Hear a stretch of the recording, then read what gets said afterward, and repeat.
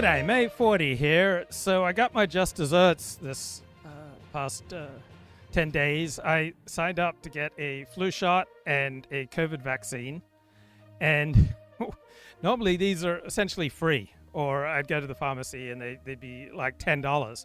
But now, thanks to the new Trump administration, thanks to Bobby Kennedy as the Health and Human Services Director and the, in my view, subpar people he's put on the vaccine panel, the flu shot was going to cost me $100 and the COVID booster was going to cost me $225. So I passed. And my biggest concern with this new Trump administration would be a lack of competence. I think this demonstrated itself most clearly in the pick for the Secretary of Defense, Pete Hegseth. I think it's just completely unqualified, and the pick of Robert Kennedy Jr. to head the Department of Health and Human Services, and or the accompanying health and picks that this Trump administration has made. I have pretty conventional views with regard to medicine and health, and I think overall people dominating our health profession did a pretty good job during the challenge of COVID, and I think that pretty much all the vaccines approved for use in the United States in the past 20 years have been awesome. And however, I think if I was a U.S. Senator, I still would have voted to confirm all of Trump's cabinet picks, even though I didn't like them, for the sake of unity and for the sake of giving strength and cohesion to this second Trump term. So I'm willing to pay this price. I think it's possible that Bobby Kennedy was an important part of Donald Trump's winning coalition, that you win in politics by expanding your coalition, bringing in what I often think is this crazy Maha movement. If bringing that into the Trump coalition helped significantly Donald Trump win in 2024, then I'm fine with that. I'll take it. So what's the point of this? I guess I'm trying to anchor myself in truth. I remember once in therapy and context, I spent much of my time in therapy bemoaning my inability to stay connected with, and to deepen my connection with the people, many of the people that I loved the most. And the way that I would needlessly give offense to people as I passed through life, particularly the people that I most wanted to connect with. I was just continually offending them. It was incredibly self-destructive of me. And one time in my therapy, my therapist of 10 years on and off said to me, well, I think if you came from this gentle place that you're in right now, that you'd do a much better job at connecting with people. And so I want to come from that place of truth, right? I was watching these videos on how to connect on YouTube, and I really want to be good at this, right? I want to be a star. I want to do the very best possible job intellectually, cognitively, emotionally, technically that I can on this show. And it was in my teens that I started watching TV. We got a TV when I was 14 in my home. I became particularly a fan of Dan Rather and his anchoring the CBS Evening News, and I wanted to take on that kind of role when I grew up. But I never demonstrated much talent for it. I was in radio for years, but there was always this huge disconnection between the words that I was saying and what I was feeling. And when I'd follow Roger Ailes' advice of watching myself back on video with the sound off, I almost never found myself compelling because of this huge emotional disconnect between what I was saying and what I was thinking and feeling. And so I watched these videos on how to connect on YouTube, and there was this one point that just struck me. Keep your cognitive load as low as possible, because I typically go into a show just absolutely cognitively overloaded. I want to make this point and then follow up with this point and that point. And so because I was so cognitively overloaded, I wasn't emotionally connected to what I was saying. So a few weeks ago, I deliberately tried to go into the show with as smaller cognitive load as possible and to anchor myself in one particular state or feeling or stance towards the world and towards what I was going to talk about. And I noticed for the first time when I watched that video back, I found it compelling to look at myself with the sound off. Don't know if anyone else experienced that. So I want to come to this show. It's largely going to be about Charlie Kirk with an appropriate level and understanding of my own brokenness. And this isn't self-flagellation. I know it may sound to you like, oh, I'm flagellating myself. But when I speak truth, when I speak fairly, even if it's uncomfortable, I feel good about that. That actually raises my self-respect. And there are a few things that I want more than to raise my self-respect. And so if I can just come from this place of truth and recognition that there's something broken in the way that I relate to people, and I do so many live streams, I do so much online because there is something broken in the way that I relate to people in real life. And I want to use that brokenness and use that defect in myself, this miswiring in my physiology, to try to be of benefit to other people. And Charlie Kirk was incredibly successful.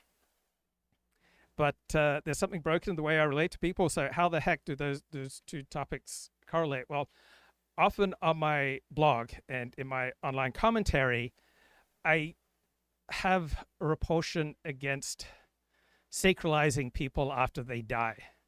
I just think we should try to be fair and to tell the truth about people when they're alive and when they die. Now, I would never, God forbid, go up to someone who is grieving and try to tell them the truth about their loved one.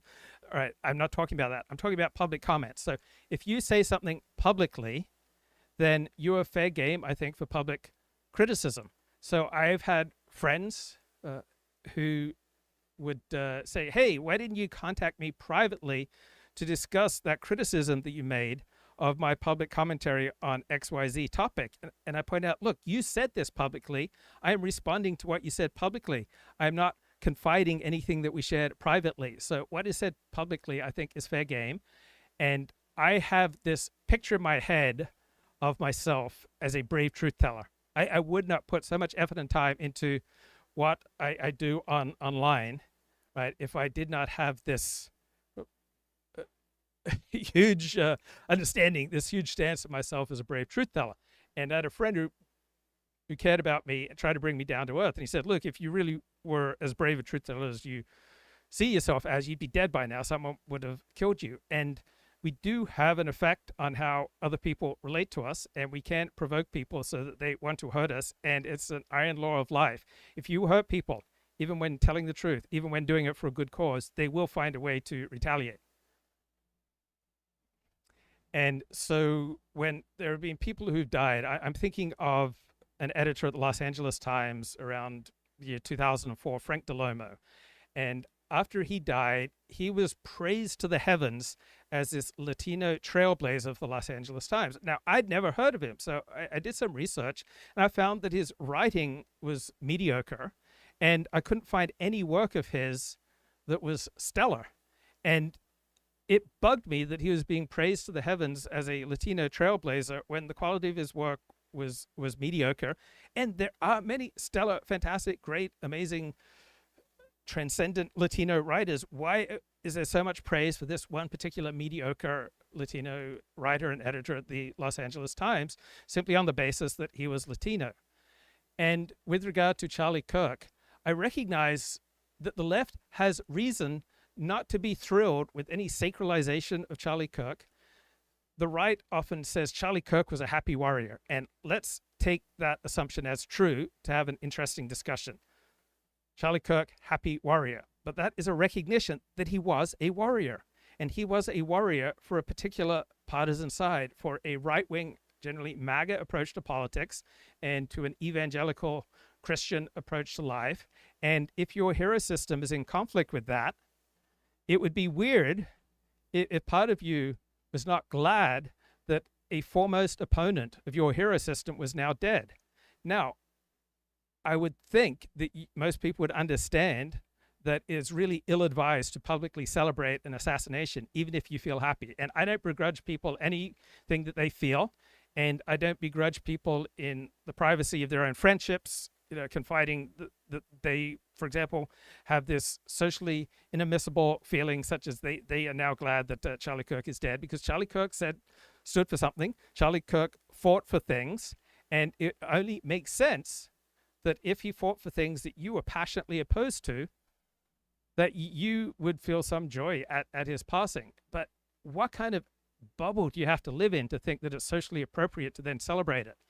I don't recall people publicly celebrating assassinations until this year, until first the assassination by Luigi Mangione, and now the assassination of Charlie Kirk.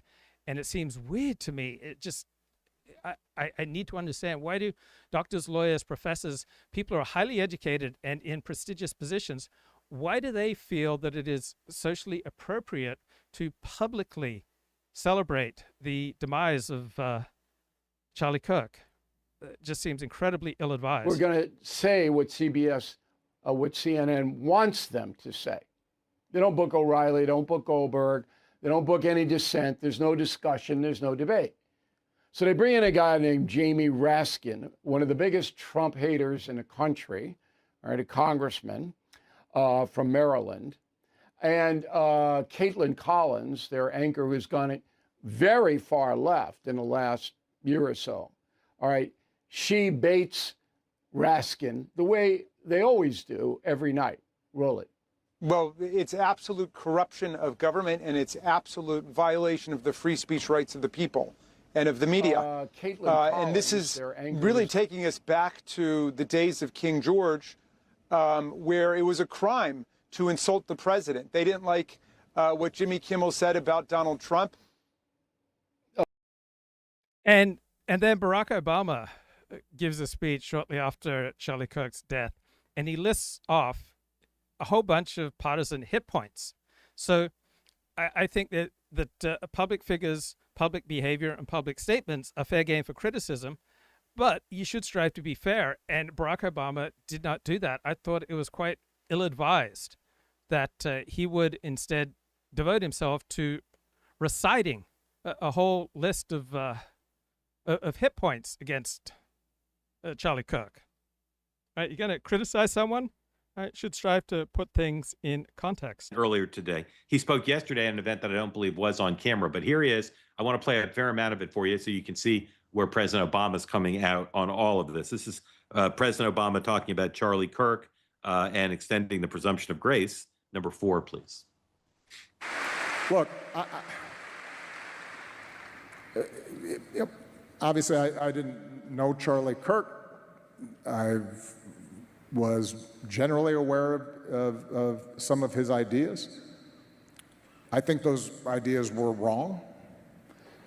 But that doesn't negate the fact that what happened was a tragedy and that I mourn for him and his family. He's a young man with 2 small children and a wife who obviously, and a huge number of friends and supporters who cared about him. And so we have to extend grace to people during their period of mourning and shock. We can also, at the same time, say that I disagree with the idea that the Civil Rights Act of 1964 was a mistake.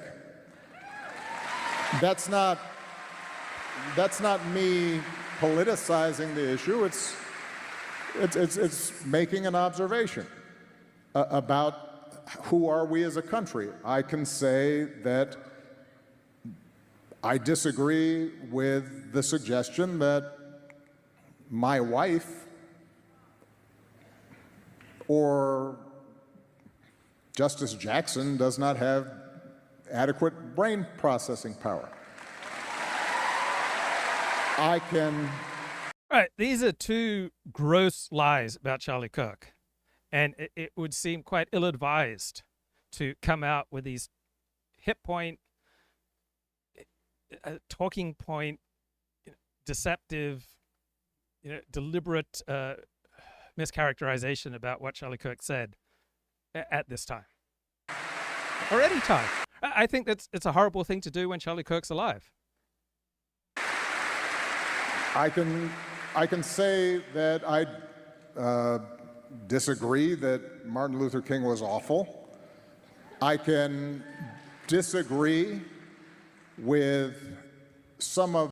Guess what? There are many ways that Martin Luther King was awful. There are many ways that Martin Luther King was great. There are other ways that he was mediocre. There are ways that Barack Obama was amazing. There are ways that Barack Obama was awful. There are ways that all of us shine, and there are also ways where all of us stink. The broader suggestions of that liberals and Democrats are promoting a conspiracy to displace whites and replace them by ushering in. And unbelievably, the left criticized Barack Obama here for being way too compassionate and middle of the road in his reaction. And illegal immigrants. Those are all topics that we have to be able to discuss honestly and forthrightly, while we still insist that in that process of debate, we respect other people's right to say things that we profoundly disagree with. That's okay. I have so many thoughts about that. Brian, I saw you shaking your head. First, tell me why you were shaking your head during parts of that. Oh God. It's what I said before. It's, I worry about the voices that we sort of, if you will, Mark. I know that they're the voices that we want to be able to point to. You know what I'm saying? Because the voices that get attention, they're the voices with constituency, all of that. But it's like, at the same time, I'm like, wow, does it really play to everyone's, everyday Americans and what we're thinking in this moment? Yeah. So I know that I don't need to look at the chat to know that some conservatives, some MAGA people will look at that and say they're troubled by two things: troubled by criticizing the other side and cheering. And Elizabeth, I guarantee you we'll see that on Sunday. I guarantee you we'll see on Sunday cheering at Charlie's memorial service in a football stadium. So what struck you about what President Obama said? Yeah, I hadn't seen that clip. I'm actually genuinely surprised watching it. I'm like torn between this is what Barack Obama thought was the right thing to say, and this is what he wanted to say, because if he had said the decent thing, his own party would have criticized him. The cheering didn't start, by the way, when he condemned the shooting. The cheering started when he said, "But I disagree with Charlie Kirk." Yep. Yeah. I don't think, while the body is still cold and not buried yet, is an appropriate time for a former president of the United States to find everything he ever disagreed with from Charlie, most of which was taken out of context. A great thing about having few responsibilities is that you're free to speak. And the more responsibilities you have, including being a former president of the United States, you would think that the more careful you'd be. By the way, and tell the world that he disagreed with it. He is the former president. Everybody knows where he stands. He's a very big deal.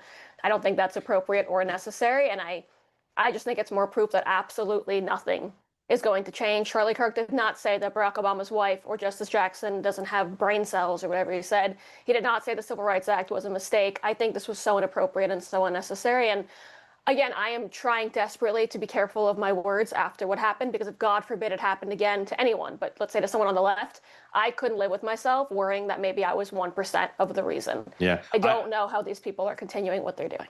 I'm struck that the president of the United States went on stage armed like an opposition researcher. Exactly. Right. That is the kill shot. The president of the United States went on stage armed like an opposition researcher. With some things that were kind of true, but as Elizabeth just suggested, some things that are not true. Yeah. I find it stunning that he was armed with that stuff and that they didn't say to him, Mr. President, if you want to point out some of the positions of Charlie Kirk that people in our party disagree with, let's stick with stuff in context and true rather than doing what he did. I'm really surprised, I have to say. I am surprised. Now, if you can handle it, right, you will get great benefit from reading multiple points of view. And there are profound comments about Charlie Kirk and this particular era coming from the left. And they're not comfortable for me to read. It's not comfortable for me to praise Stephen Walt and John Mearsheimer, who wrote a book about the Israel lobby. As a convert to Orthodox Judaism, as a passionate Zionist, this type of commentary is painful for me, because I want to think about America and Israel being joined at the hip, right? That's my porous identity. where I feel connected to the Jewish people, the Jewish state, the United States of America, my fellow Americans, and I want them to get along just like mom and dad. But my Buffett identity, the part of me that tries to be empirical and rational, recognizes that different groups and different states have different interests, and that America should decide its foreign policy entirely on the basis of what is good for America, not on the basis of this or that effective lobby group. And there's a painful essay that came out this past week by Stephen Walt that has the ring of truth to me. And tell me how you feel about this. And here's the headline. Just start meditating on this headline: How Assassinations Became Normal Again. Now, context, I think anyone who still believes at this point that Israel was behind Charlie Kirk's assassination, I think there's something broken in you. I think you overdosed on what you believe to be red pills, but red pill is supposed to mean truth. And if you think that the evidence points towards Israel assassinating Charlie Kirk, there's something incredibly broken and poisoned in you. And for that, I don't blame you. You did not deliberately choose to be poisoned, but it's a sign that something's really off. On the other hand, Stephen Walt makes some painful and I think powerful points here. Says, what do the killing of influencer Charlie Kirk and Israel's unsuccessful attempt to kill some top Hamas officials by bombing Qatar, what do these two things have in common? Right? There are obvious and important differences. Yeah. So when someone calls Donald Trump a fascist, my response has always been derision and contempt.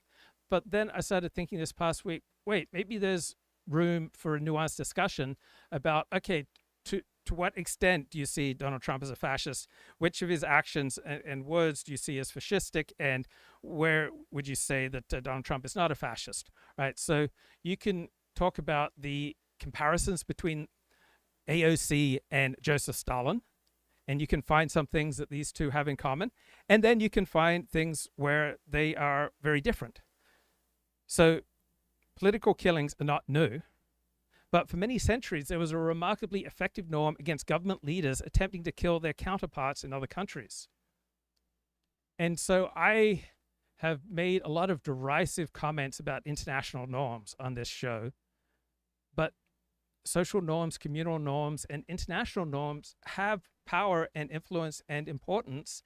And I think Stephen Walt is right, that there for centuries was an effective norm against government leaders attempting to kill their counterparts in other countries. And when you break that norm, you don't know what's coming. It's like Chesterton's Gate. That it's a fantastic Chesterton's fence. All right, it's a fantastic metaphor, right? It's attributed to G.K. Chesterton, advocating that one should not remove a fence or an institution or perhaps a norm until the reasoning behind its existence is fully understood. So the right-wing conservative traditional part of me understands this.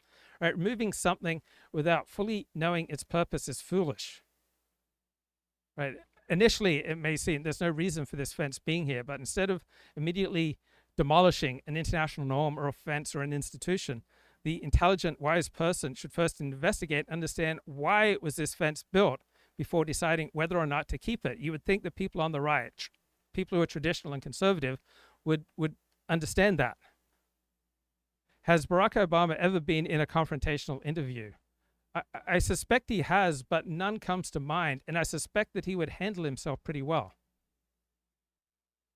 So we've jettisoned the norm against assassination, and there is no state that has done more targeted assassinations than the Jewish state of Israel. So by jettisoning the norm, and I don't oppose that, I don't necessarily support it. I'm sure many of those assassination attempts or assassinations ended up doing more harm than good for the safety of the Jewish state, let alone for the well-being of other people. But there are some strong arguments against jettisoning this norm against assassinations, right? It discourages rivals from meeting because it's so perilous. That makes it harder to reach diplomatic solutions to conflicts. It discourages third parties from trying to aid such efforts. And I have heard very strong arguments about Israel's attack on Qatar was an absolute disaster. It undermined Israel's reputation as a responsible global actor.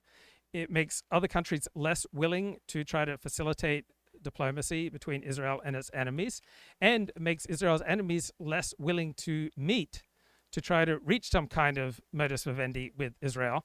It also violates Qatar's sovereignty, and it violates this norm against assassination.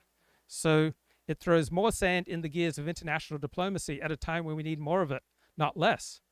And this belief that it's perfectly okay to target and assassinate foreign officials with whom you're at odds, maybe that makes it easier for some people to justify assassinations against domestic political figures with whom they are at odds, right? You have potential targets who are demonized as the embodiment of evil, who are seen as a mortal threat, and then that label sticks, and then extreme measures to deal with these enemies become permissible, even necessary. And so if you are worried about the rising tide of violent political activity at home, which Stephen Walt says is overwhelmingly coming from the right, then you should also worry about how the United States and some of its closest allies and other major powers have undermined the norm against assassination abroad. There's a left-wing perspective, and I think it's a pretty good one. And I'm sure that there are important rejoinders to it.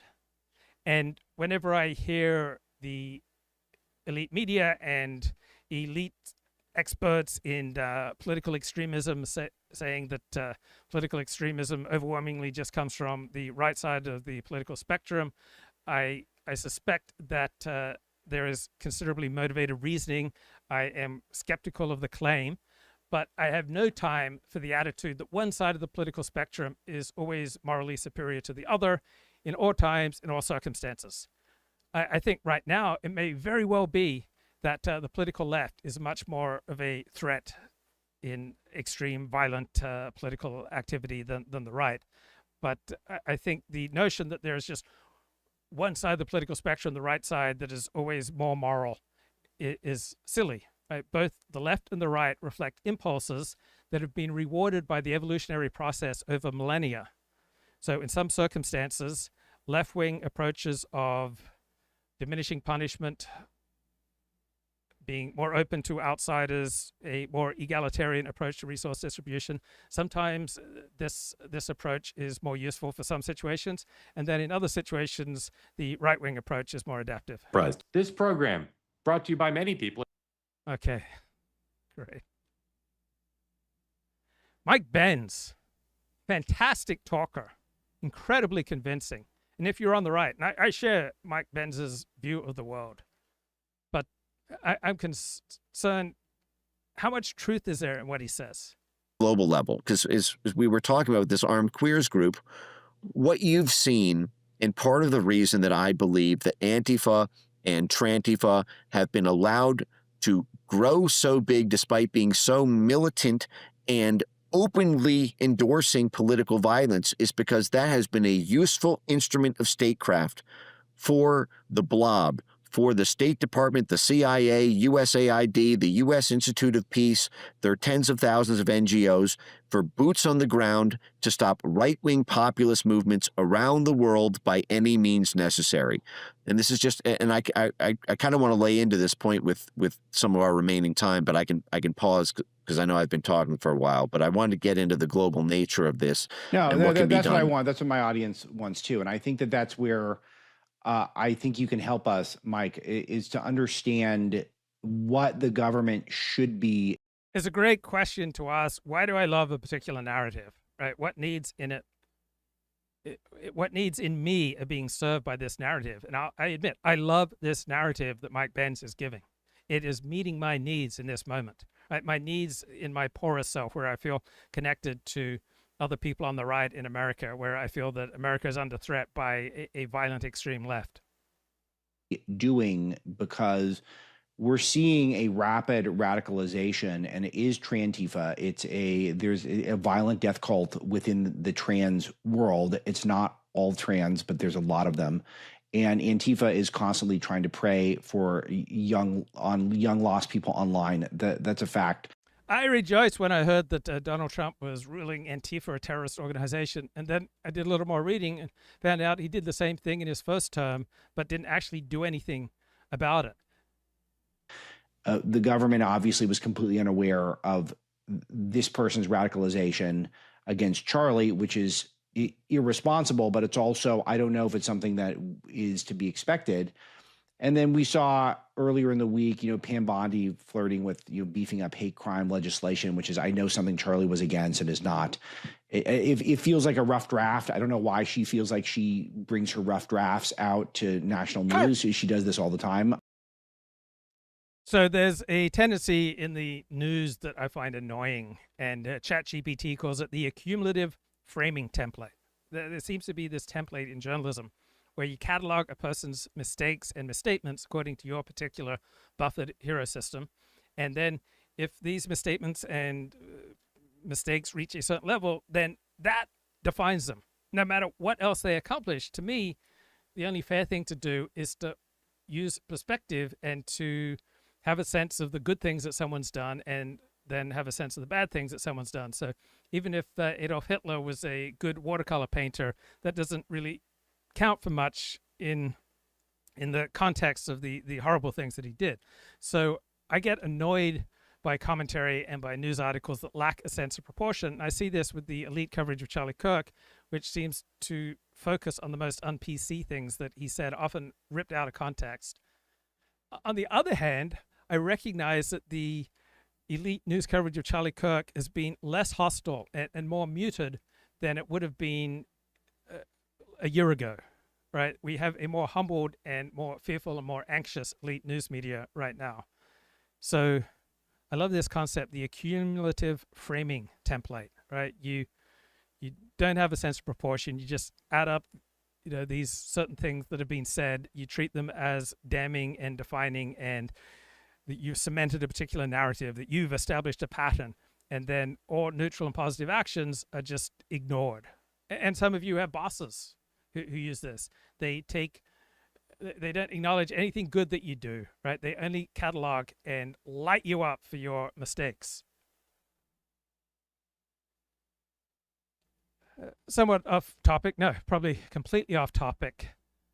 I venerate expertise more than Donald Trump does and more than MAGA does, but not as much as the dominant left does in academia. So I'm kind of in between the populist reaction to expertise and the experts' reaction to their own expertise.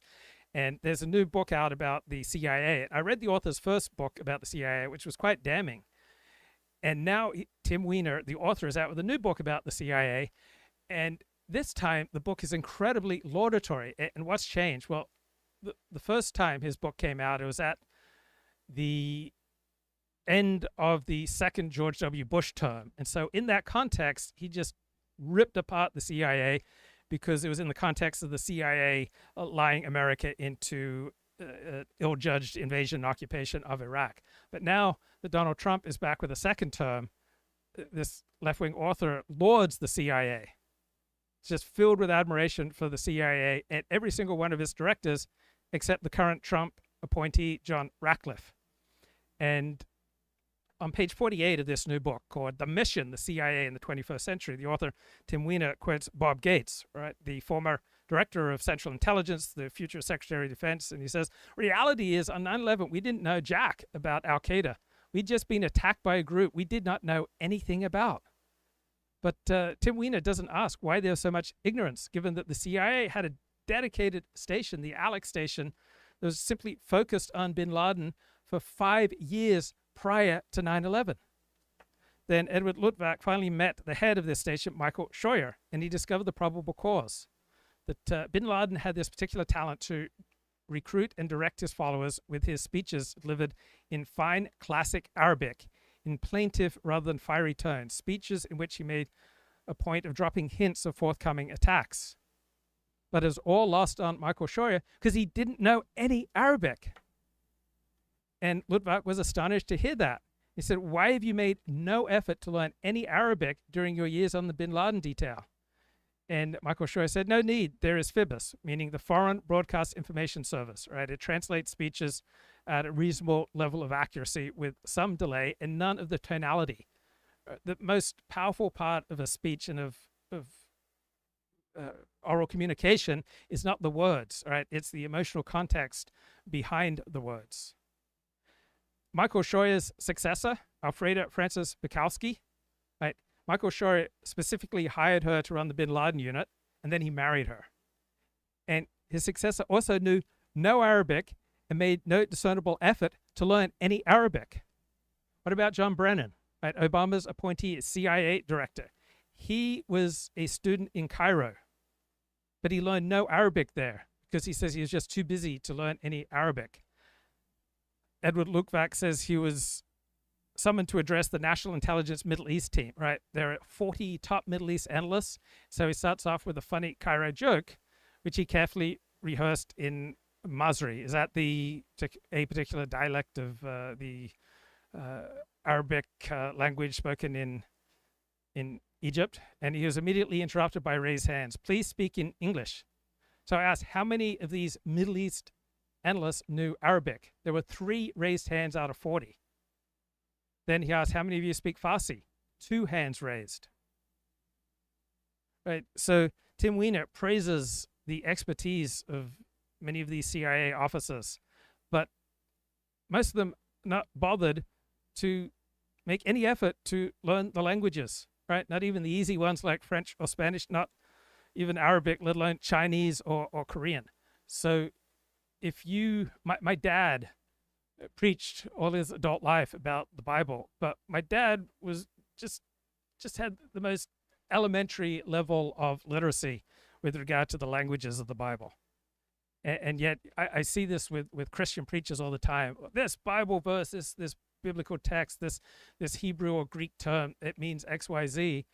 And 99% of the time, it's preaching done by people who aren't seriously literate in the language in which they're opining on.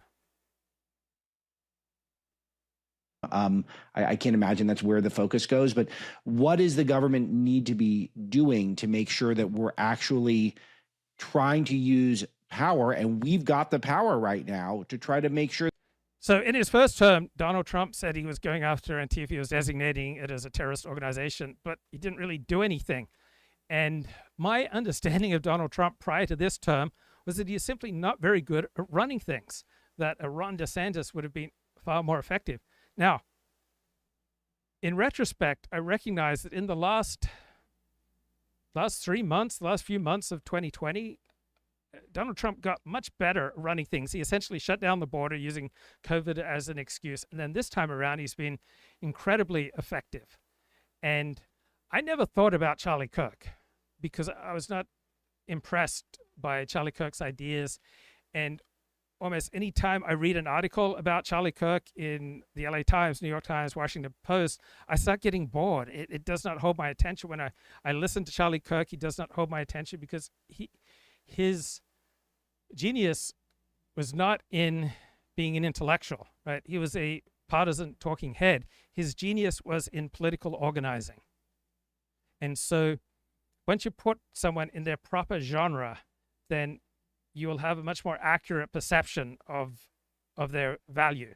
And Charlie Kirk's value was not in intellectual activity, it was in political activity. And here is the person I thought has done a better job than anyone discussing why Charlie Kirk's life mattered. It's hard to think of anyone 31 years old in the United States who's had the kind of meaningful achievement that Charlie Kirk had. You know, there's athletes and there's musicians, but I'm talking about changing the real lives of real people, of inspiring people, of uplifting people, of getting young people in particular into the political system. All these things I'm talking about now, I could talk to Donald Trump about it, or J.D. Vance, or Don Jr., or Speaker of the House. They'd all get it. They'd all probably be a little bit bored because they'd say, duh, of course.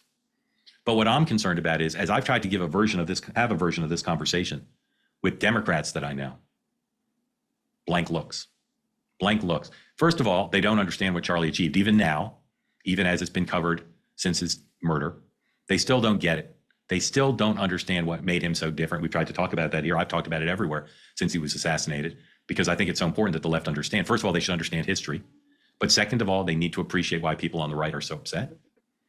But they also don't understand, because they cannot compute in their heads how someone could have so much success going around the complex matrix of power.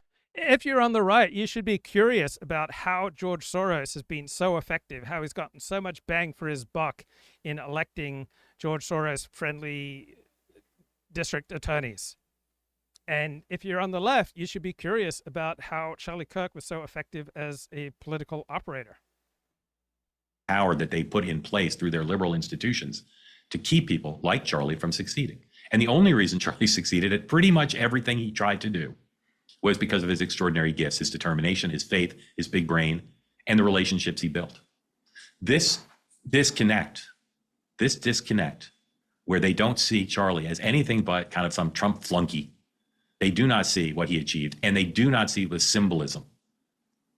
All the things that the liberal establishment tries to control, Charlie had, and he survived and thrived.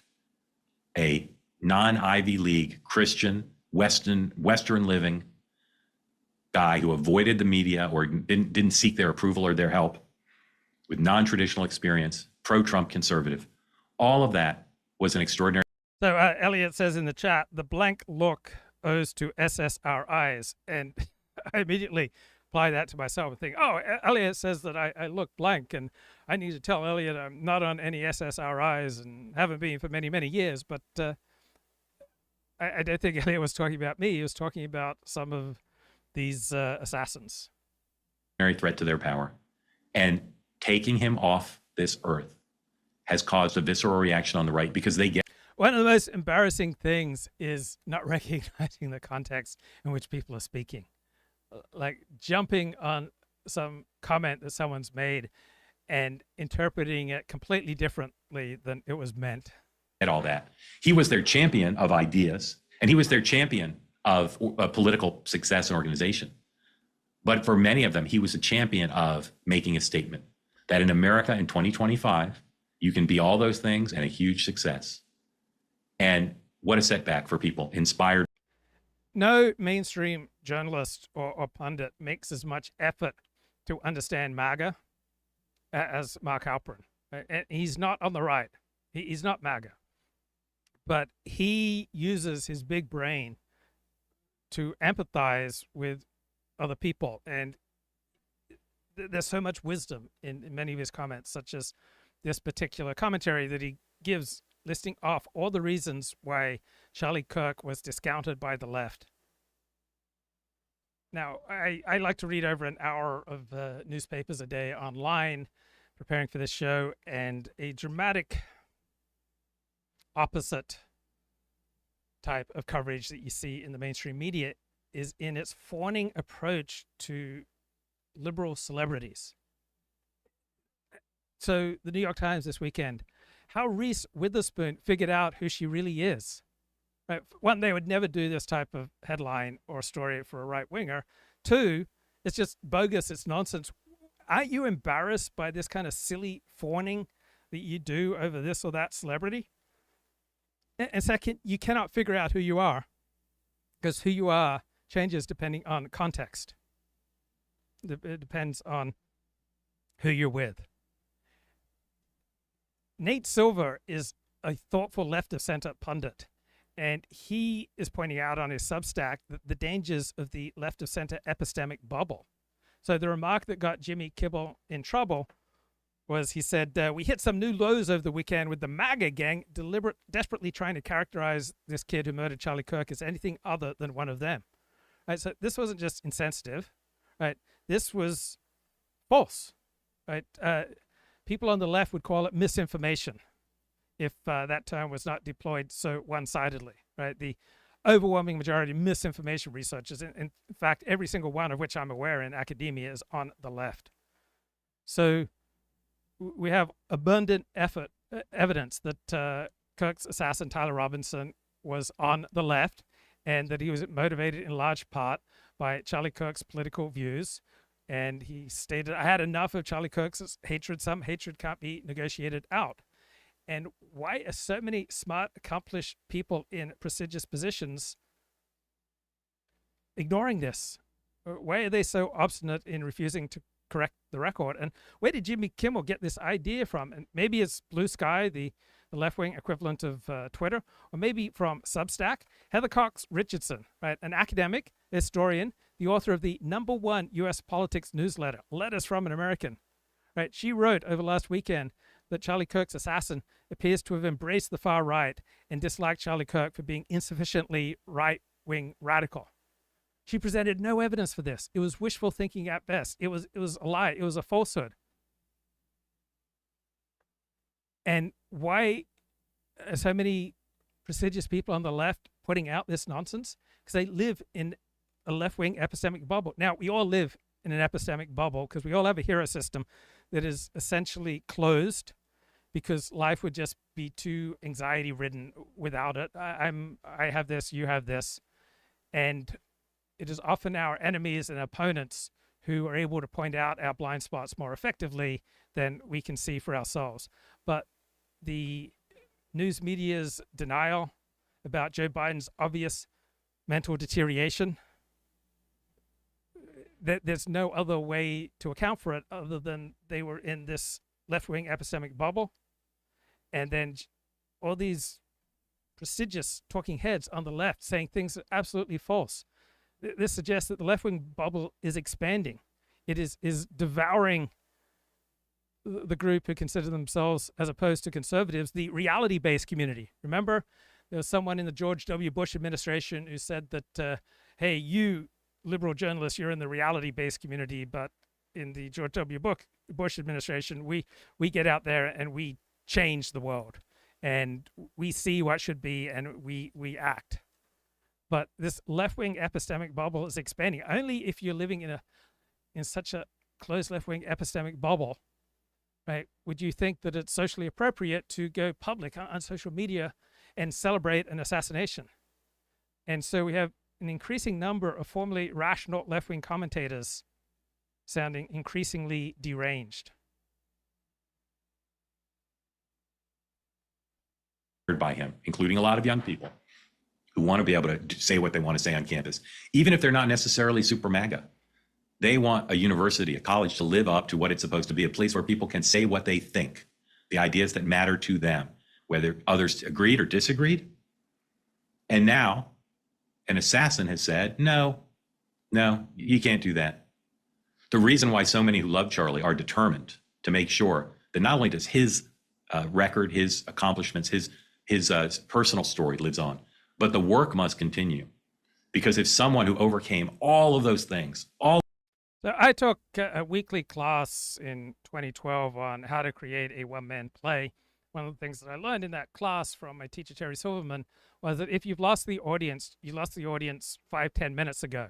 And so when you're doing your play, you should be taking into account what's going on with your audience and relating to it. And it should be akin to a game of ping pong where you're going back and forth with your audience. So let me go back and forth with the people in the chat. Thoughts on the Kin Panama alien? Don't know anything about it. The matriarchy resorts to violence because they cannot win using arguments. Helen Lewis is a treasure. She is a right-wing intellectual who wrote an excellent profile of Steve Saylor. She wrote an excellent piece on how Australia stopped immigrant groomer gangs, in part by standing up against this desecration of their sacred space at the beach, at the Cronulla Beach riots.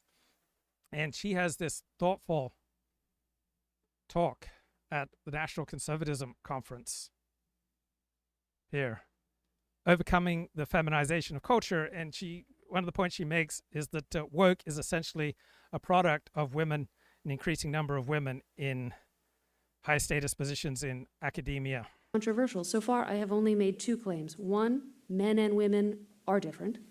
And two, as institutions become more female, they change in predictable ways according to those differences. I think even most people on the left would agree with that. Right, the most radical right-wing ideas that are still within the Overton window, you consistently find them at these national conservatism conferences. So even if national conservatism disturbs you for any of a number of reasons, if you're on the right, you should respect the space that it's created just within the Overton window. Feminization is a great example of what Michael Anton calls the celebration parallax, which is a fancy term for anything where you're only allowed to know. my reaction to Michael Anton and people like Tucker Carlson is that they say some brave and profound truths, and simultaneously they also spout a lot of nonsense. Notice something if you think it's a good thing. There are literally thousands of articles out there saying it's great that we have more women judges now because women are more empathetic, or it's good to have more women on corporate boards because that'll make capitalism more humane.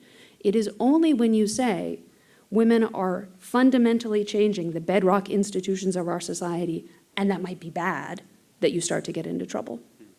But I have two actually contentious claims today, and that is the first of them, that feminization is not just an interesting new development that has had some pluses and minuses. It's that feminization in the case... If I said Helen Lewis, I meant Helen Andrews. So Helen Lewis is often commonsensical center-left journalist, and Helen Andrews is right-wing writer. Of many important institutions is a bad thing. In a few cases, it is so bad as to be, to threaten the end of civilization. The rule of law, for example, is a very important thing. It's also very fragile. It requires a deep commitment to objectivity and clear rules, even when those rules yield an outcome that is not nice. I do not want judges who are more interested in context and relationships than in what the law says. Academia is the one part of our society that's supposed to be about finding and transmitting the truth.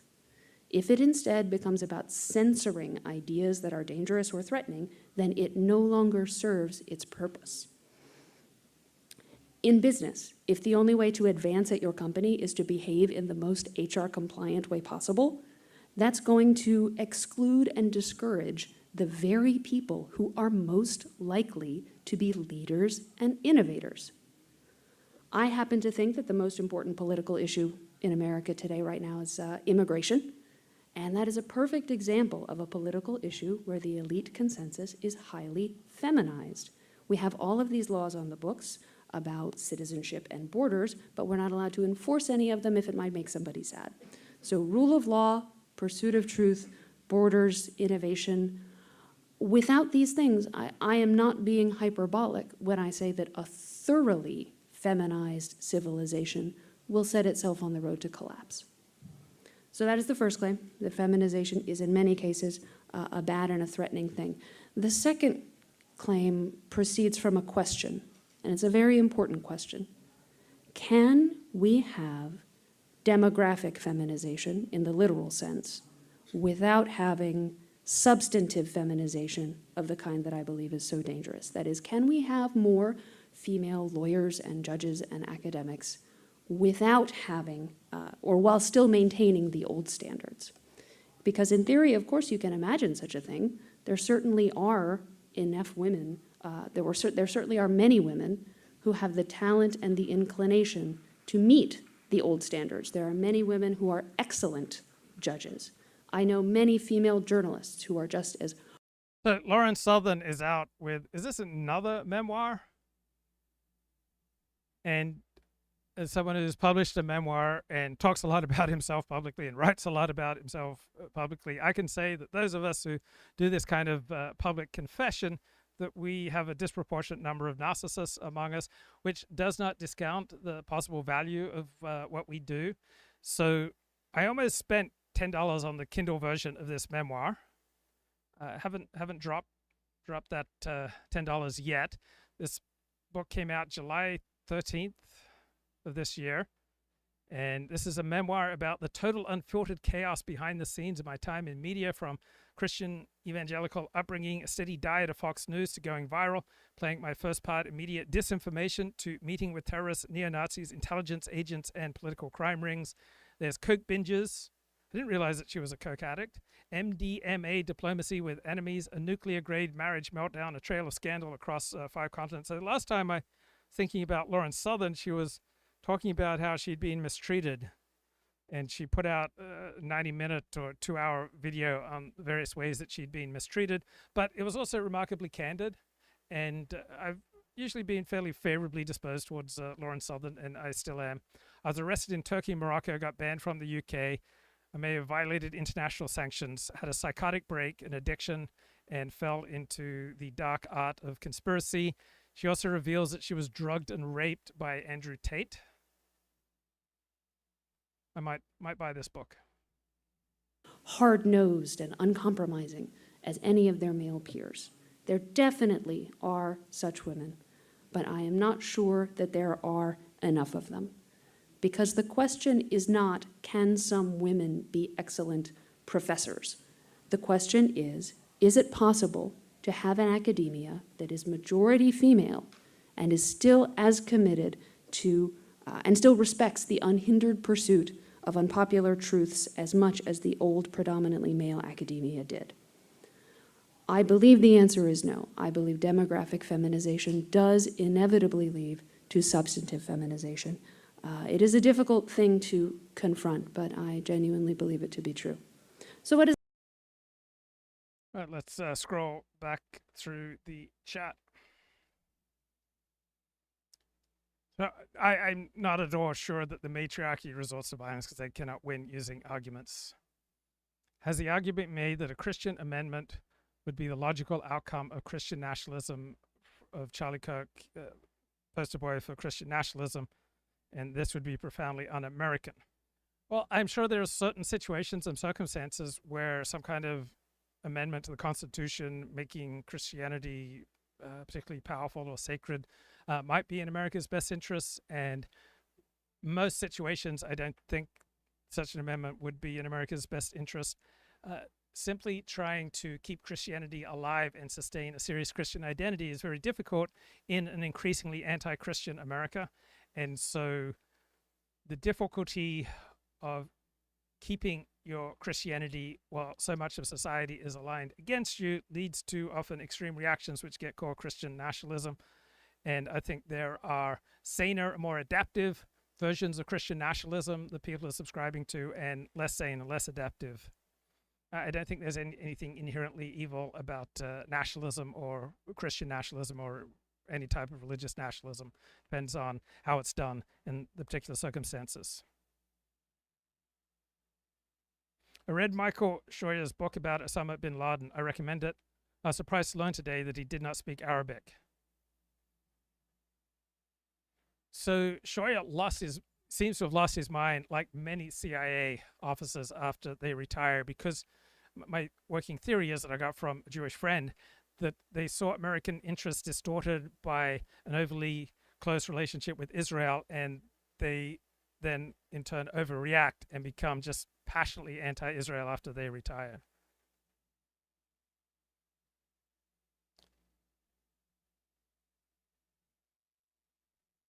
What does that imply? What should we do about it? I hasten to make clear that I do not propose to ban women from any field or even to discourage them from pursuing their goals as far as their talents and ambitions will take them. I don't think we have to do anything as crazy as that. The only thing that I propose, and I think all that is necessary to solve the problem, is to take our thumb off the scale. Because right now, in ways that many people don't quite appreciate, there is a thumb on the scale in favor of women. There is, and I think that's a mistake. It's not aligned with our best interests. So a lot of sharp observations there from Helen Andrews.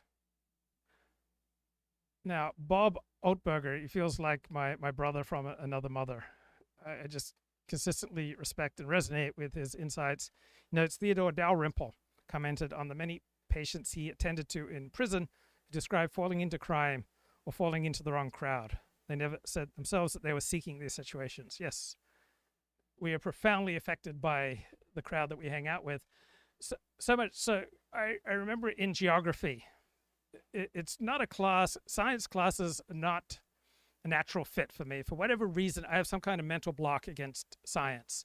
And so I would have to put in great effort to get an A in science class. And so to get an A in geography, I had to separate myself from the people who sat in the back and deliberately sit myself in the front and separate myself from those rebels in the back. usually the people who sit up front in a class are more serious students. Isn't evil what God forbids? Sure, yes, but your definition of evil is going to depend on your particular hero system. So in effect, in evangelical Christianity, the greatest sins are sexual sins, right? They get more opposition. And that's not an insane approach, because for many of us, the most likely ways that we will derail our lives are by indulging in sexual promiscuity. So once I got a taste for it, it may very well have set me on a path that led me to where I am today. And that's not necessarily the best. Those people with more sexual discipline and are willing to settle down with one person, get married, have kids, right? They will usually produce a higher quality life for themselves and for society. The most important example, of course, is anti-discrimination law. It is illegal to have too few women employed at your company.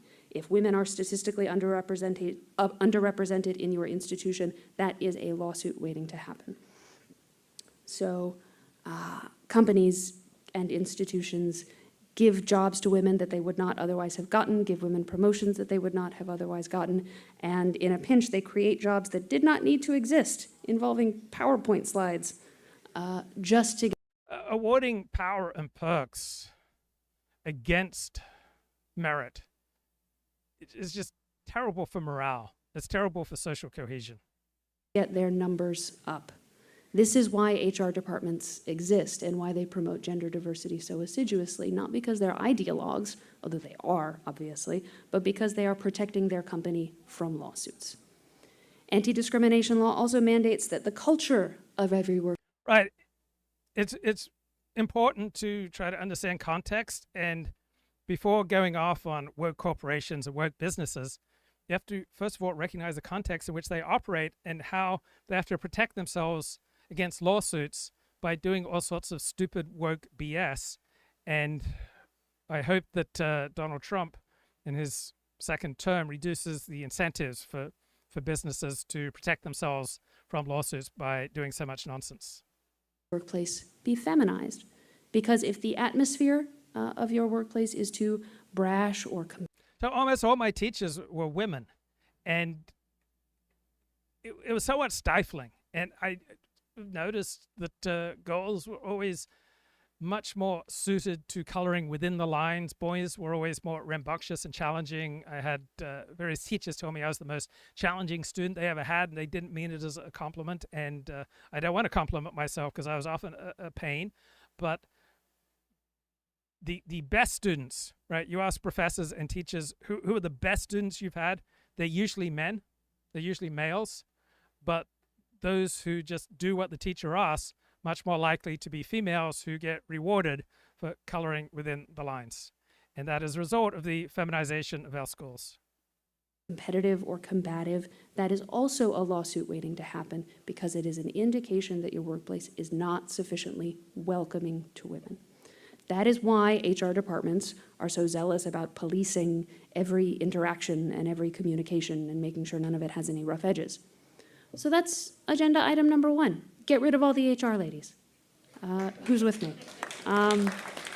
Just fire them. And then... Right, but you have to change the law and change the incentives to make something like that happen. So one of my favorite podcasts, perhaps the most influential podcast on my life over the last 5 years, is Decoding the Gurus. It's by a couple of center-left academics. One of them is an Australian who lives in Rockhampton, which is in central Queensland, rural Queensland, and his favorite academic paper is Beliefs Are Like Possessions. So we love our beliefs, don't we? We love certain material things, some of our possessions. When I bought a car, I loved my car, and then I pranged it. I crashed it, and I did it out of my own stupidity. I was looking down, changing the radio station, and ran into a parked school bus. And after I did that damage to my car, even after I had it repaired and got it back, I could never love it the same way. And it just caused me so much pain because I had placed a lot of myself in that car. And so we put ourselves into our most valued objects, and we put ourselves into our favorite teams. So I noticed on Twitter over the past week that Steve Saylor was getting criticized for being a Los Angeles Dodgers fan. But we don't choose our sports team on the basis of rationality, and we don't choose members of our family, and we are profoundly shaped by our genetics and by situations and circumstances and imprinting with regard to our political beliefs and other beliefs. And then we fall in love with these things, our possessions and our beliefs. So we treat our beliefs with all the emotional and psychological attachments to how we treat our favorite material possessions. And you are not less of a man if you cry when someone scratches your car or damages one of your favorite goods. And you're not less of a man if you feel bad, you feel hurt when someone criticizes one of your most precious beliefs. And we'll see how it shakes out. If your company has too few women, that might indicate that you have a problem with your recruiting pipeline. On the other hand, it might not. Either way. So I noticed during COVID, I became increasingly attached to Australia. It's not unusual that people, as they get older and older, start feeling more intense emotional attachments to places that they lived in childhood. And one of the things that I did recently to reattach to my Australian childhood is to buy a genuine Aussie Kookaburra cricket ball. This costs like $32. And it just feels so good. And a lot of me is invested in this, right? This is my safe place or sacred object. I love cricket. I have all these wonderful memories of cricket. And if you didn't grow up with cricket, it would be irrational to expect you to love it like I do. People do not usually adopt sport in their teens and later in life. Sport usually only has profound meaning to you if you grew up with it and it's associated with intense relationships. So I'm somewhat afraid to walk down the street just tossing this cricket ball in the air and catching it, which I want to do because I love the sting. When you toss it up high and then catch it, there's a sting. It feels really good. But I don't want to damage it because this is precious. And my shows are precious to me. And my friends are precious to me. And my beliefs are precious to me. And my beliefs get hurt. When my beliefs are ridiculed, right, I feel hurt. And you likely feel hurt as well. We're not going to send a team of lawyers after you to second guess you. It's funny, HR departments are always so careful about making sure the atmosphere at the workplace is welcoming to women. I wonder if they ever considered that maybe their soggy, conflict-averse, nicey-nice atmosphere might not be welcoming to men. The other thumb on the scale, obviously, is the two-income trap. Women pursue careers because they have to for their families to attain a middle-class standard of living. If we address that through various other policies to make it possible for families. Now, Helen Andrews has paid a stiff price for her courage, right? She has lost jobs, lost opportunities. We should respect and venerate the amount of courage that she displays. Families that want to have one earner to do so. I think the problem of feminization will subside on its own as individuals make different choices based on what's best for their own families. That's just my prediction. Maybe I'm wrong. Let's get rid of the two-income trap. Excellent. Okay, beliefs are like possessions, right? We form an attachment to our beliefs like our possessions, and they become part of an extension of ourselves. Just like if you are privileged to own a Ferrari, or a car that you love, that's become an extension of yourself. And if it gets scratched, if it gets damaged, it hurts, man. It really hurts. And our most fundamental beliefs are very difficult to change because they are familiar, they are important to us, they are comfortable, and they are a key part of our identity.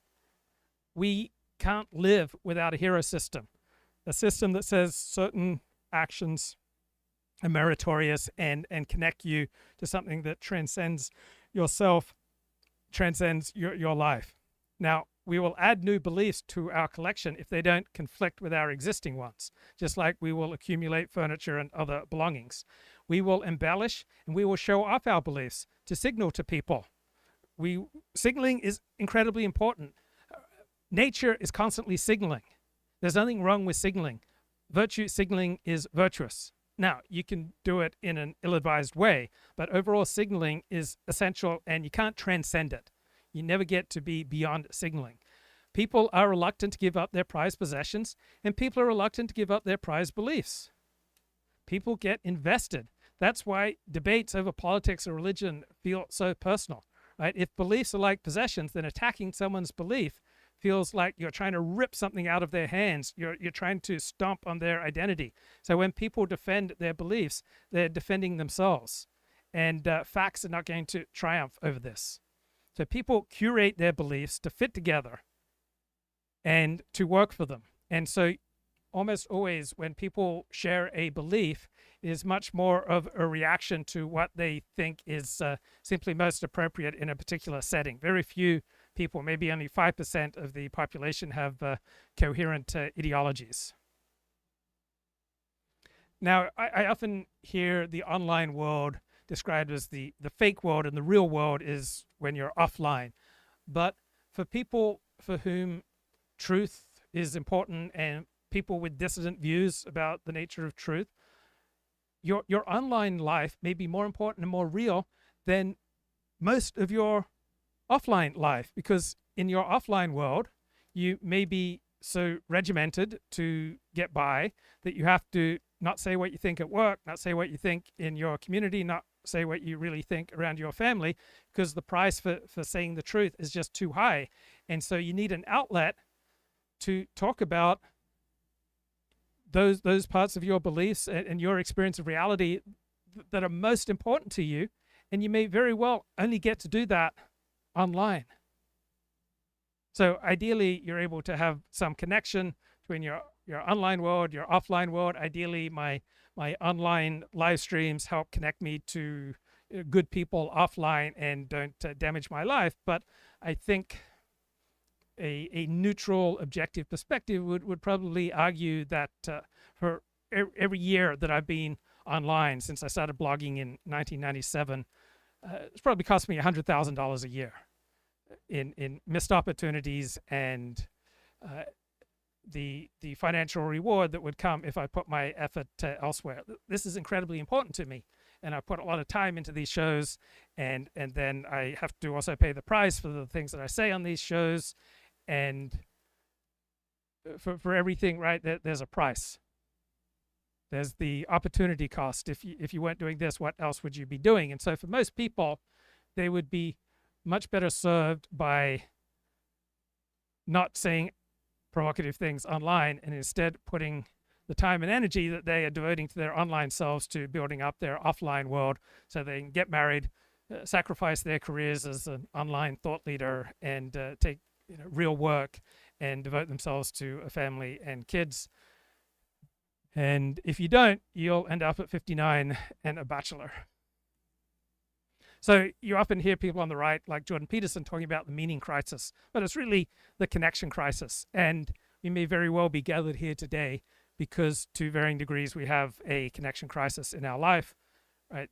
The more important your real world connections, right? The stronger your bonds with family, friends, and community, the less likely you are to feel any lack of meaning. I don't understand anyone who has even normal, average relations with family, friends, community, who feels a meaning crisis. Your sense of meaning and truth and purpose should flow from those bonds. So I was listening just before the show to a Simon and Garfunkel song, Kathy's song, where there's the plaintive lyric, "The only truth I know is you," which is not philosophically, rationally impressive, but we should get much of our sense of truth and what is heroic from our real world connections, from our family and community.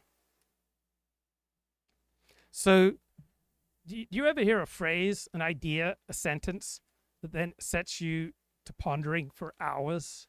Because this often happens to me. It's one of the privileges of being a bachelor who has time to indulge his intellectual interests. And I didn't know the meaning of the word antinomic. How do you even pronounce antinomic pronunciation? Okay. It means opposites. Come on, mate. Let's say it. Antinomic. Antinomic. Antinomic. Okay, I got it. Antinomic. Antinomic. So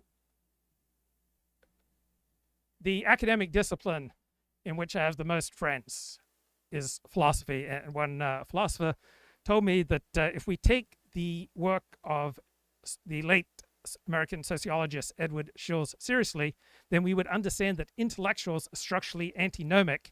And as soon as I understood what this meant, I resonated with it, even though I'm not someone who makes my living through my ideas, but I certainly have a self-conception of being intellectually inclined or intellectually striving. So if you take this theory seriously, that intellectuals are structurally antinomic, then these consequences will run through their inner life, their social life, their professional life, their political stance, in how they write and how they publish. So I want to explore that, but doggone it, my mouth is so dry. Let's play some Mark Halperin on why Charlie Kirk's life mattered. All of those establishment tripwires. Don't come in here and try to succeed if you're a religious conservative who likes Donald Trump. Don't try it in America. If someone who overcame all of that is eliminated by an assassin's bullet, and he is not replicated, I won't say replaced, but replicated in some way so that people can see that what Charlie did could work for others, if that doesn't happen, you will see a lot of anger. And Bob says, if my ex had a live stream, I think we wouldn't have a connection crisis.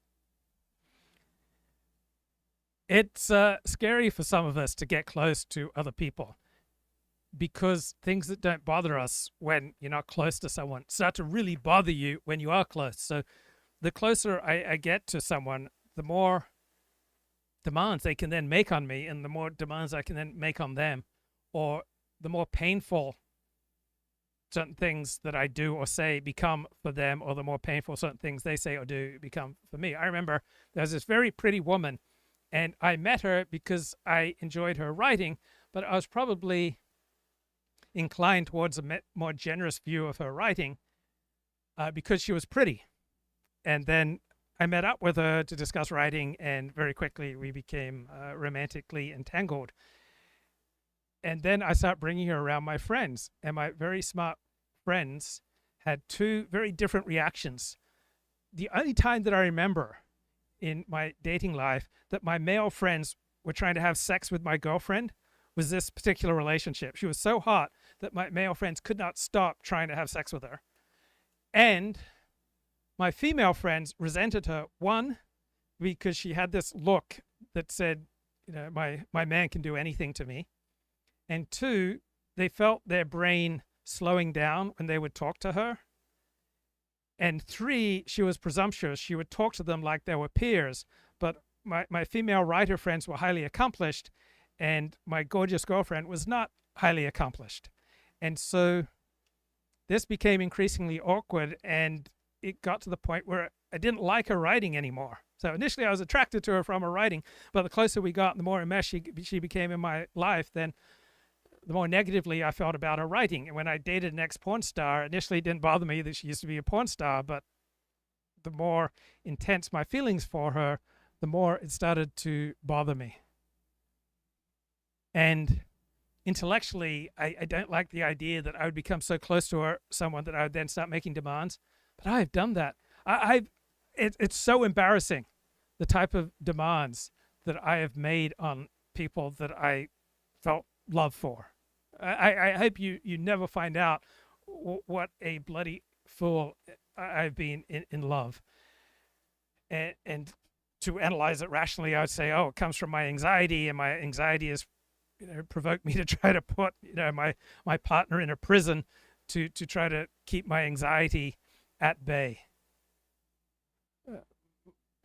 So often in my relationships, I have just yearned for the other person to, transcend and overcome the horrible, nasty, embarrassing, foolish, dictatorial demands I've made. And I hope that they become the better person when I'm incapable of doing that. Anger more than you see now.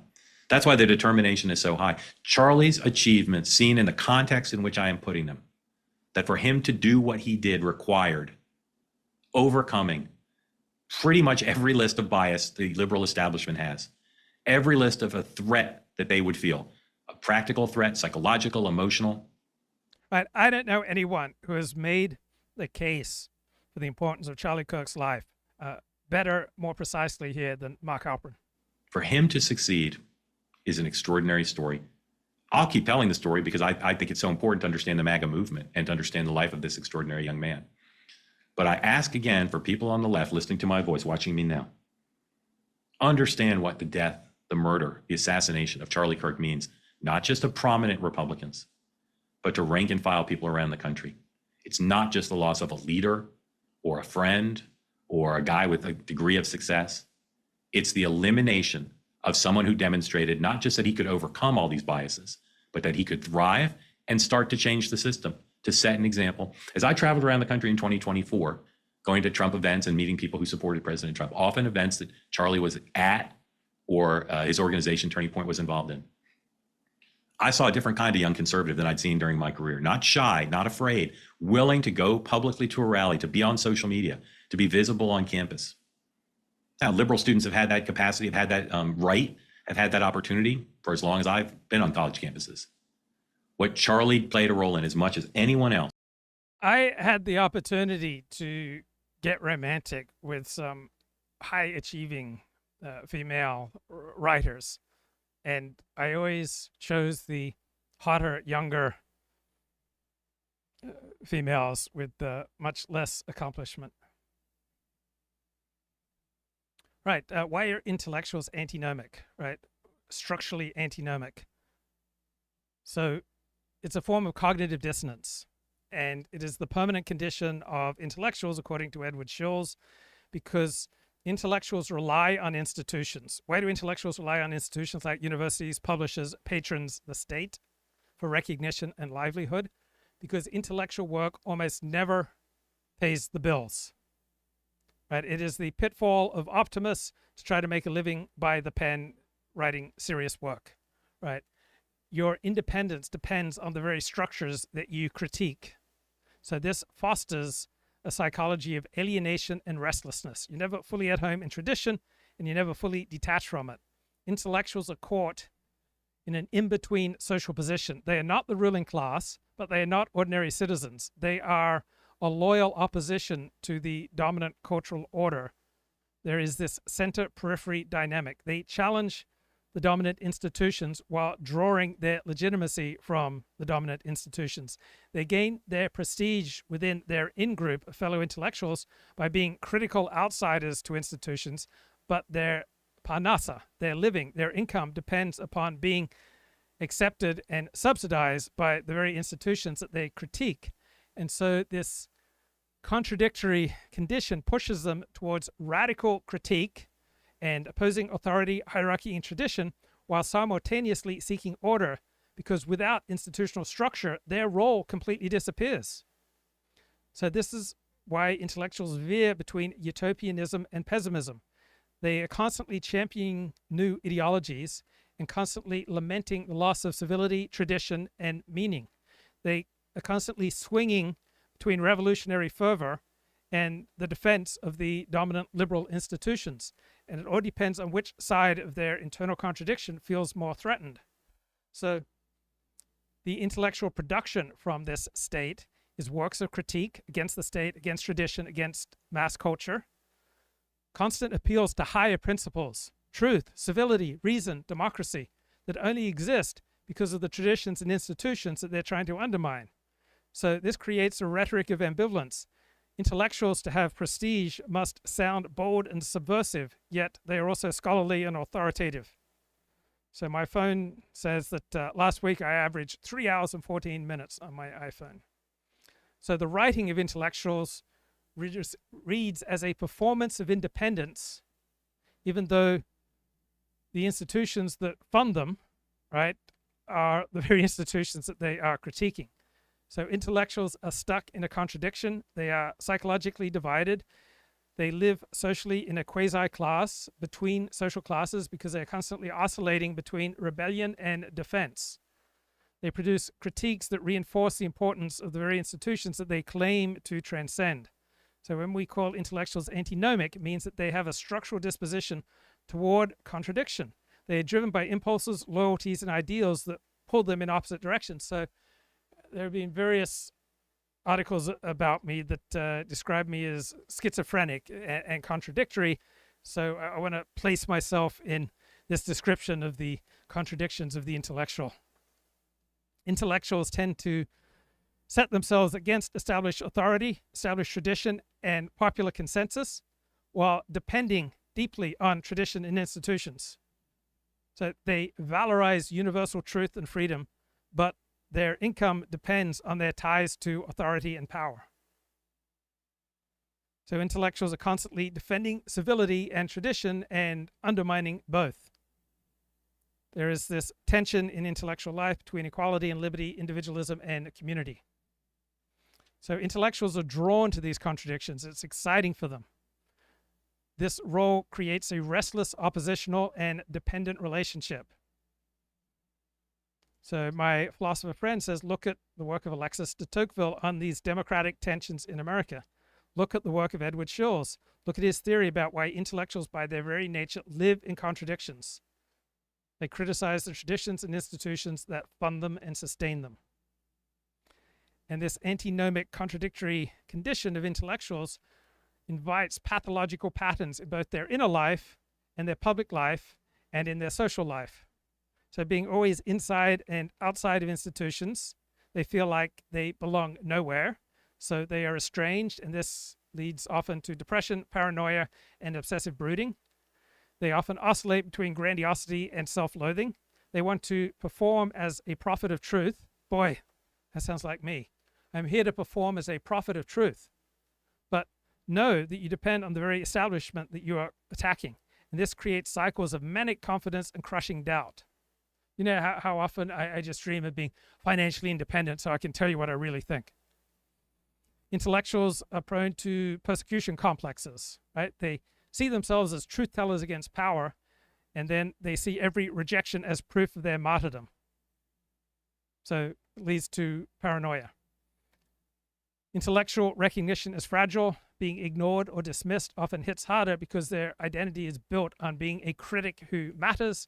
They form weird communities, right? Intellectuals gravitate towards small groups of other intellectuals that define themselves by their opposition to the dominant culture against the masses. So they become insular, feeding each other's sense of embattlement. They create cult-like movements where you have a leader and followers. I was just listening to Ernest Becker's 1973 book, The Denial of Death, and talks about how any kind of connection to someone famous, it feels incredibly powerful and creates meaning in your life. So when Andrew Breitbart died, I wanted to tell the world about how close I'd been to Andrew Breitbart. And now that Charlie Kirk has died, you hear all these people essentially boasting and putting themselves forward as being so close to Charlie Kirk. They knew the real Charlie Kirk. There's just this very close to the surface, if not blatantly and explicitly on the surface, impulse in me to try to use every situation and every crisis to maximize my own promotion of my own importance. Was to make this possible for young conservatives. And I continue to be struck, week following his murder, by how many kids say to me, younger people, college age or thereabouts, or their parents say to me, this is really hard. Not just because of what Charlie did kind of in a day-to-day way, but the symbolism to say, this guy who said to young people who are conservative or interested in conservative ideas, not necessarily full on MAGA, I'm going to come to your campus, I'm going to take on all comers, I'm going to take questions.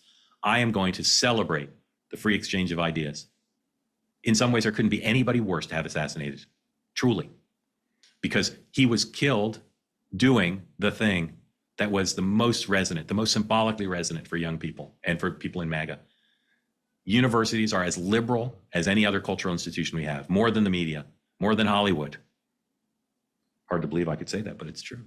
And universities were places that Charlie put so much emphasis on. Now, he wasn't doing it for political reasons. He wanted Republicans and MAGA to get a higher percentage of young voters, which President Trump did in 2024.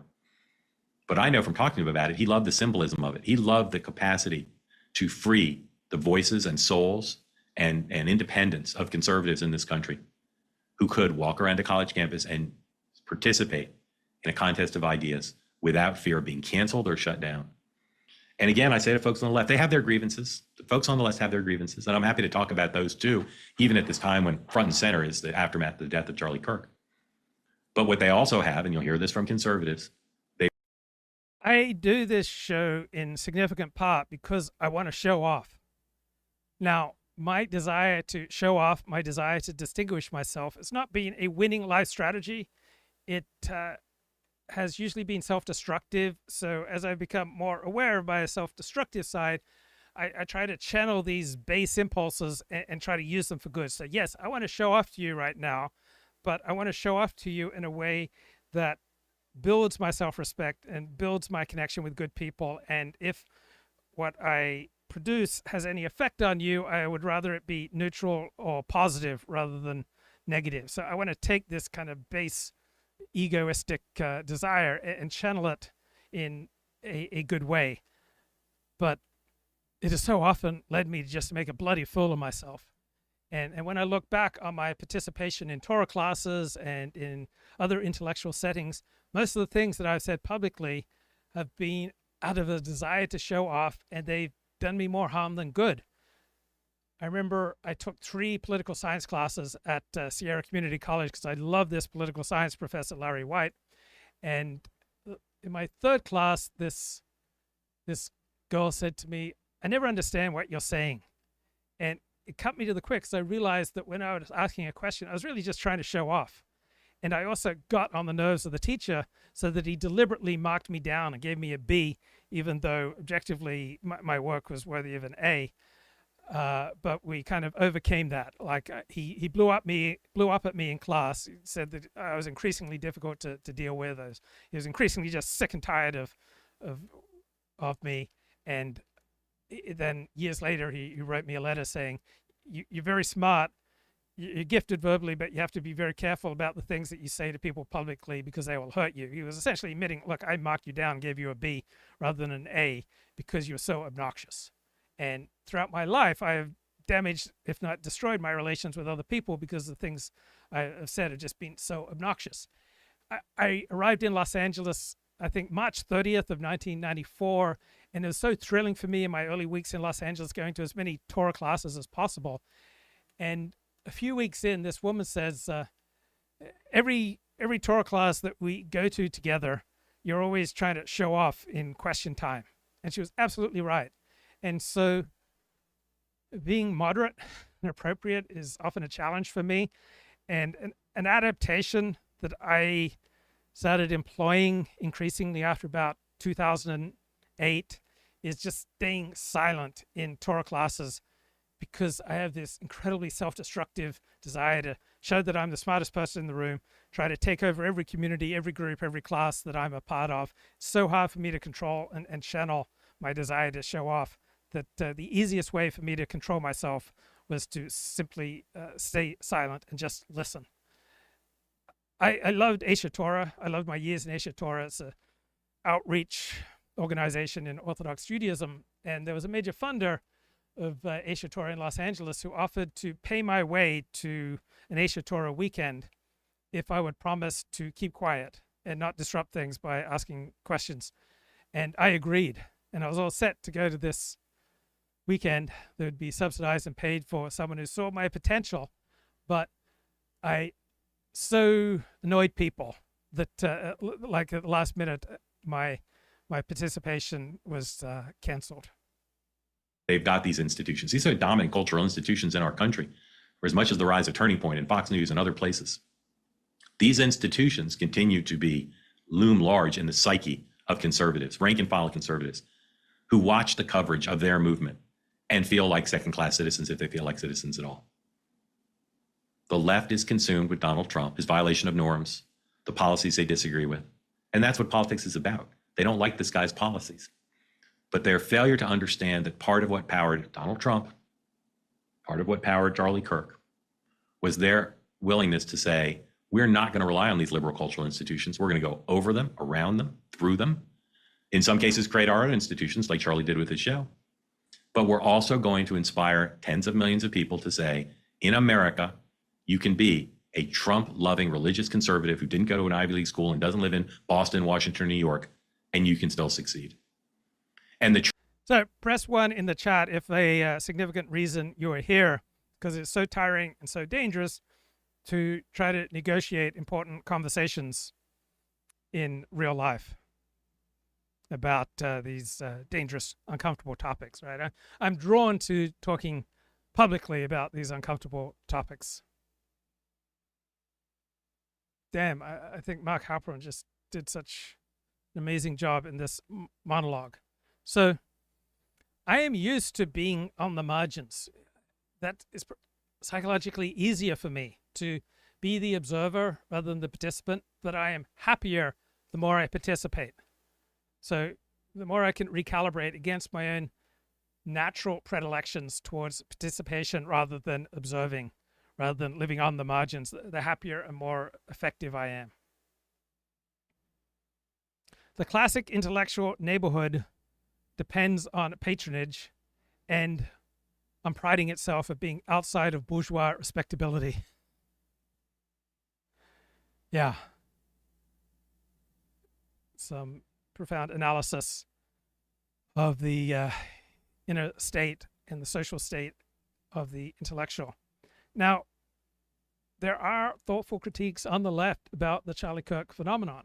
And those of us on the right who resonate with Charlie Kirk's politics should have some empathy that people with a different hero system are going to experience this moment in America quite differently from us.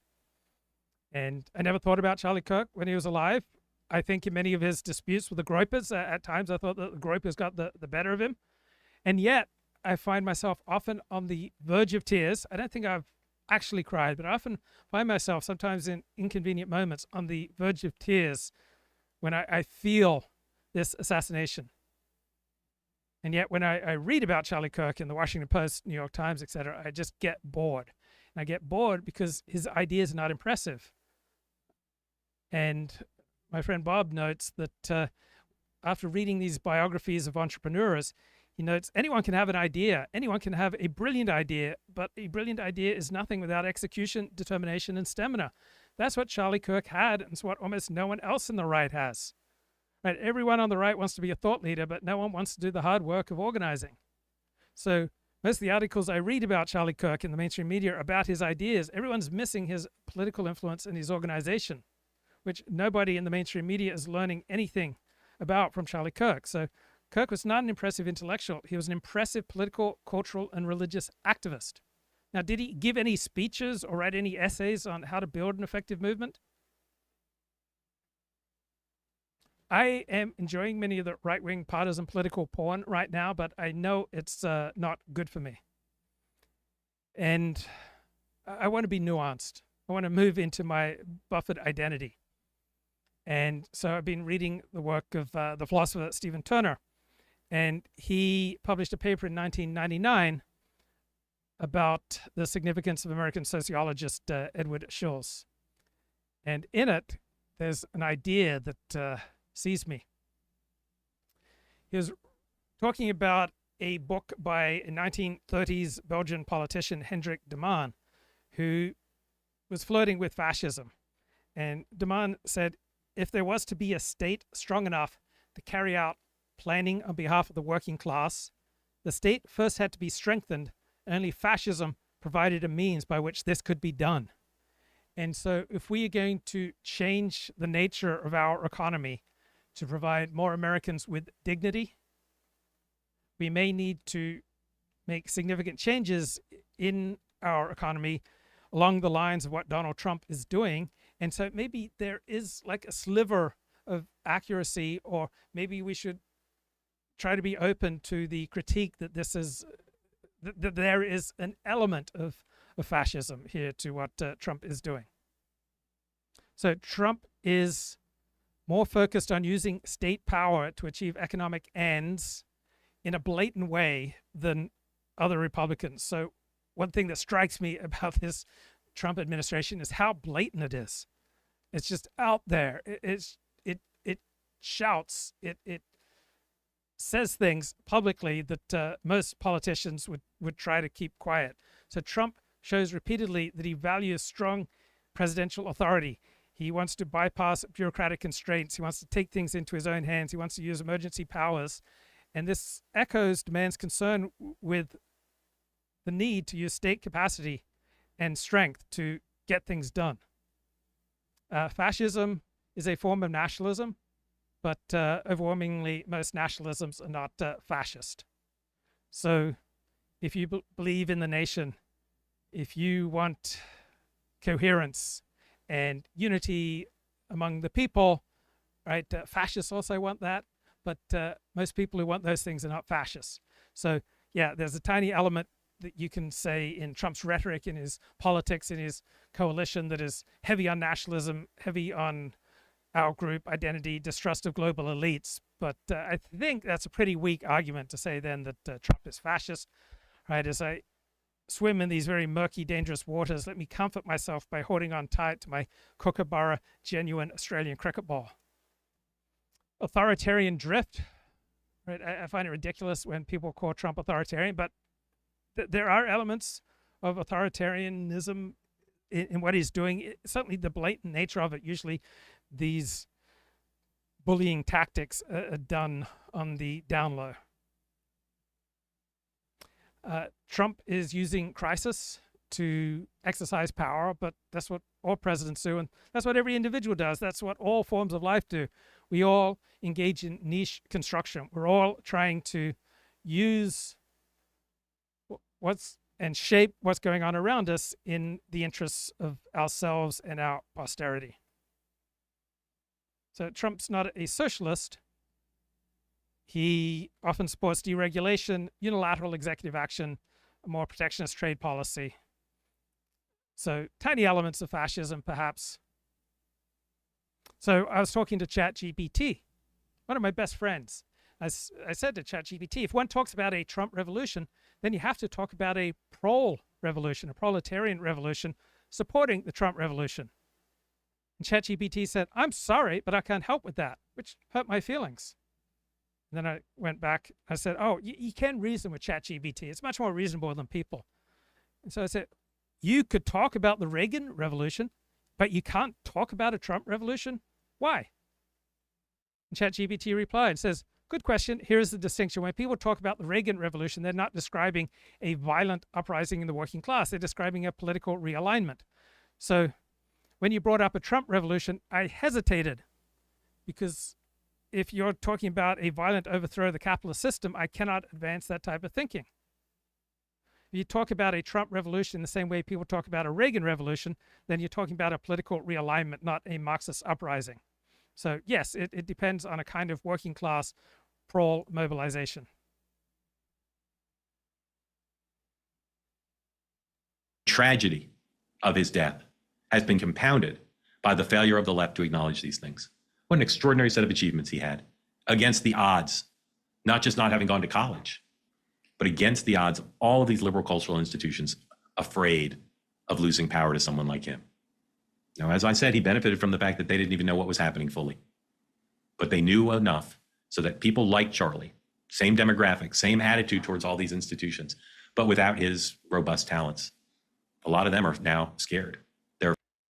So I'm generally pro-Trump, pro-MAGA, but I recognize that his critics often have very good points to say, and often Trump says things that make me wince. And there's a good challenge on the left. Like, what powerful principle is the Trump administration standing for when they threaten ABC over the Jimmy Kimmel show? And Ross Douthat said, well, the principle is to give our dominant institutions incentives, reasons, excuses to do the right thing by moving back towards the great American middle. Because of a lack of human capital, the right cannot take over institutions from the ground up like the left has done. The right can only shift institutions from the top down. And so the Trump administration, the best argument on behalf of the Trump administration's moves in this direction is to incentivize America's dominant institutions to move back towards the middle. Now, it's embarrassing that Trump frames so much of this in personal terms, that the media is bad because they say bad things about him. So Trump is not the ideal philosopher for this movement. And Charlie Kirk, maybe like Trump, he's a great pro whisperer. Right? He was able to speak to people with 100 IQ in a convincing manner. They're afraid, they're worried that his passing, his murder, leaves them in a position without a leader and without the templates that he was building. And what people like the vice president and people around Donald Trump plan to do is to make sure that the template stays. I don't know that there'll be anybody as charismatic as Charlie or as brilliant as he was in understanding how to thrive in the face of hostility from these cultural institutions. One personal remark that stood out to me about Charlie Kirk that Sean Spicer made, and that is when he looked back at his text messages with Charlie Kirk, they were all about him asking for favors from Charlie, and it never went the other way around. And I have known very successful people, and they were just constantly helping people. And it seems to me the default state for people who are happy is to extend yourself to help other people.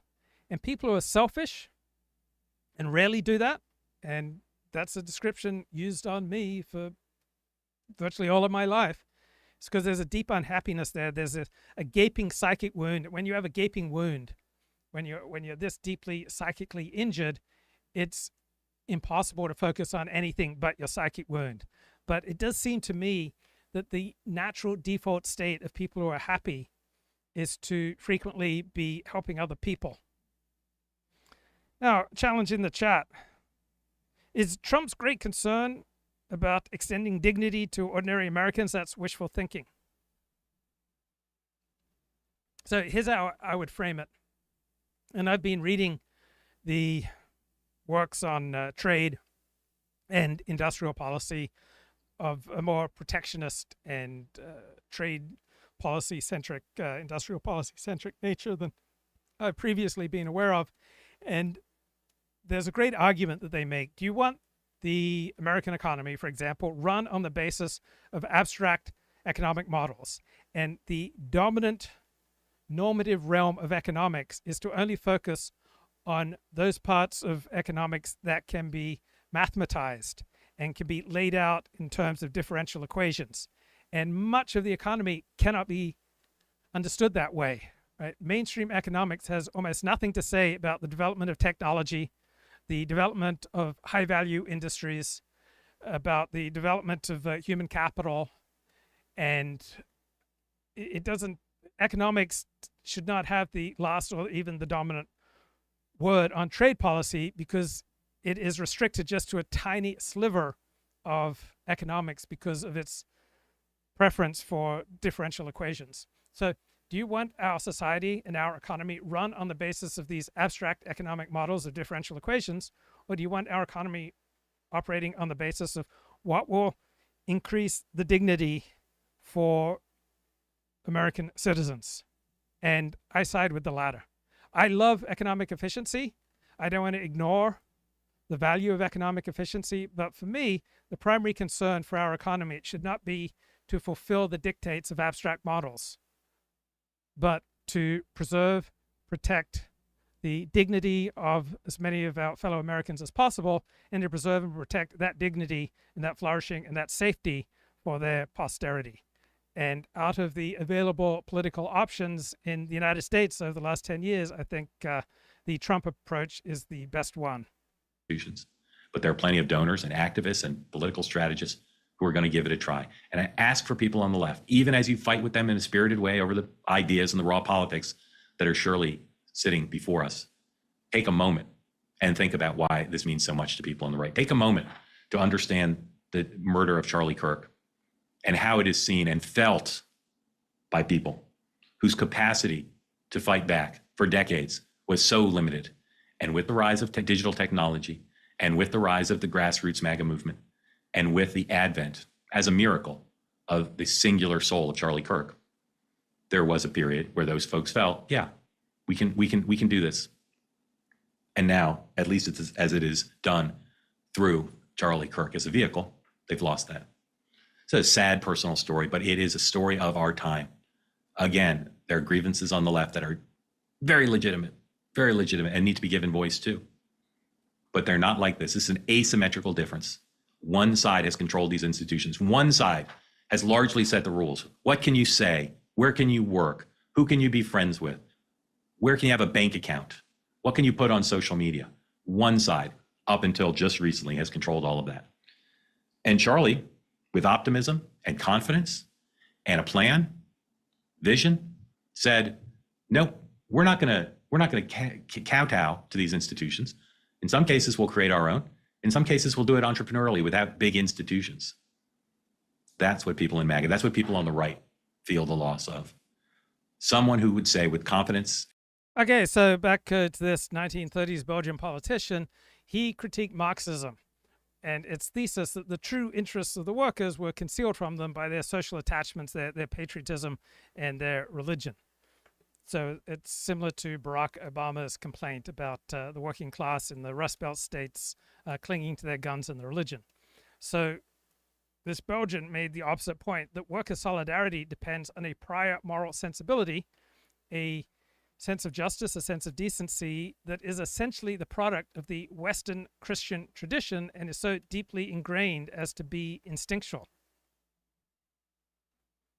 And contrary to Marxist analysis, he said the state is not only largely self-directed, it is dominated by intellectuals, and intellectuals are dominated by the state. Intellectuals are produced by the state, funded by the state through universities. The state employs intellectuals. The real significance of the French Revolution was that it established this close relationship between intellectuals and the state. What a fascinating insight.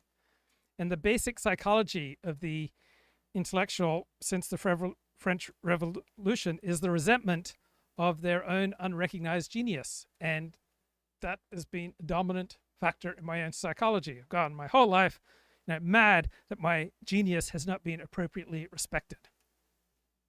So universities have absorbed intellectuals into the state.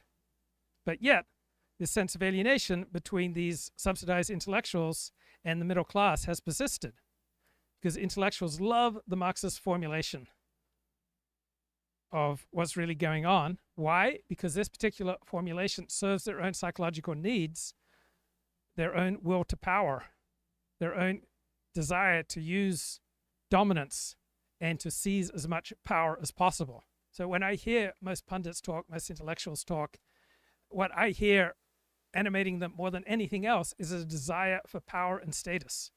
So this is the problem of the intellectual.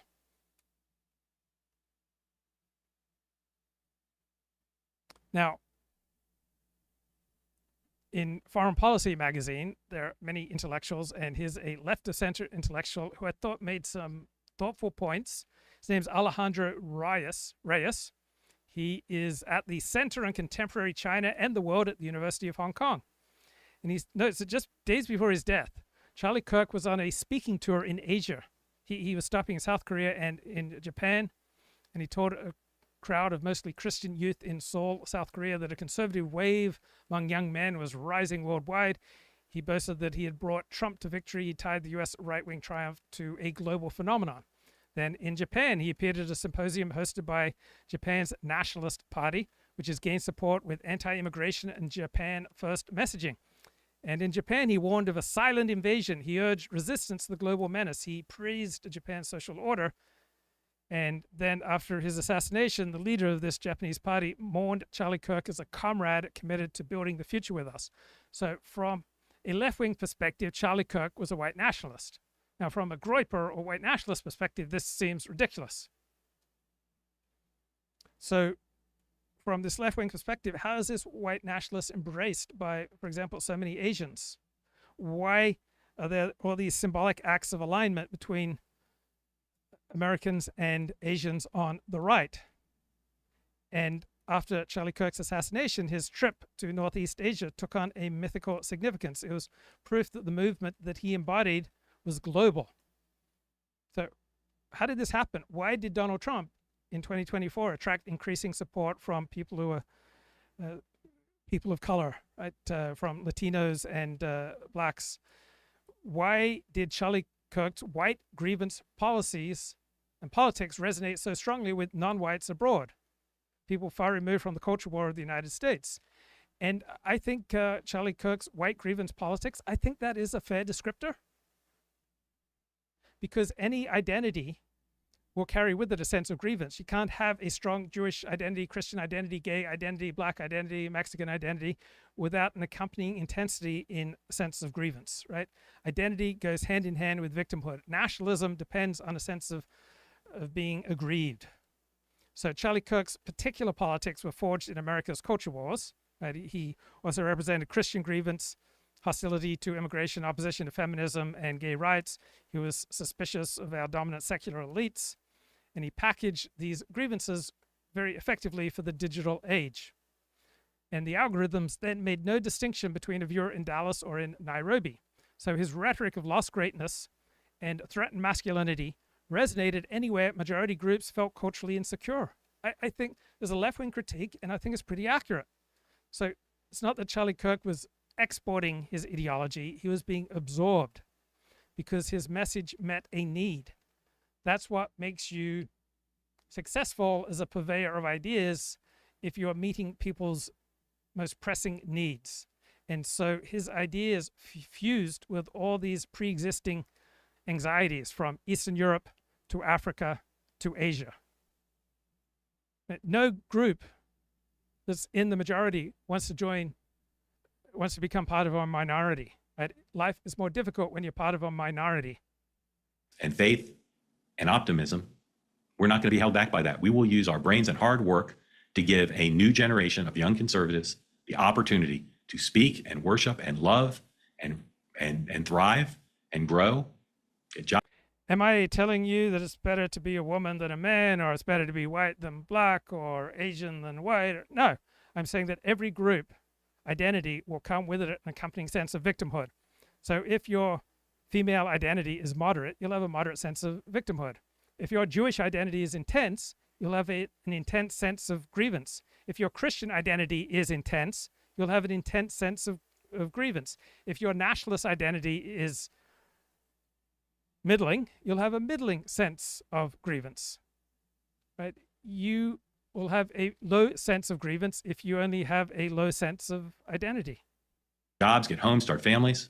We will give them an opportunity to do that in America where there isn't an asymmetrical advantage. So if you're female or black or white or gay or Jewish, no matter your identity, you can find a rational basis to feel aggrieved and victimized and angry. If you happen to be liberal. That is Charlie's legacy. That is his loss, or our loss as a country. And it's a loss of a conservative movement. And that loss must be appreciated by everybody. It's not an opinion, it's a fact. It's a fact. And if people on the left want to ignore it or pretend it didn't happen and pretend they don't see the significance, there's going to be a lot more anger. It doesn't cost anything to admit the truth. People on the left should admit the truth. What gave Charlie Kirk the opportunity to be what he was, as big as he was his hard work and his big brain and his faith. But it was also because the kind of walls, the kind of limits, the kind of bigotry that the left set up against people like him is not sustainable. It's lasted a long time in many instances, but we know what the human spirit is like. We know what someone like Charlie with an entrepreneurial mindset can do. And what Charlie said, running parallel to President Trump said, is we are not going to let another generation suffer through cancellation, silencing, denial. Wasn't going to let it happen. He's gone now, and we'll see if other people can pick up that torch, that baton from him. But I'll say one more time, people on the left, please, please listen to what I'm saying. Understand that this is not just a personal tragedy for a family. That's Mark Halperin. Here he is on Laura Ingraham's show. Well, it's incredible that the Walt Disney Company, which for many, many years has allowed The View and Jimmy Kimmel to take up 2 hours of real estate to appeal to the big stations in New York and Los Angeles and Chicago, where the audiences are more liberal. And now at least one station group, and I believe it's at least two, where their stations are in more rural areas and not in the big coastal cities, have said, no. A comment like that in the current environment, less than a week after Charlie Kirk was assassinated, is not acceptable. And the fact that ABC did that under some pressure from the FCC, but more under pressure from station owners, is a watershed. Again, in a history of a company that pumped out The View, anti-Trump for a decade, Jimmy Kimmel, anti-Trump for a decade. No equal time for MAGA, no equal time for conservative voices. This was a bridge too far under the circumstances, and it's of a piece with what we're seeing, which is some government coercion, but also just the market is speaking. Conservatives watch TV too, and they found that unacceptable. And Byron, to those who say, oh, this is cancel culture, now you're embracing cancel culture. I hit this last night, but I want to give you the chance to hit that ridiculously stupid retort to what we're talking about. Well, I think Mark is right in the sense that the market is speaking in this case. And obviously, making a joke, any joke, about this assassination at this time just seems to be incredibly reckless, and making one based. So there are idiotic reactions from the left to this assassination, but there are also thoughtful reactions, including from one of my favorite podcasts, Decoding the Gurus. So let's come on, mate. The codings we did recently. What did we do? We did the one that we've covered previously. Matt has been awarded discourse this week, right? That we would be remiss not to mention. The polemical right-wing pundit Charlie Kirk was. I think that's a fair description. It wasn't the only thing that he did, but he was an effective polemicist. Executed, shot in the neck when he was giving a talk at one of his Turning Point USA speeches, right? And the details around the shooter are still, there's various pieces of information that have come out, various inscriptions on bullets or casing or, something, and people are scrying the tea leaves as they do in the aftermath. All right, this was a weaker portion of that analysis. Gropers and whatnot, so it's not automatically clear. All right, that was done before it became quite clear. Really fit within our remit. He's a political activist. I mean, he's kind of Dave Rubin-esque, right? But like, if Scott Adams is in our remit, then Charlie Kirk, it's kind close. of. It's close. It just seems like he's just pure politics. But there is, Twitter being what it is, and just the online discourse being what it is. Whenever these things are obviously shocking and terrible events, regardless of who's getting shot. And I guess it's natural for everyone to react. But it is a bit annoying how there's this sort of hunt goes on to figure out the political motivations. And it could be that they've got left-wing politics. That could be that they've got some other different kind of politics. And the same goes for right-wing assassins too, or someone who has taken a crack at a progressive figure. But the main thing that they've got in common is just that they're almost always just deeply unwell people, suffering from some kind of mental illness or just terrible personality disorder or something.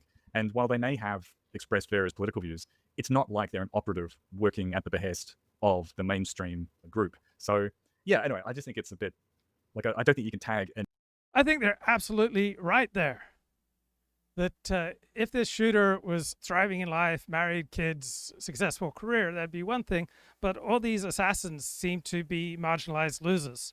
Now, how you manifest and act out your marginalia will depend on context cues, and among those things that will shape people will be their political ideology. And make the left or the right responsible for every little thing that every lone madman does. I don't think you should do that. And I take the point, I agree that very often the people are primarily their number one characteristic is that they're a disturbed individual in one form or the other, right? But I do think that ideology and rhetoric can make these kind of things happen. There's a reason that it was Charlie Kirk that was targeted. And there are lots of other, people have pointed out, well, America is a place with a lot of guns, right?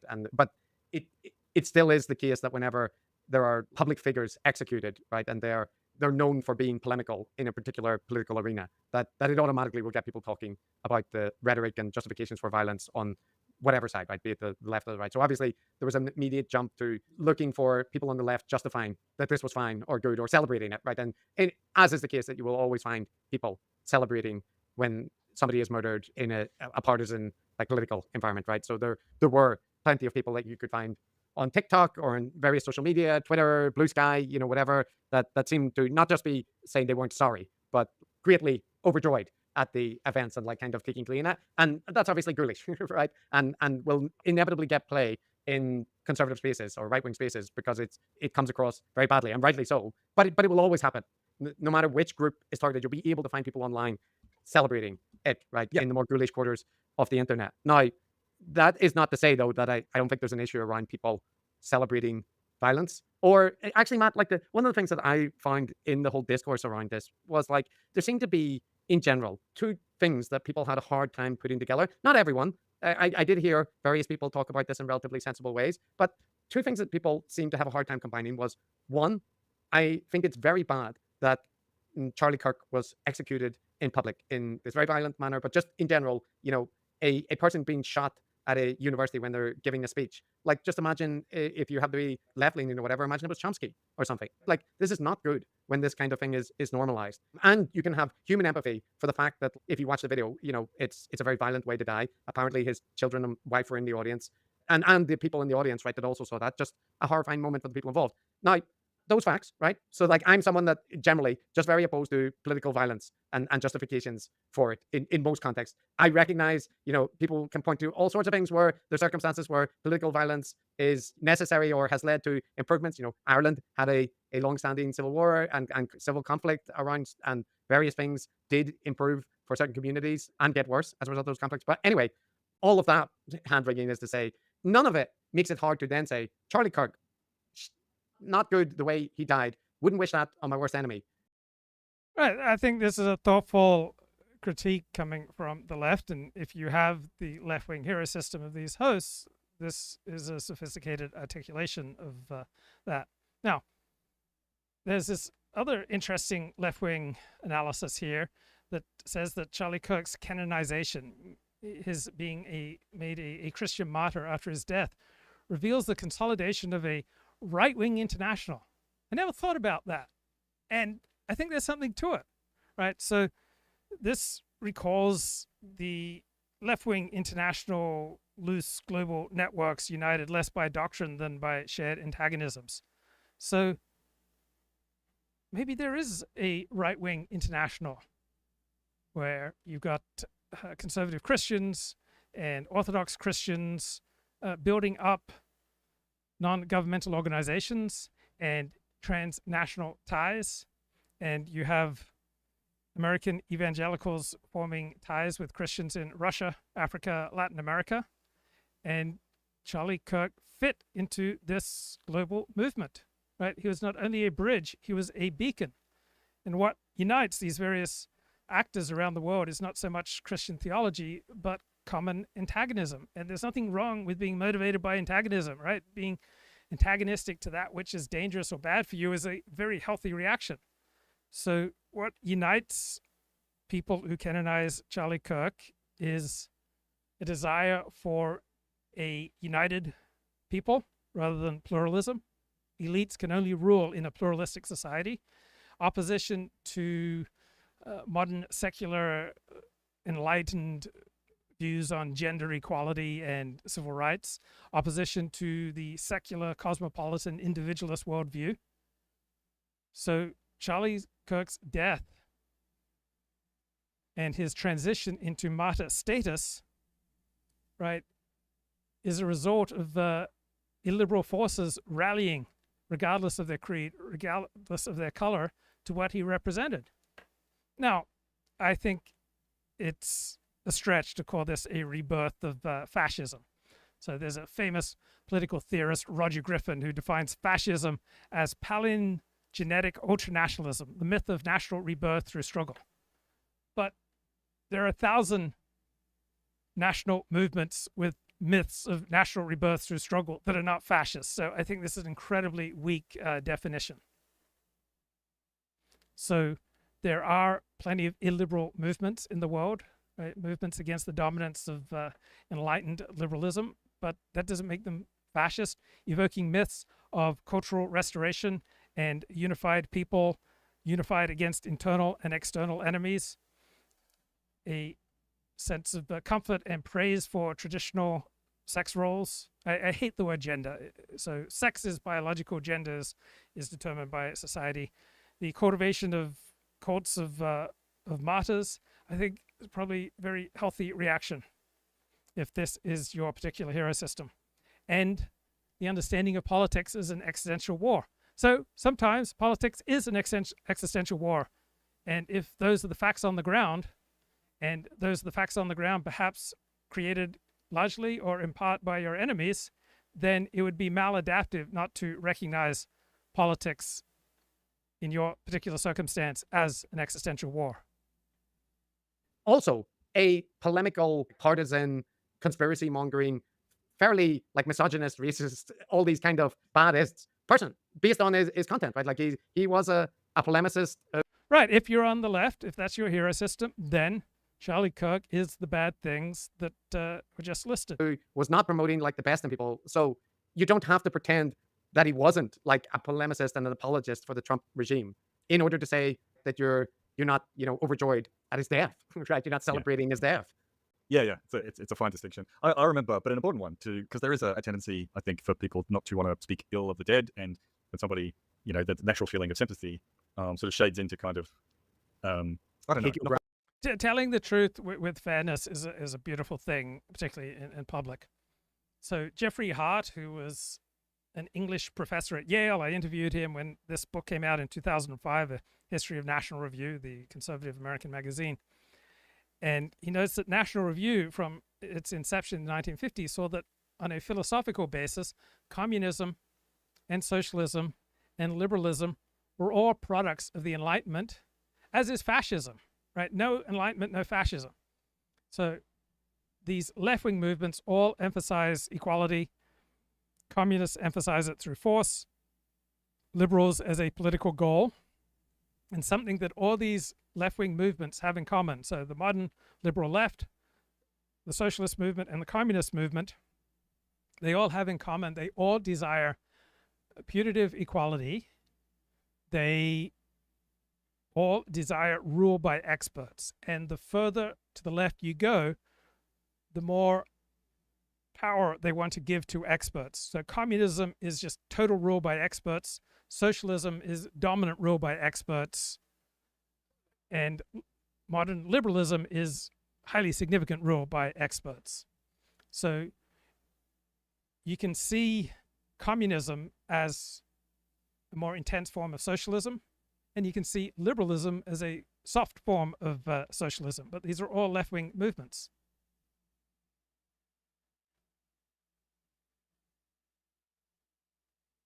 Not quite whitewashing, but kind of smoothing over who the guy was. And his politics were pretty extreme. He said, reject feminism, submit to your husband, Taylor, you're not in charge. And he basically promoted white replacement theory all the time. Not just arguing for a bit less immigration, but making out that it's a plot by the Democrats to import a bunch of docile, in his words, foreigners who will do the Democratic Party's bidding. Anti-Semitic stuff. Anyway, I could go on. But and he did Jewish. Oh, okay. I mean, it's not hugely surprising, but one of the points of disagreement with him in the Nick Fuentes Groyper sect was that he was seen as too apologetic for Israel. But that would still not prevent you from being anti-Semitic at other times. They somehow managed to do both. These figures, do both anti-Semitic and pro-Israel. I know it doesn't make sense. But anyway, among his many views, one of his views was that it's worth it basically to have gun deaths every single year so that we can have the Second Amendment, which is a lot of American. That's not an extreme view in America. That's a view that a lot of other Americans share. So that might be a recognition that every public policy comes with pluses and minuses, comes with costs and benefits. I guess, he drew the short straw. Right. And like on a podcast from 2024 with a bunch of other, like kind of reactionary charcoal heads, including Jack Posobiec, somebody that's definitely engaged in anti-Semitic dog whistles, to put it mildly. He talked about the... Glib has a thoughtful comment. I can't relate to Sun Belt conservatives. I see it will dominate post-Trump MAGA. Well, Glib, you're an extraordinarily intelligent man, so I think you'll always be varying degrees of alienated from dominant popular movements. Death penalty and his views that it should be public, and that at a certain age it should be an initiation. Maybe people should be watching public executions as children, right? Yeah. So, look, does that mean, therefore, well, he got what he deserved, right? I think this is a thoughtful, nuanced, left-wing critique of what happened. No, but it does speak to the fact that he is, part of that ecosystem, ramping up all this rhetoric so extreme, and like talking about violence, vilifying Democrats and transgender people, and all sorts of targets. It's not that makes him therefore responsible, therefore you just get what you ask for. No. So I hate it when the media talks about as an objective truth the right is enforcing only certain reactions are allowed to Charlie Kirk's murder. No, I think the right is enforcing that it is almost always considered unthinkable to publicly celebrate the assassination of a fellow citizen. And this is so far beyond the pale that people who are highly educated and in prestigious positions who feel entitled to do that, there's something really off with them. And it is completely understandable why an employer would wish to part ways. But it is a fact that like he contributed to that level of extreme polarization and like really hardcore rhetoric in America. And he was the way to get likes and attention and success is to be polarizing if you're in the world of online commentary. And so that which is good for the individual polemicist is usually quite bad for the people that you have an effect on and for the wider society. Defending every single move of the Trump administration. Like he essentially was a propagandist for Trump. That was the way that he... That is a fair description, and it's not a bad thing to be. Right? There is a role to play as a spokesman or someone who rallies a movement around a presidential administration. He was behaving since the new Trump administration started, but also before. So you can recognize all of that, right? Like you don't have to recast what he did and present him as if he was this guy that was just interested in dialogue and debating, topics. Because no, he wasn't just this kind of moderate conservative guy. If you choose to only emphasize that bit and kind of present what Turning Point USA does is like seeking dialogue in universities and discussion, that is whitewashing his legacy. But you don't have to do that in order to say that you're not on board with him being executed in cold blood, right? Like, yeah, exactly. That's a bit that people seem to... Yeah, it should be an easy distinction. And I did want to mention, Matt, that in like two rather disparate sources in terms of ideology and approach to things, I did see this very topic covered quite well on one, Blocked and Reported, with Kitty Herzog and Jesse Singal. They go through the reaction, the counter reaction, what is known and whatnot, and I think they do a good job of navigating the various issues and directly. Right. So there are plenty of thoughtful, sophisticated reactions on the left. Here's Mark Halperin. Vaccine mandates and the like. And now you're seeing them basically do the same thing with the Trump administration. It's not that their views have changed, it's that they realize this is how to make money. Yeah, there's a new sheriff in town and the new sheriff has new rules. I'd love to interview them all because even the ones I know and talk to, I still can't get a straight answer from them. Where do they actually believe? Are they simply for currying favor? Because the reality is, they didn't. There was a lot of stuff about the Biden administration they didn't like. There's a lot of things about the Trump administration they don't like, and in many cases they're now going against their liberal employees. So the CEOs can switch back and forth, but when they switch to Trump, they're going against their liberal employees. And one of the most undercovered stories, I think, in America, and this is true on university campuses as well, you don't hear a lot of protests. You don't see mass quitting from Facebook. You don't see even anonymous quotes in the New York Times saying, "How dare Mark Zuckerberg go to the inauguration?" So something's happening that's causing the CEOs who previously claimed, "Oh, I can't go against my woke employees," or the university presidents who said, "I can't go against my woke students." Now they are in a major way. Bob Iger. Have you heard anything about Disney employees protesting Bob Iger suspending Kimmel? Nothing. And I can tell you the Walt Disney Company is filled with liberals. The dominant elite media is considerably muted and toned down compared to what you would normally expect from them in reaction to this event. Right. And look, we saw what happened. The situation has changed and people's reactions have changed. In Florida, right? Big change. Yeah. And I'm going over my allotted time with you because of this conversation being so important, but I'll ask you the final question. Is it because now corporate CEOs are realizing that unlike in 2017, 18, 19, 20, when they could sort of still be counterculture to Donald Trump without much penalty, that now there are penalties? I mean, it's definitely part of it, but Leland, I have to say, I've never given you this answer on the program. I really don't know. I do reporting on it literally every day. Part of it is they feel a fiduciary responsibility to their shareholders because they know that Donald Trump may well come after them if they don't do what he wants. But it's more complicated than that, and I'm still trying to tease it out and understand it. It is a complicated, fascinating story because a year ago, this was not their orientation. No. Just the dismantling of the DEI programs is extraordinary with how quickly it happened and how little outcry there was when they did it. All right. Profound points there from Mark Halperin. He was on Michael Smerconish podcast. Lived in that light. He made his life between the columns of policy and persuasion, where the day's work shows up not as noise, but as numbers, registrations counted, donors called, volunteers placed, arguments refined until they travel on their own power. He was a man of math and science, but also of poetry and spirit. There's much more to it. It's beautifully written. This is Mark Halperin. Mark, share with the audience your personal reflection of having known Charlie Kirk and some of the thoughts that you incorporated into that beautiful essay last week. Well, I know 1,000 people who knew him better than I did, but I had the pleasure of having him on my programs and of being on his. And,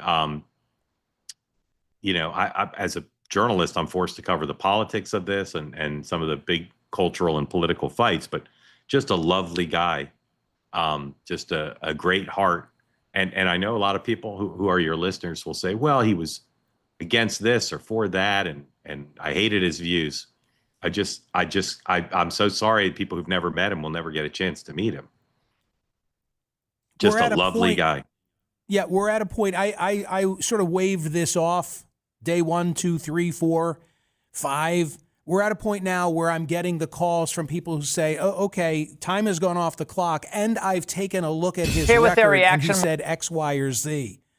My response, by the way, is to say, make sure you're quoting him accurately, make sure it's not something taken out of context, and then make of it what you will. I'm not here to sell you one way or the other on Charlie Kirk. I just want to make sure that everybody gets a fair shot.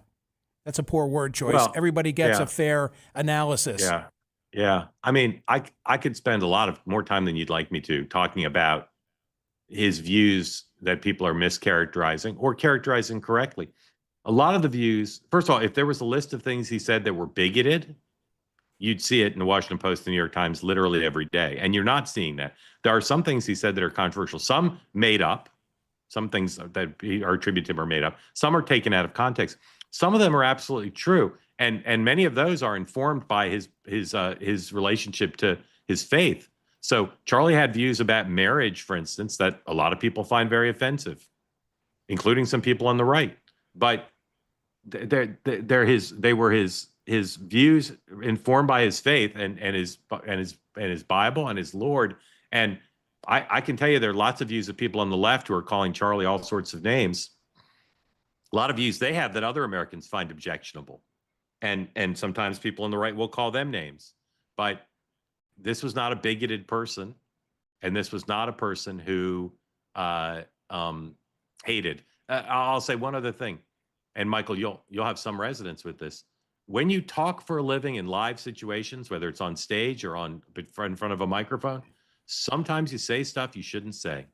Sometimes you phrase something the wrong way, or you take a position that really it's not something you really believe in.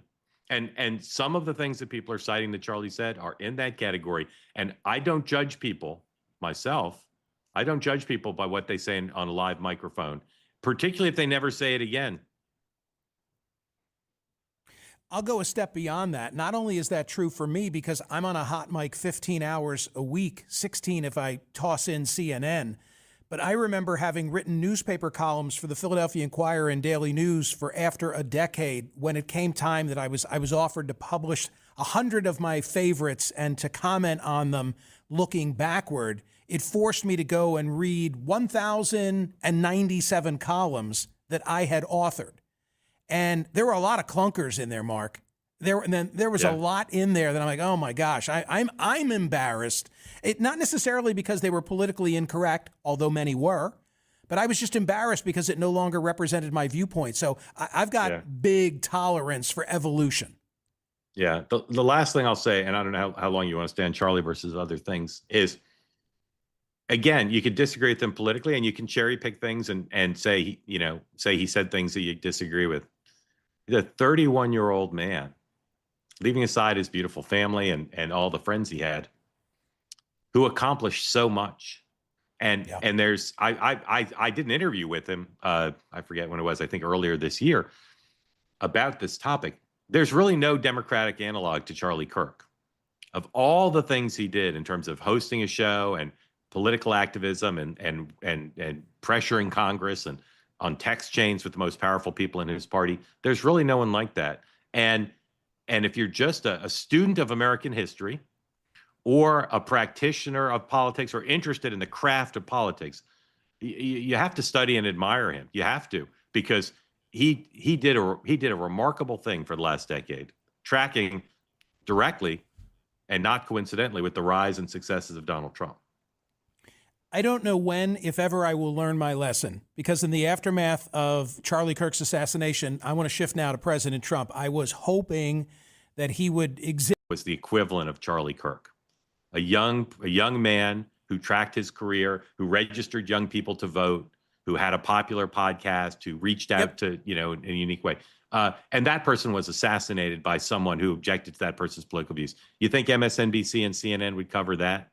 Of course, Mark. They'd cover the whole thing. And CNN, MSNBC, and I'd say the same thing about Fox. Would they cover that? I think they would. I think, but CNN, MSNBC cover this story a lot. And here you have the president of the United States, the widow, Erica Kirk, the vice president. I can't imagine they'll cover Stephen Miller, but I hope they cover it. It's Sunday morning. Yeah, it's Sunday morning. They're not the highest ratings, but I fear that they won't. I fear they'll say, we're not going to put Stephen Miller on. And again, they're going to give speeches that are religious, but they're also going to give red meat speeches. They're probably going to say, the left is the enemy of the radical people. left and the media. Yeah. So just talk about MSNBC. We don't have to talk about CNN. Who's MSNBC going to send? Like Lawrence O'Donnell? How could they do that? Well, I'll tell you this. I'll say one thing. If they send anybody, there won't be a Mike flag. There won't be a Mike flag, right? Right. Yeah. Yeah. TC, did you know the answer to Mark's question? Right, when I need to reset myself because I'm just so overcome with grief or rage, or if I'm in a state I don't like, I really love to reset myself by listening to little Fred Luskin. Of a somewhat complex process, it's reevaluating and re-explaining it to yourself Right, this is him talking about the power of forgiveness from a year ago. rather than letting go. So if I came in to talk to you about, let's say, a bad marriage or a harsh parent, it's not like I let go that never happened or I just banish it to the past. What I do is I have an entirely different way of processing that experience so that who I am when I present it to you is different. So I could start with, before letting go, so to speak, boy, did I have the shittiest parents. And then forgiveness or whatever. And then you say, but these poor people, they had no idea how to parent. And what a mess they made. And it took me years to get over it, but now I'm clean. That's what letting go is. It's processing it in a way where it's no longer a wound or an experience dragging you down now. So that transformation affects all of you, not just your mental, emotional status, but your physical status. So your muscles are less tight from guarding against stuff. Your blood pressure is more normalized. Your nervous system is more stabilized because the very way you're processing the world has changed. Some of the research that we've done or some of the research that's been done has shown, yes, it does reduce blood pressure in angry people.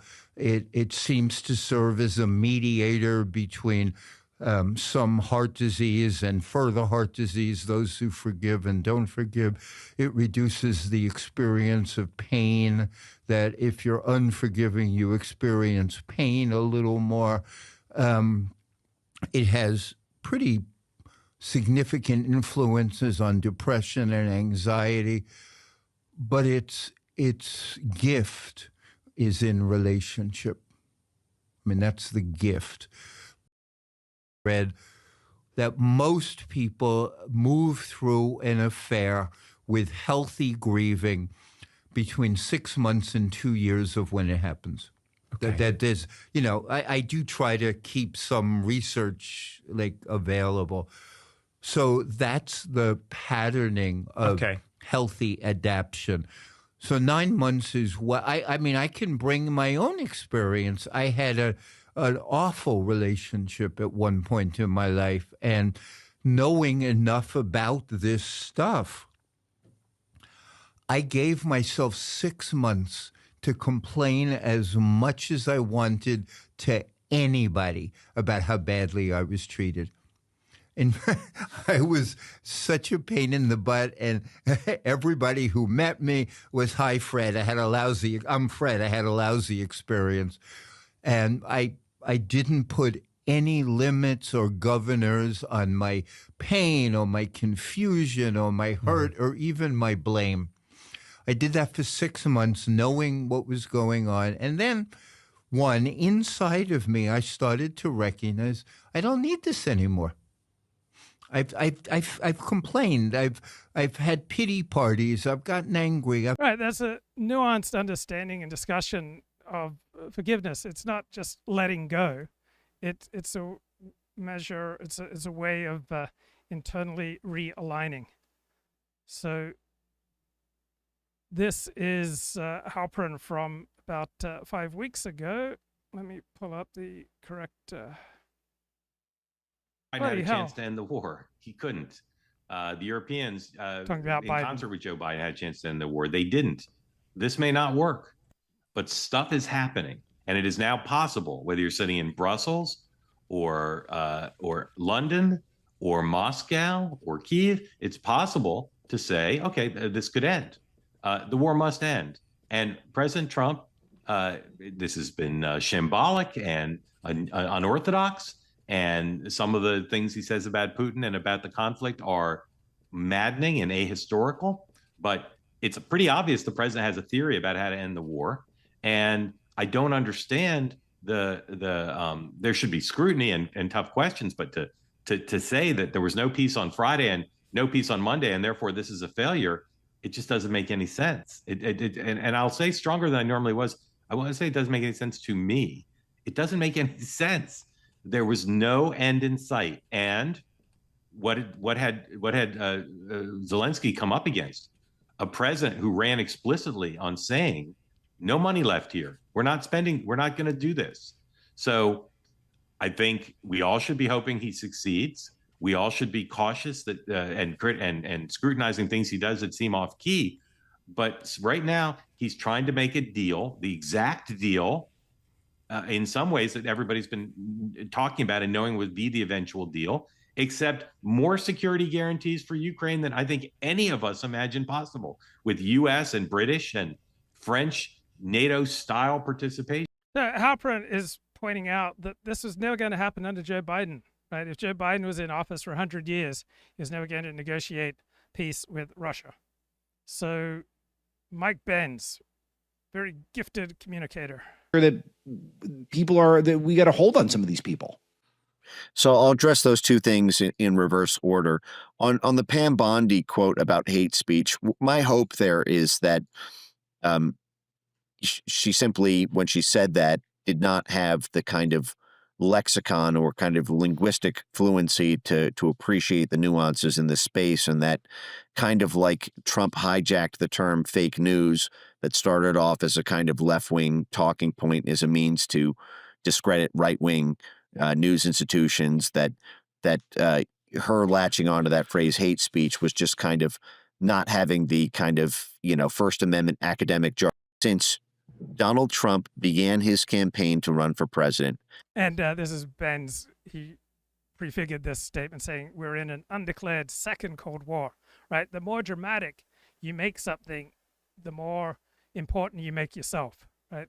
Intellectuals really love discussing the end of the world and the very existence of the Republic is at stake, because if you can convince people of these things, you get to increase your own importance. Now, you might also be right and true and doing something that is awesome. Against right-wing populist movements around the world. The Cold War from the 1940s to the early 1990s was against left-wing communism.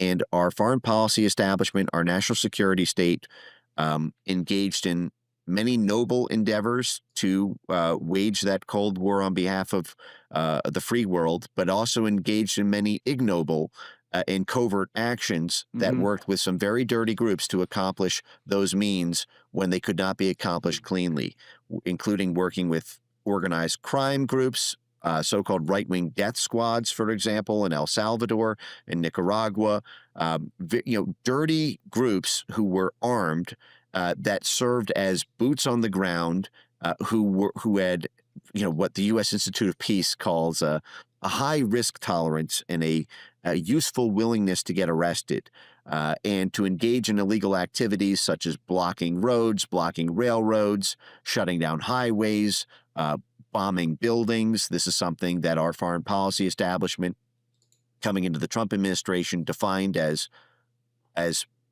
nonviolent action.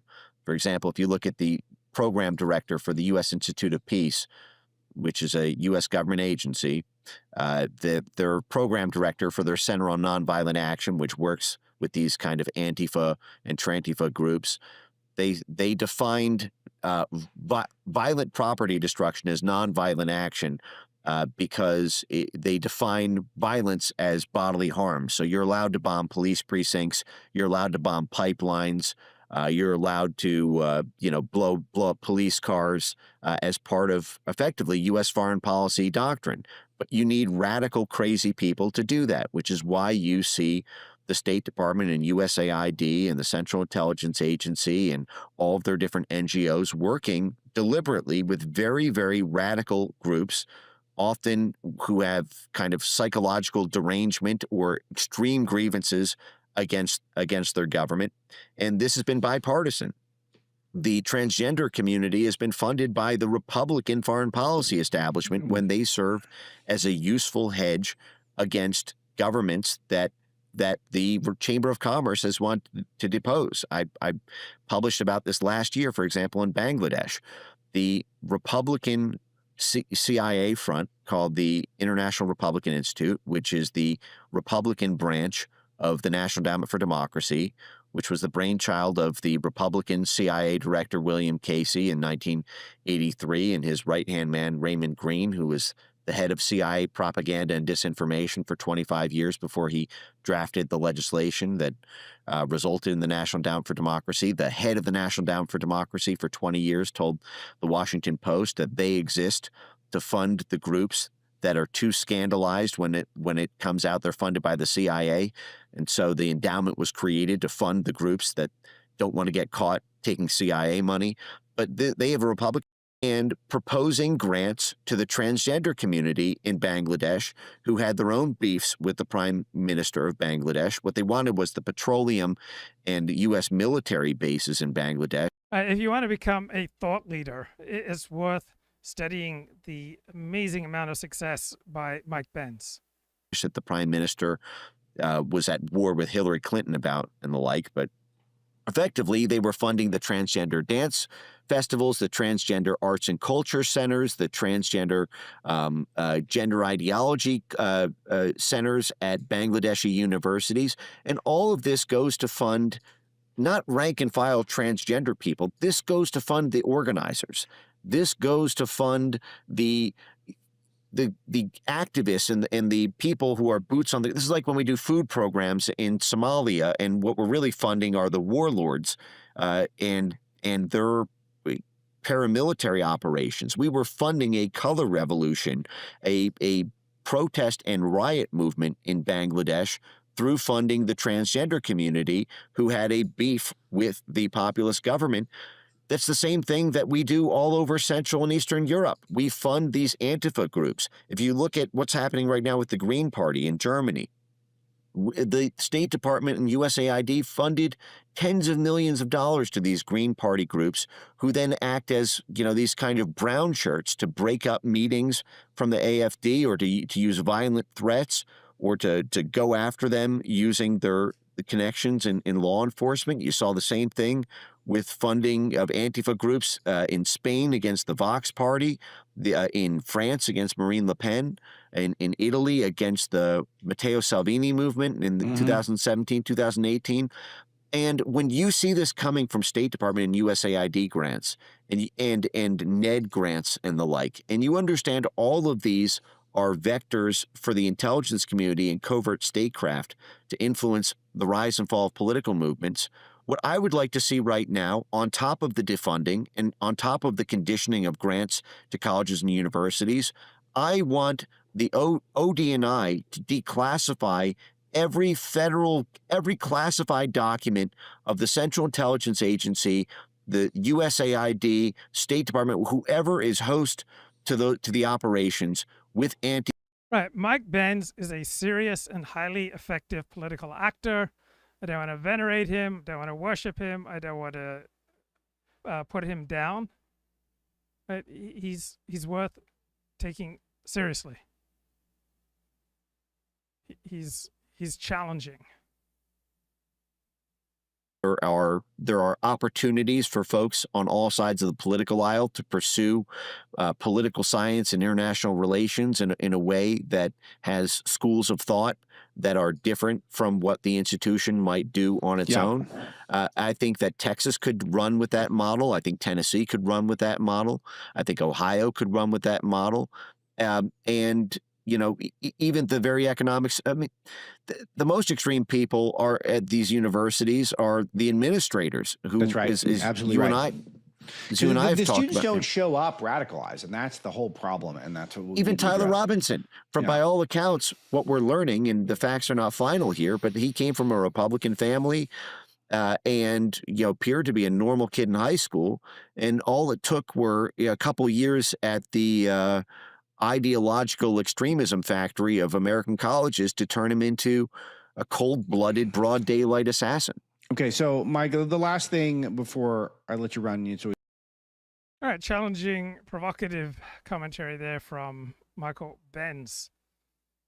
There's an excellent blog on Substack called Kvetch by Mischa Saul, and he has a great interview with Chris Arnade, a photographer who recently visited Australia. And the other thing is, this is probably be very blunt about this, but almost in the entire workforce, at least in the service industry, is recent immigrants, and they're generally Vietnamese, Indonesians, Japanese, Philippines, Nepalese. Not a bad immigrant group to have. And he's talking here about his visit in particular to Sydney. In terms of, people who kind of have a sense of honor of what it means to be a guest, and what it means to be a citizen, a sense of real kind of decency about them and how you behave. So, it just kind of makes for a very functional city that's both warm, but is also kind of warm at the same time. Tyler Cowan asked me about, so I don't remember the context of our last conversation, but I noted to him that the differences in terms of immigration between the UK, America, and Australia really matter. The details matter, and geography is destiny a little bit in that respect, where the nature of our immigrants. So the discipline of economics usually doesn't distinguish between the various types of worker capital. But it matters. Are very different. We're very much weighted towards Asian immigrants by virtue probably of our geography, and the US. So Australia is about 80% of European origin and about 20% of Asian origin. Obviously shares a border with Latin America, where it gets a lot of its migrant groups from as well. So there are kind of very distinct differences in terms of its immigration flows. Let's be honest, being an island helps, and let's also be honest that, or let's be clear, you guys have a very conservative immigration policy by kind of global standards, or not by global standards, but by kind of, I guess, English-speaking world standards. I mean, look, I think the U.S. is very fortunate to have Mexican. And this is the guest here, Chris Arnade, and in a deleted post on X, he wrote, all of the things that urbanists, mostly on the left, mostly on the progressive side, want, all the things that they want, such as dense, walkable cities with ubiquitous, inexpensive public transport, are predicated on citizens feeling safe. And the left has dropped the ball on that one. You can't have nice things if you don't have nice people. Now, cities tolerate far too much dysfunctional antisocial behavior for the average citizen, especially women with children, to feel at ease and comfortable in them. Abundance requires social trust, which requires upholding basic decency. Sohrab Amari says this crackdown on urban disorder is one of the best aspects of the second Trump administration. Immigrants. immigrants. I happen to be, I don't want to come off here as kind of a, be clear about my views. I'm very. My wife's Mexican, so I can't disagree with you. Yeah, so I'm very pro-Mexican American in terms of what they've brought to the U.S. and what they brought. They're a very good immigrant group. When they come legally, generally. But I think you not having effectively. You being able to seal your borders. And your point system is good. I mean, I know it's being gamed, but I can tell you, I spend a lot of time talking to a lot of the immigrants, Filipinos, Indonesians. Kind of they're the ones who work in the cafes that I end up staying in. I mean, it's not native, it's not native Australians, and they're good people. Like they're the ones you want as your citizens, and you should be allowed to say.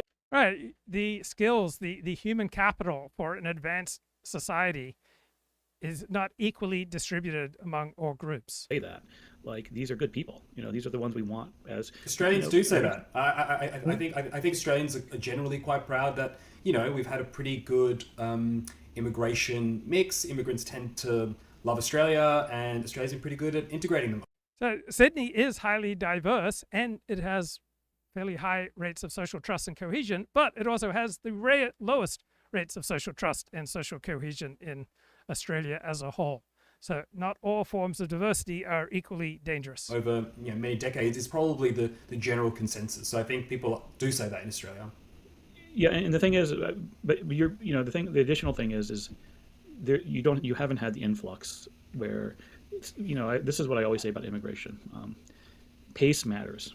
The pace matters. The perfect pace is to bring in enough people that per year that they want to be there, and that they feel a sense of obligation to the country. They don't feel like this is just something that you have to prove you want it. You have to prove. I mean, citizenship is letting someone into your country is a big deal. It should be a big deal. It's kind of you're building a culture, and you're building when you have a socialized political system, and every country effectively does. I mean, that's what taxes are. So when Charlie Kirk was first speaking out publicly, he was quite pro-immigration, but he changed over time. He started favoring an immigration moratorium. What health insurance is. That's what health care is, and that's what public utilities like buses and they're shared.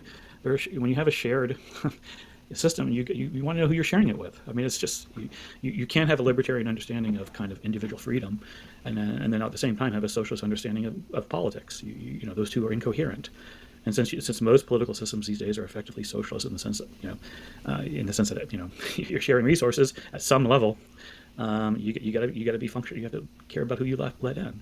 And so like my very last 2 nights were spent in Sydney before going home, and I didn't know there was a marathon there, so I got stuck in a hotel that I wouldn't have generally stayed in because that was the only room available. And the front desk, the woman at the front desk, girl, she was like 25 or 24.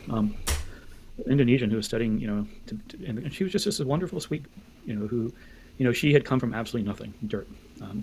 And I know the part of Indonesia she came from. I know kind of like, and she was the only one in her family who tested out, who went to advanced schools, and being a somewhat nerdy white guy, I know a lot of other nerdy white guys who suffered a great deal of heartache when they had marriages and relationships with white women, and they finally found solace, comfort in a lasting marriage when they married an Asian woman. She was working really hard, and Australia should be really proud to have her there.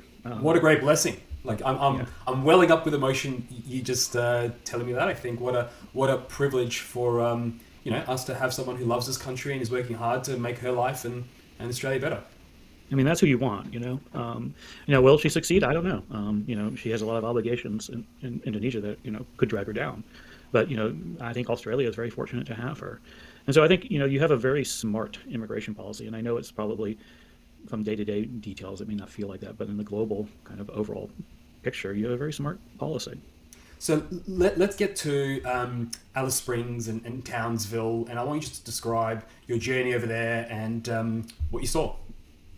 Yeah, I don't know if we spoke this when we spoke in person, but I think I was just about to leave. So my father comes from Townsville. It's a small city of about 200,000 people in northern Queensland, northern Australia. And Alice Springs is a city in the Northern Territory, the north part of Australia in the middle of nowhere. For Townsville and Alice Springs. And it was really funny because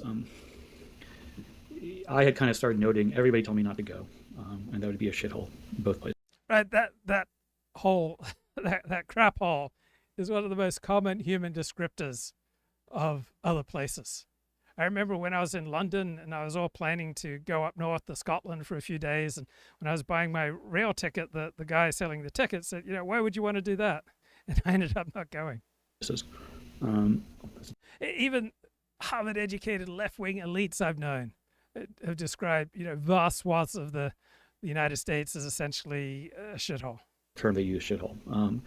Like I've noticed that the UK, the English-speaking world outside the US, when they the Australian elites who live in Sydney do all sorts of obeisances to Aboriginals, but there are almost no Aboriginals when you look around. You don't see any Aboriginals. And so the Australians who most venerate and worship and praise and public wearing their heart on their sleeve with their love for Aboriginals don't live around Aboriginals. And those white Australians who do live around Aboriginals don't do all that performative nonsense. So, like, if you ask them about any other town, they just tell you it's a shithole. Now, to be fair, Sydney is an extraordinarily beautiful city. So I started noting then. Melbourne. Nobody had been there. It was all kind of, Alice Springs is a shithole, Townsville is a shithole. I was like, oh, have you been? Oh, I haven't been. Like, why would you go? And so it became so prevalent, I actually started keeping a little notepad of like who, and so this human tendency to display contempt prior to investigation is pretty much universal. The final tally, I think, was like 100 people telling me, Alice Springs, the Outback in general, anything else, Queensland and North Territories are shitholes. And I think 5 of people had been there, and so, I got to Townsville kind of like. What did those 5 people say? Did they say it was a shithole as well, or did they say something else? People were less shitholey about Townsville, but they're like, why would you go there? Like, but the 5 people who did go to those places, did they also describe it as a shithole or something else? Yeah, they Okay. yeah. So that should have been the evidence. But in any case, when I got off the plane in Townsville, immediately okay, this is very different than what I expected, in the sense of, the U.S. has a lot of diversity. Portland is very different than New York City. Chicago is different than New York City, but Townsville is so different from Sydney, in a way that is just really hard to describe, and I had not expected. I mean,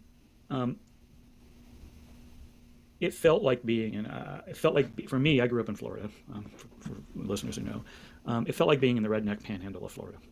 I was shocked with how, in some ways, it felt more American than America. Kind of like a cartoonish version of what America could be if the Southern rednecks ran it. Look, I have a lot of respect. I have a lot of love for Southern rednecks. I grew up around them. But monster trucks, the aerating carburetors for going underwater when people don't even go underwater.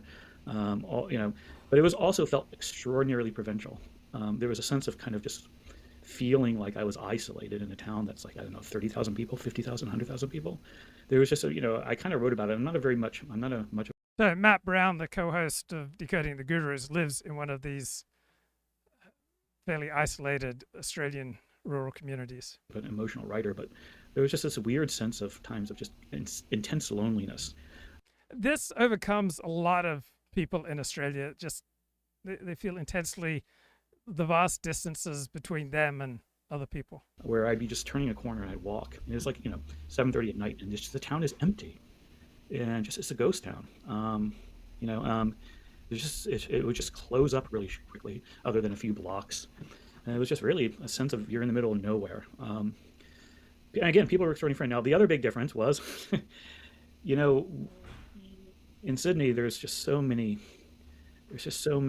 symbolic overtures to the fact that there's the Aboriginal nation. Like when my first clear day, I walked over to Sydney Bridge and there's a massive flag on there. I go, what the fuck is that flag? That doesn't look anything new. It's the Aboriginal nation flag, I believe.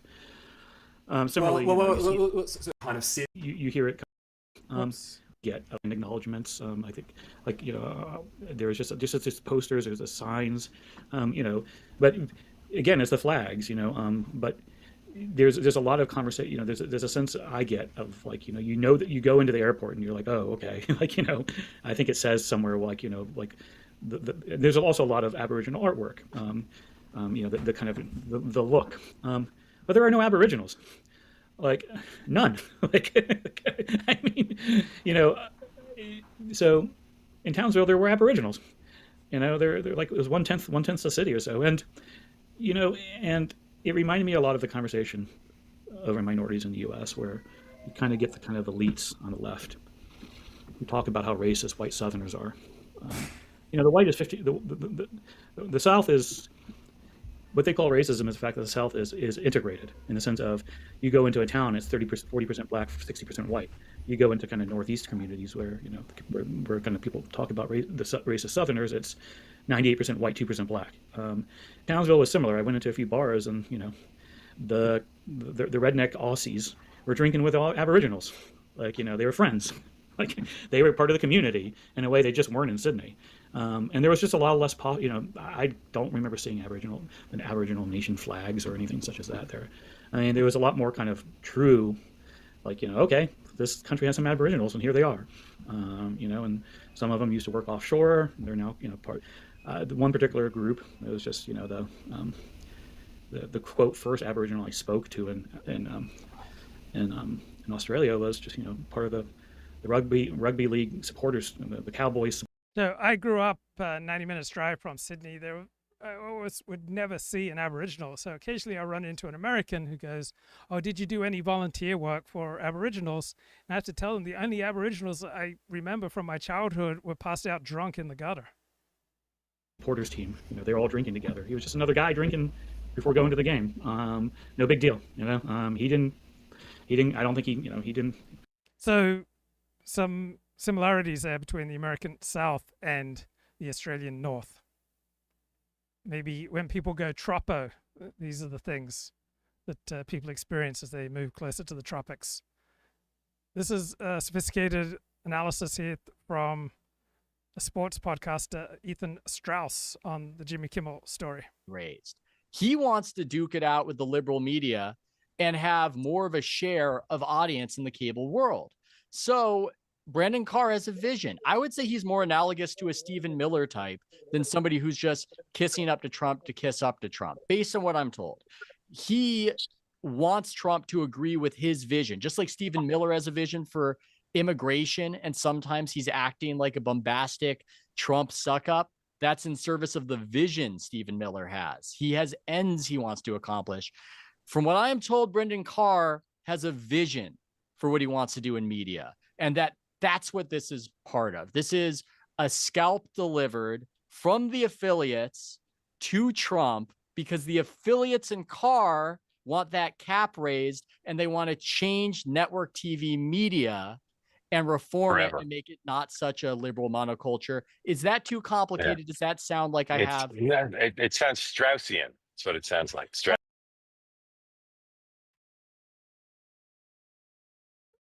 This is I've been thinking about two-way the events with Charlie over the last week, and I think we're looking at it, in my opinion, a little bit differently in that we've talked a lot about toning down the rhetoric, and I don't see any reason that that's going to change based on the past and current. And I'm looking at it from a slang to this is Friday morning on two-way point of view, but I look at it that we've almost created a broken window society with some of the policies on the left. When you talk about rioting, looting, stealing from Walgreens became acceptable. Violence on the subway, we blamed on mental health. Not that this is wrong. And keying people's Teslas and things like that we've started to accept as a society, we pushed further and further down the line to where at one point assassination was way over here and we started creeping closer and closer. And I guess my question would be, do you think anybody in the Democrat side is going to have the courage to stand up and say, you know, we need to rethink some of these policies to where society is slowly shifting over to? Great question, Dan. Yeah, it's a great question. I mean, and I put this on social media yesterday, the group chat, the show that I co-host every Thursday. My colleague Emma Jo Morris made the point about kind of how MAGA has mourned Charlie Kirk, which I just said a minute ago in terms of vigils. And I thought to we got off the air and I thought to myself, how would Democrats probably have responded if, God forbid, like AOC were shot, right, and killed the way Charlie Kirk was? And I have a really hard time believing that there would not be riots in cities, because Democrats, to your point, I think the crime stuff is slightly different here, but the acceptance of acts that of kind of what they would call like of violence. I'll stop humming. It's gone too far in our party, and I do think that if we're going to win the White House, and you think about kind of where you're going to have to confront the party on some issues, all winning candidates kind of confront their party on some things. That idea that it is acceptable when something bad happens to lash out for a community that feels aggrieved is not okay. And to your point about petty crime and small crime and just kind of turning the other eye and being more sympathetic to the people who commit the crime than society that has to deal with the intimidation and the results, I agree. Again, I think both sides have some issues, but yes, on our side, totally. Yeah, Lee, it's a fantastic point.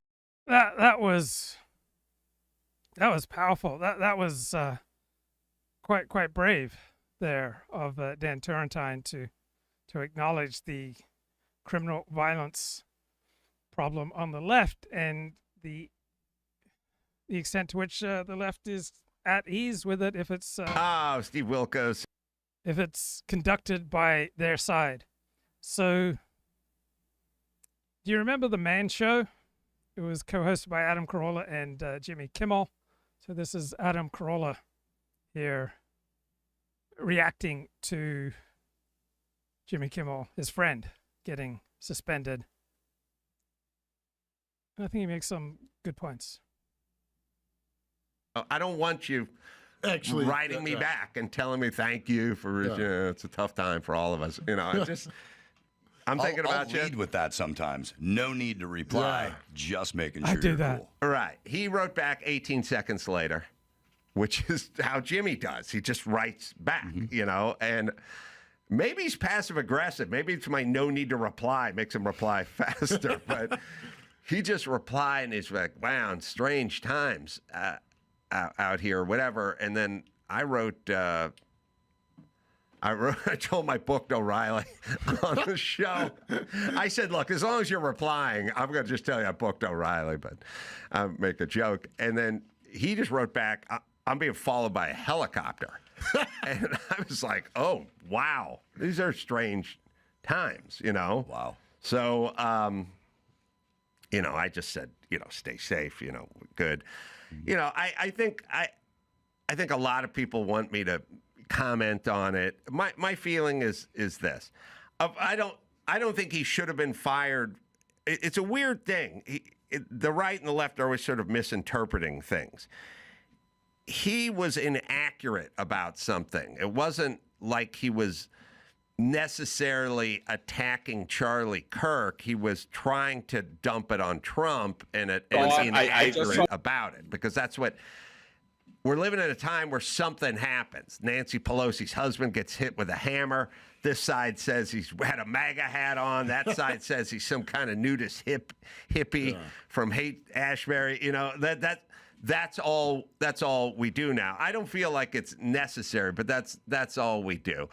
But also, and I don't like the government getting involved. And I've heard every side of the story. And in general, I just want people to speak, and then the ratings will do the talking, and you can support them or not support them. And if that's what you want to watch, you can watch it, or you can watch Gutfeld and listen to him bash Kimmel, or however you want to do it. That's the world I'd like to live in. But it's not the world we're living in, and I understand people's arguments. And my thing is just, my perspective is different just because I know Jimmy.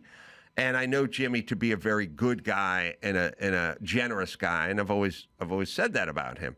And I realize that while everyone else knows Jimmy as a caricature, I know him as a person. So when people, when I run into the people that don't know Jimmy as a person, I'll O'Reilly or Dave Rubin or Dennis Prager, and they go, "What's up with your buddy Jimmy?" Well, I know him, so that's why I don't think of him like you think of him. But on the other hand, they think of you as a cartoon character too, and I know you. I know Dennis Prager's a very sweet man, lovely man, but these guys on the other side think of you as a cartoon character. And then at a certain point, there's the assassin who thinks of Charlie Kirk as a cartoon character, not a dude. Yeah. I know him as a guy, sweet guy, fair guy, family guy, good American. But that guy looks at him as a cartoon character, and that's why he gets to kill him. You see? And so I know Jimmy as a human, and I know how good he is, and I know how decent he is. And That is a great point. Adam Carolla has a lot of common sense. He also owes his show business career to Jimmy Kimmel's openness and generosity. Right, this is the Commentary Magazine podcast.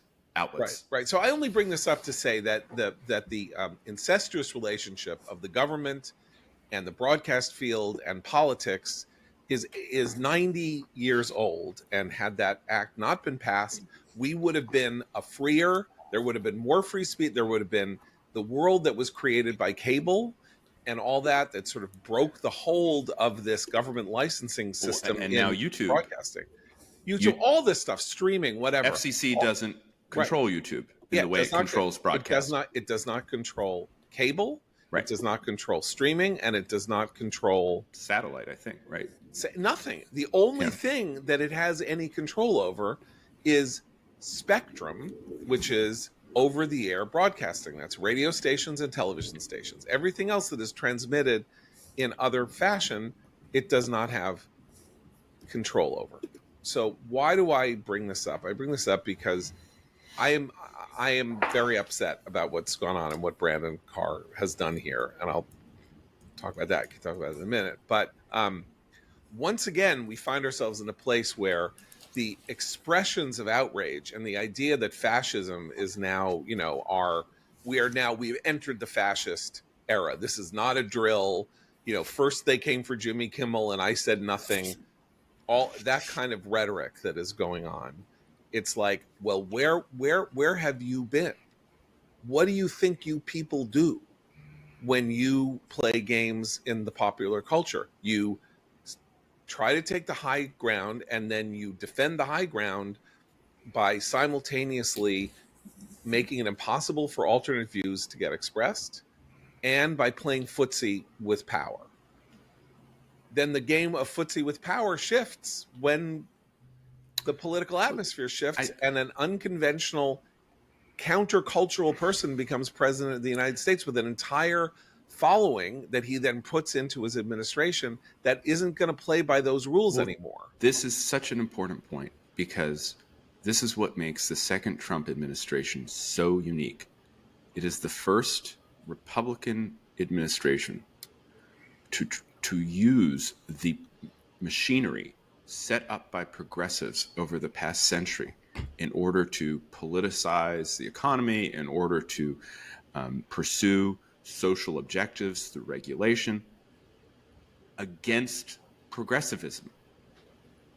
It's never happened before. So when you look at the universities and Trump's crackdown on anti-Semitism in the universities, all of that is based on the contracts between the federal government and the universities containing civil rights language that for decades progressive administrations, Democratic administrations had used to pursue their policy objectives, and Republican administrations, for the most part, not thinking about using it for conservative ends, because that wasn't part of the conservative mentality.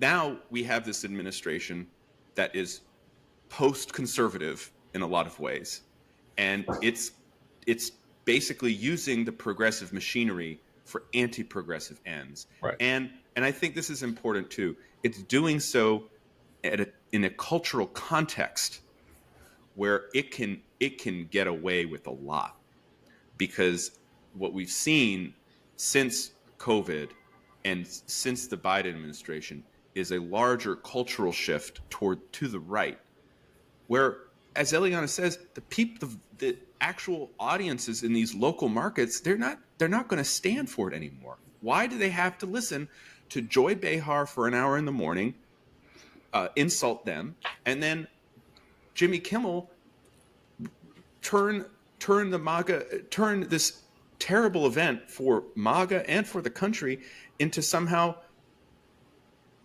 MAGA's fault?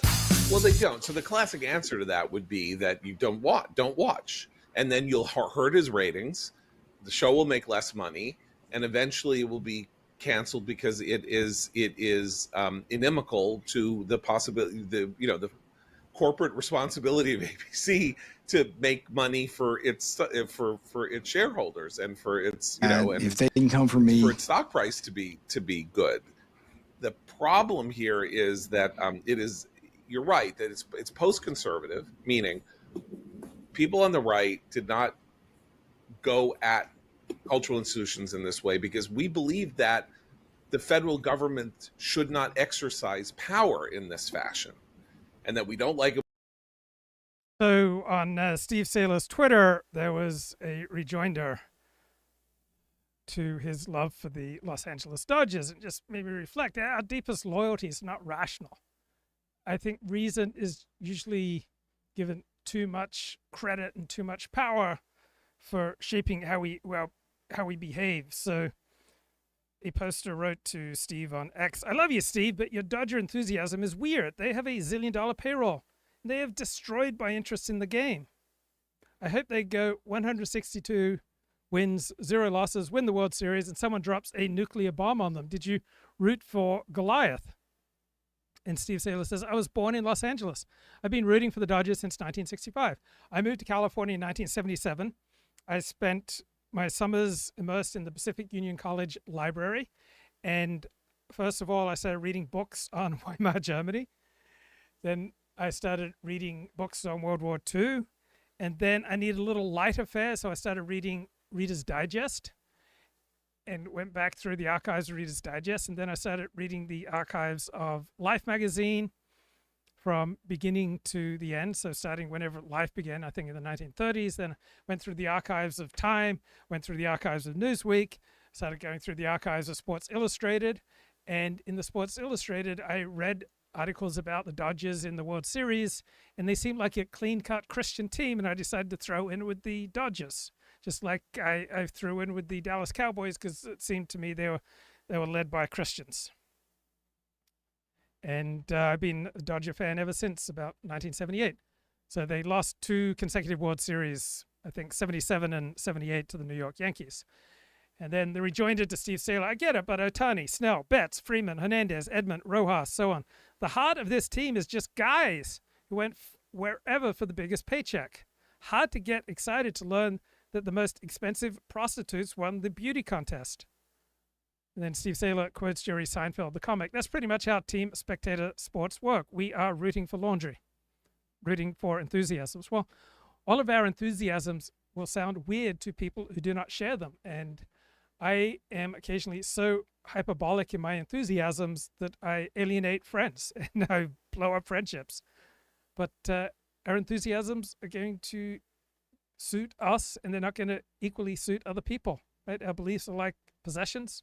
Steve Saylor does not love his family or his wife or the Dodgers for rational reasons. He loves them because they are his. They're his team. It's the one he grew up loving. Right? Love is love. It's not lessened by its lack of rationality. So I find tiring the smug superiority of the educated class to take it for granted that our rational faculties are just so superior to our non-rational faculties. Well, sometimes reason is more important than other faculties, but sometimes reason is weaker and less important than other forces that drive us, such as genetics, imprinting, situations, social cues. Everyone on the right appropriately, rightly, and correctly denies that human nature is essentially good.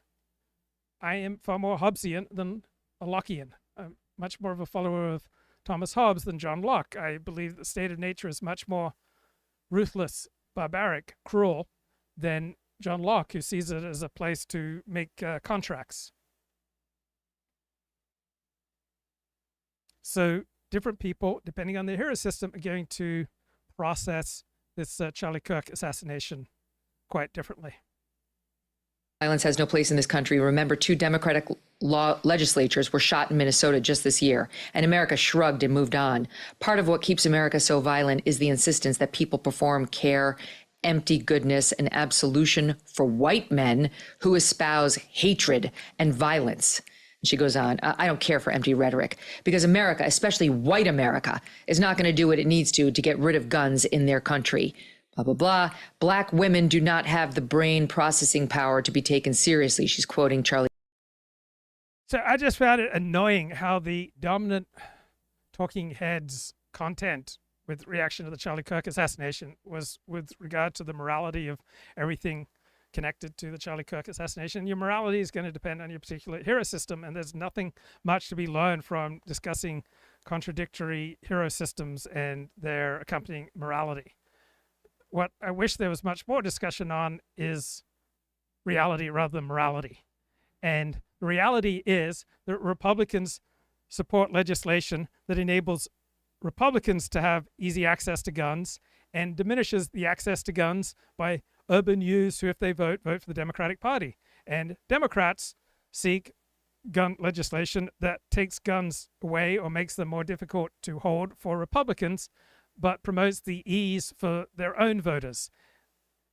An elementary part of reality that doesn't get much coverage in discussion of gun control. Charlie Kirk here. You have to go steal a white person's slot. And she is saying this is why she hated Charlie Kirk, which of course completely takes Charlie out of context. That was in response to, it was Ketanji Brown Jackson, and it was her being chosen on the U.S. Supreme Court and saying, and then what's her name came out, Sheila Jackson Lee came out and said, I was a diversity hire, I'm an affirmative action and he was like, she openly admits that she's the following things. In any event, that's all a long wind up to your thoughts on Karen Attiah now officially getting fired by the Washington Post. I don't like anyone being fired, and I care about the First Amendment, and it couldn't have happened to a nicer lady.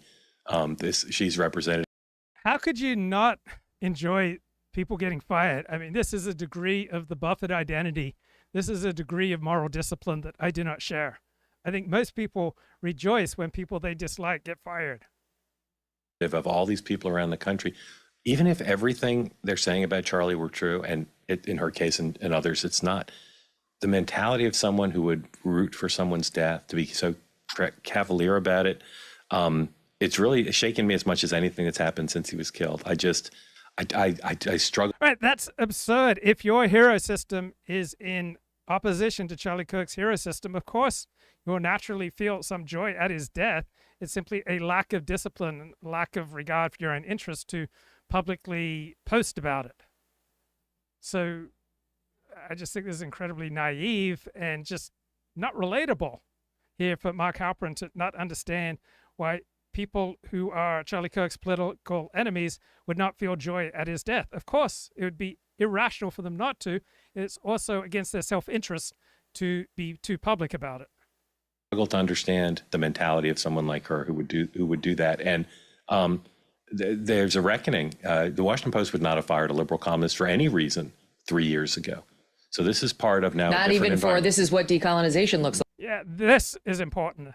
Reality has changed. No, this is part of a different environment that exists at the Washington Post. I don't know that it exists at the New York Times yet, but we see this everywhere. We see it in corporate America. There's a new sheriff in town and a new mentality, and I think that the mentality of people doing this is now being met with the mentality saying, no, this is not acceptable. And I think, again, I don't like anyone being fired, but I think it's great that they cannot do this with impunity. Mm-hmm. What do you make of all these professionals, Emily? I mean, like, I don't pay that much attention to the blue hairs on Twitter or whatever, Blue Sky. I was gonna say, how did anyone know what Karen Attiah said if it was on Blue Sky? I know, it's a good point. Because given her role, people were like, whoa, here she goes again. I mean, the 10-7 thing was bad enough, but now here she goes again. And there has been a rash of, like you say, pilots, like corporate pilots and doctors one nurse who complained about a doctor who celebrated Charlie's assassination, she just got laid off. The nurse did for outing the doctor. But I mean, the joy at his assassination is so widespread, it's deeply unsettling. Yeah, and what's interesting is the performative nature of it too. Well, it's interesting to see Elon Musk getting back together, it appears, with the Trump administration. Each other's company. Some people are contemplating quietly, but mostly there's just a beautiful vibe here. And it's just, you know what? Congratulations to the conservative movement, because this is how they respond to tragedy. They don't burn things down. They don't go and cause havoc. They get together and they pray. They should be very proud of themselves right now. Yeah, Rachel, what are you seeing in that arena? Is it a mix of young people? I heard young people, also older. Yes. What are you seeing on their faces? Take us inside. Yeah, anything that diminishes the animosity between Donald Trump and Elon Musk is a good thing. Back to, is this Emily Kaczynski? That you would do this into a camera and then post it on the internet. It's not just feeling a moment of private joy, which is still reprehensible, but actually then sharing it. And part of me wonders if just the It's not reprehensible. It is natural, normal, and even healthy to feel joy at the weakening of your enemy. Opportunity to share it is actually what makes people think that they should feel joy, because you can get likes and retweets for posting stuff like this on TikTok or wherever it is. And the fact that, I mean, I think we just all need to pause for a second and think about why a teacher of children would think that's okay. And from what I can tell, dozens of professionals, to your point, Megyn. I mean, there are people compiling databases that are, you have to like go through and verify and confirm it. I'm not a huge fan of, you know, some of what I see looking like crackdown type stuff, but there needs to be shame. And there needs to be a pause and say, what in our cultural psychology right now is making so many people think it's rewarding to post that publicly, to celebrate stuff like that publicly? It was completely insane, and it's beyond just the reasonable spectrum of opinion on an editorial board. Have you noticed how ChatGPT is consistently the most based of the major AI chatbots? So I got ChatGPT to break down the two sides of the American political spectrum. It notes that the left side keeps appealing to reason, and the right side keeps pointing out that reason is not what primarily moves people. So you've got on the left side this John Lockean optimism. On the right side, you've got this Thomas Hobbesian realism. And then ChatGPT did a great job, I think, showing how this rationalist versus traditionalist divide shows up in today's flashpoints. So on immigration, people on the left argue from the perspective of rational abstraction. If someone crosses a border, right, there's nothing real about that border. They're just another individual with rights and potential, and they're interchangeable with anyone else. And it's rational to maximize economic output, to minimize suffering, and to welcome newcomers. Right? Conservatives respond from tradition and from a recognition of the tribal component of human nature. Nations are not just labor markets. Right? Nations are extended families with borders. Flooding families with strangers destroys loyalty and trust. May be rational on paper, but it's irrational in practice because it collides with the way people think and bond. Right? This is the beautiful, accurate, precise wording of ChatGPT. DEI and identity politics. Progressives say if you have any disparities, the rational response is to engineer equity mandates, quotas, and training for fairness. Conservatives say you can't socially engineer away tribal instincts. By foregrounding race and identity, DEI doesn't create rational fairness, it hardens tribal thinking. Free speech and disinformation. Progressives assume that speech can be managed rationally, that we can rely on experts to filter truth from lies, and people will positively respond to curated, fact-checked information. Conservatives accurately, rightly see that as a delusion. We are not primarily rational consumers of information. We're primarily tribal, partisan, racial, credulous, and loyal to our in-groups. Trying to rationally censor bad ideas backfires because it tramples on our irrational but deeply felt principles of fairness that everyone deserves a voice, even if it's irrational. Progressives argue crime is a rational response to poverty and systemic injustice. Fix the conditions and people will behave. Conservatives argue crime is an outgrowth of human nature. an outgrowth of our tendencies towards selfishness, violence, and envy, and it must be constrained by force, deterrence, and social norms. To be on the right is to favor a tougher punishment to violent criminals than to be on the left. You don't reason people into not stabbing each other, you impose that order and you punish bad behavior. For people on the left, the family is just a social construct, gender is fluid, rational individuals can create their own identities. From a traditional perspective, these things are outside of us, and our duty in life is to live up to these outside standards, family roles, sexual norms, sexual identity, child rearing practices are not arbitrary. They're rooted in deep biological and social realities. You can't rationalize them away. So progressives think that rational design can rewire people. Conservatives believe that human beings are what they are. We are naturally tribal, irrational, and stubbornly loyal. And the best we can do is to channel these forces into traditions that sustain our civilization. Looking at the chat, Luke, why has there never been a David Duke or a Tom Metzger biopic? Because you would get so much ostracism and pushback.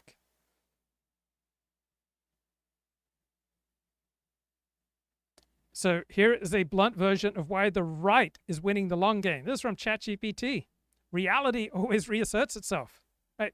I often notice now with AI chatbots, they can write things more pithily, precisely than I can.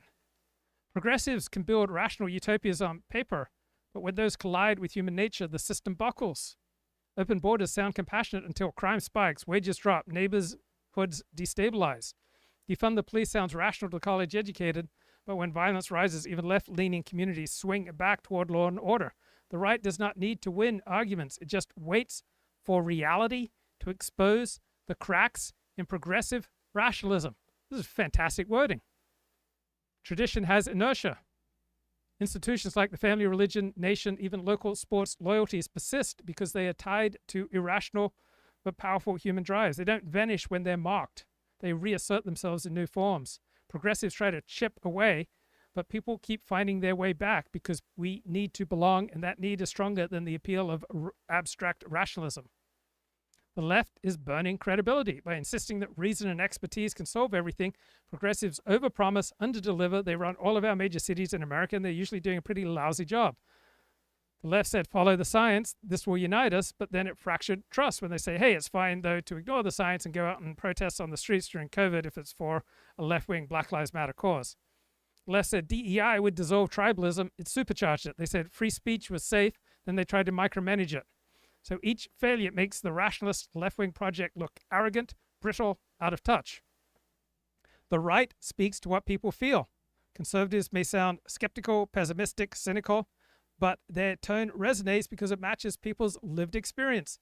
Everyone sees selfishness, envy, cruelty, and tribalism firsthand. When the right says people aren't naturally good, we need guardrails, it is true to the life experience of most people in a way that left-wing rational optimism does not. The educated elite can afford to believe in these nonsensical rational abstractions. They can move cities, they can switch jobs, they can change identities, and they think everyone else can too. Most people cannot live like that. Most people rely on family, faith, and community, these irrational bonds. These attachments look weak to elite and their rational discourse, but in cultural staying power, these bonds are far stronger than elite rationalism. The left is winning, has won all sorts of short-term cultural battles, controlled the universities, our institutions, Hollywood tech platforms, but the right has the advantage over time because it's more aligned with human nature. When reality collides with rationalist illusions, tradition and loyalty keep people going. The right does not need to out-argue the left, does not need to win debates in seminar rooms or dominate the op-ed pages. People know in their bones that life is hard, that human nature is selfish and violent, that belonging matters more than intellectual abstraction, and that traditions exist for a reason. They don't learn this from theory, they learn it from living. The left tries to persuade people that their deepest loyalties are illusions, that human nature is basically good, that rational expertise can re-engineer society. This is an uphill and ultimately losing battle against experience and instinct.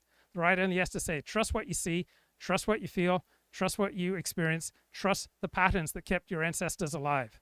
This is why the rationalist project keeps failing and the Hobbesian view keeps coming back. You can shame people into denying their loyalties, at least in public for a while, but you cannot destroy these loyalties. You cannot uproot them permanently. In the end, the Dodgers fan loves the Dodgers, not because it's rational, but because it's real. And the same goes for faith, family, country. Right? It's not the right's job to manufacture some airtight rational case for its politics. The right's job is to hold the line until reality proves the point, because it always does. Oof.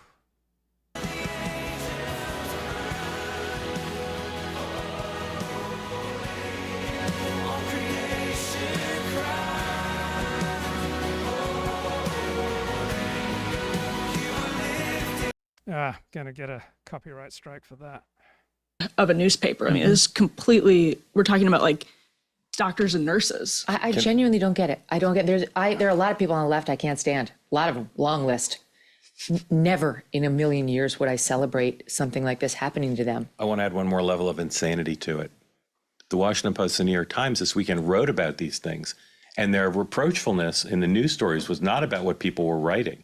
It was about people trying to call attention to it, and they're being fired. All of a sudden, after 2 decades of celebrating cancel culture, of having no hesitation to help people get fired, all of a sudden, it's like, how could people be identified as doing something wrong and be fired? Accountability culture. That's what they called it. All of a sudden, and it's like no. These stories should be about what's wrong with America. That people who are teachers and doctors and pilots would say these things about a man who was just assassinated. No, it makes me wonder, like, how can we have that teacher teaching a class full of students that may include kids from conservative families? Yeah. How can we have that pilot flying a plane that may include someone like me? Like, I don't want any of that. And I also just feel like I don't give a shit. A certain male gesture comes to mind when I hear them lamenting cancel culture. Do you know what I mean? Yeah. That's exactly what I want to do. Like, you've got to be kidding me. Yeah. I mean, honestly, some of us have actually experienced cancel culture up close and personal in our face over talking about fucking. Yeah, Megyn Kelly got canceled and fired by NBC News for suggesting that blackface may not be a horrible thing. Halloween costumes. And now they want me to feel bad that somebody gets Right, she got fired for suggesting that someone wearing some blackface Halloween costume was not the worst thing. fired because they cheered a political assassination of an innocent 31-year-old father of 2. I don't. But they're saying this is ominous that our culture could head in this direction. Where were you for 20 years as our culture headed in this direction? It's just your friends weren't the targets back then. Yes. And the common thread is this inflation of a definition. So racism, if you can inflate the definition of racism, you can weaponize it. And that's what's going back to the Karen Ataya post. It's like, this is obviously in context. You're a journalist. Take some time to contextualize it. Read the full remarks. Don't just take a social media post. Like, that's insane. And honestly disqualifying. If I'm an editor at the Washington Post in the first place, I'd be like, what the fuck are you doing? You're so careless. This is insane. How did it make it into print? Like, that's also crazy. But because that wasn't just a Twitter post, that was in her column, wasn't it? Yeah. So that's crazy. But secondly, like, how do you even get to a point where, as a journalist, you aren't actually saying this is the argument at hand? You're taking it out of context, you are flattening it into something completely different and doing that in good faith. It's not. It's bad faith. It's either bad faith or incredibly stupid. But that's what's been happening over the last 10 years, as many on the left have either cheerleaded for that or stayed silent.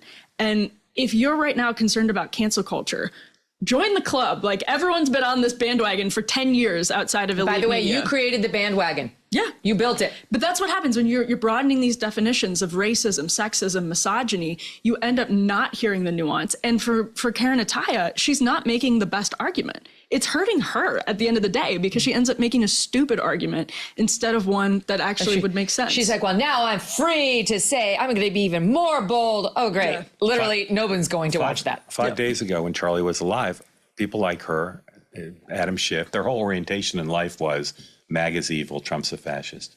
And I'd say, maybe for 10 hours after Charlie was assassinated, they were like, well, let's consider everything. It's all just back, right? They can't help but go back to their orientation of, they spent the weekend trying to say that this guy was super MAGA and that's why he killed Charlie. That didn't stick.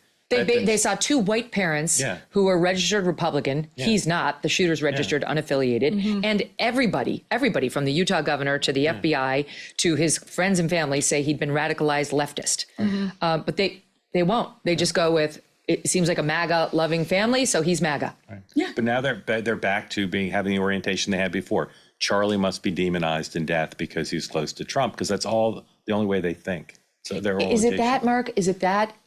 I'm So Halperin made some very sharp remarks. I think it was on Smerconish. I got to find that then, noting that this adoration of the Utah governor is misplaced because he only worked in generalities, and he said some nice things, but he doesn't deserve the adoration that he's been receiving. Is it Cox? a legit question. Like, I don't know the answer. Or is it that he's suddenly an enormous threat? They don't know what a threat he is. They don't. You think they're totally clueless? They know so little about him. I think this could change the entire midterms. Do you? Yeah, I think this could be galvanizing the way the Dobbs decision was. But they have no idea what he did. They don't have any idea what his following's like. And this weekend, you saw the donations. You saw the chapter request to be formed. You saw the vigils around the country and around the world. They were barely covered. Again, you just think if this were a Democratic person of Charlie's place in the world, close to close to Barack Obama, it would have led, these vigils would have led every newscast. It would have been on the front page of the New York Times. So there could be a statue. Barely covered, partly because they're hostile, but I think more because they don't understand.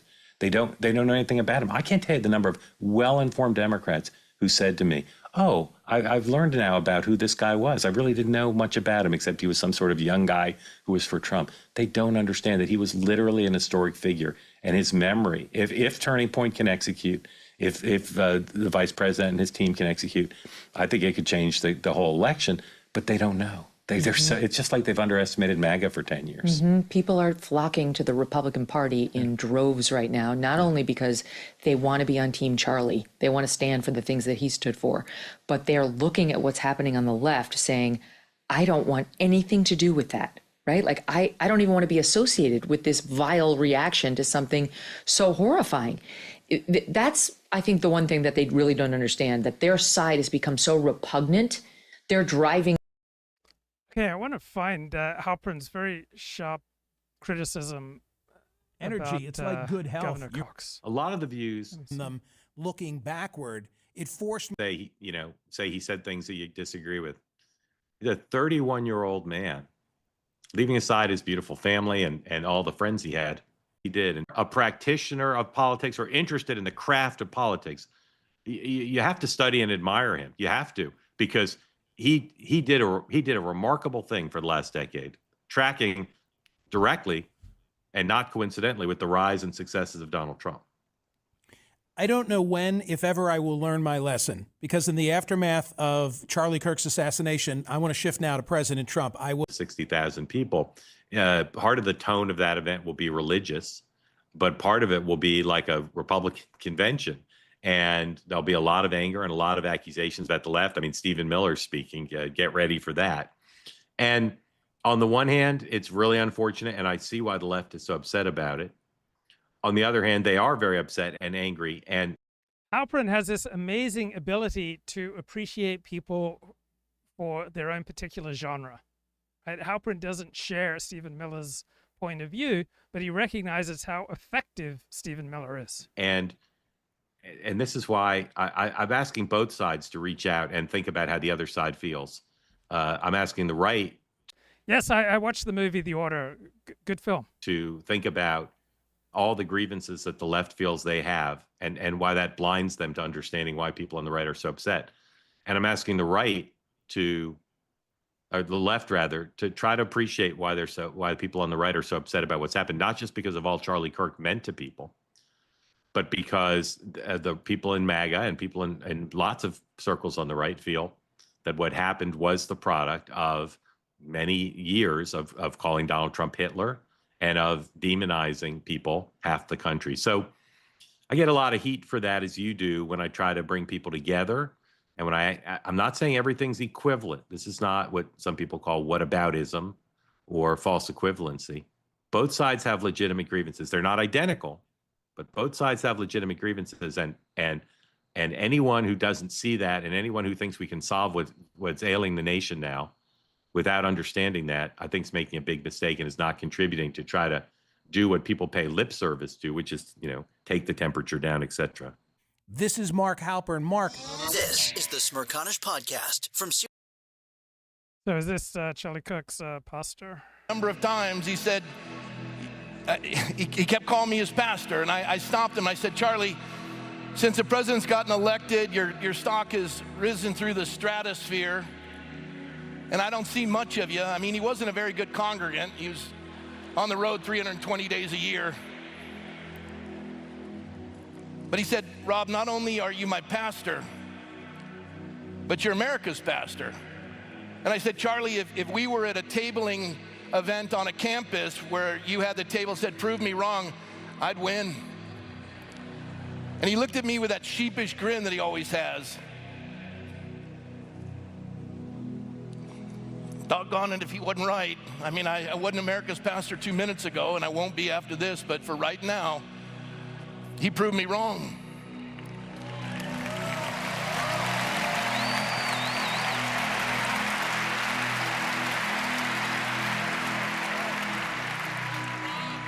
In a moment, you're going to hear from the most powerful political people in the free world. You're going to hear from the who's who. And they're going to assemble in this place to talk about what Charlie Kirk did in 31 years on this earth. He had more lifetimes in 31 years than all of us have in the entirety of our own. And as I was thinking about that, to recount all that he's accomplished in 31 years is quite a feat. I mean, I was just telling the Turning Point staff as I walked in here, everyone is worried that the Turning Point isn't going to be successful. And I looked at each and every one of them, and for those of you who are negative, without Charlie Kirk's presence, they pulled off the largest event in Turning Point history. Let's thank them.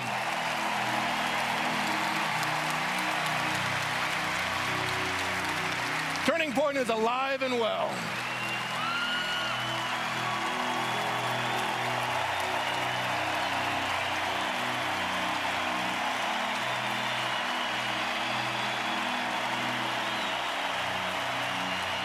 All right. I appreciate that, but you're taking my time here. Sit down. I want to do two things, and then I want to do what I've been called to do. First of all, I was thinking of Abraham Lincoln when I was reflecting on Erica and their two children, and for Charlie's parents and his sister. Abraham Lincoln said to Mrs. Bixby when she had lost sons in the Civil War, he wrote these words, I feel how weak and fruitless must be any word of mine to beguile you from the grief of a loss so overwhelming. We can't bring him back, but we thank you for raising him. We thank you for loving him. Erica, for being the strength in his life. And we pray for this family, and we ask God's comfort and peace upon you. In Jesus' name, amen.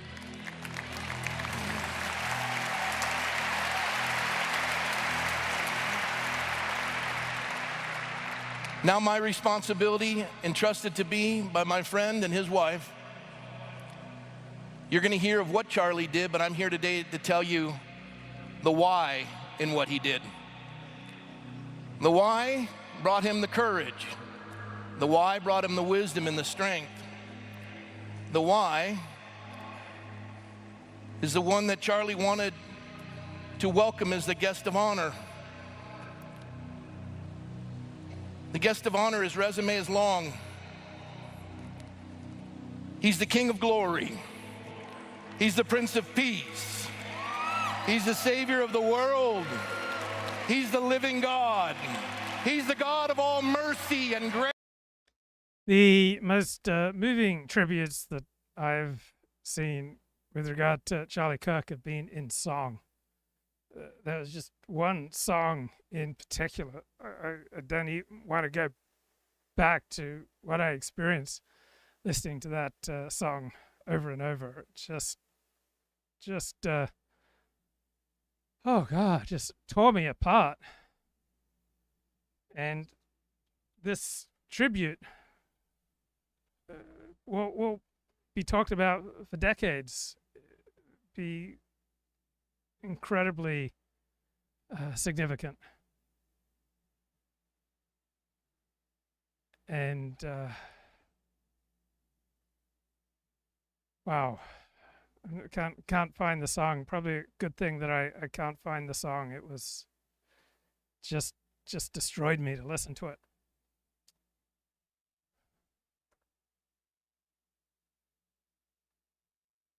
Simple, it's an archer's term. Where the bullseye is and where the arrow lands, that's called the sin distance, how far you've fallen from perfection. And there are none righteous, no, not one. We've all missed the mark, the bullseye. And we try to get to God by our efforts, but there is no effort that will bring us back into the presence of a righteous God. You see, the wages of sin is death. Charlie knew this, and at an early age, he entrusted his life to the Savior of the world. Jesus came to this earth, was tempted in all ways, yet was without sin, was crucified upon a cross. His blood was poured out because blood must be shed for the remission of sins. And his death upon that cross was sufficient for all the world's sins, but only efficient for those who, like Charlie... So I'm not a Christian, and this talk of overwhelming sin and Savior of the world just leaves me cold. And moral terms just don't mean anything on their own. You can't have a useful moral discussion usually unless you share a common referent, right? Some common reference point, preferably a reference point that transcends you and your interlocutor. And so much of the discussion I hear about Charlie Kirk is useless to me because it's focused on morality, which depends on the particular morality and the particular hero system of the person talking. Right? Everyone has a hero system. Everyone has their morality. Unless we share some transcendent moral reference point, we don't really get anywhere. So Stephen Turner published an important book on this called Explaining the Normative. And it's frustrating that this moral language about freedom and justice and dignity and fairness and free speech, it's all treated as if these terms exist objectively, they are self-evident, when in reality their meaning depends entirely on context, on the particular hero system of the proponent, on the tradition and community in which these terms are embedded.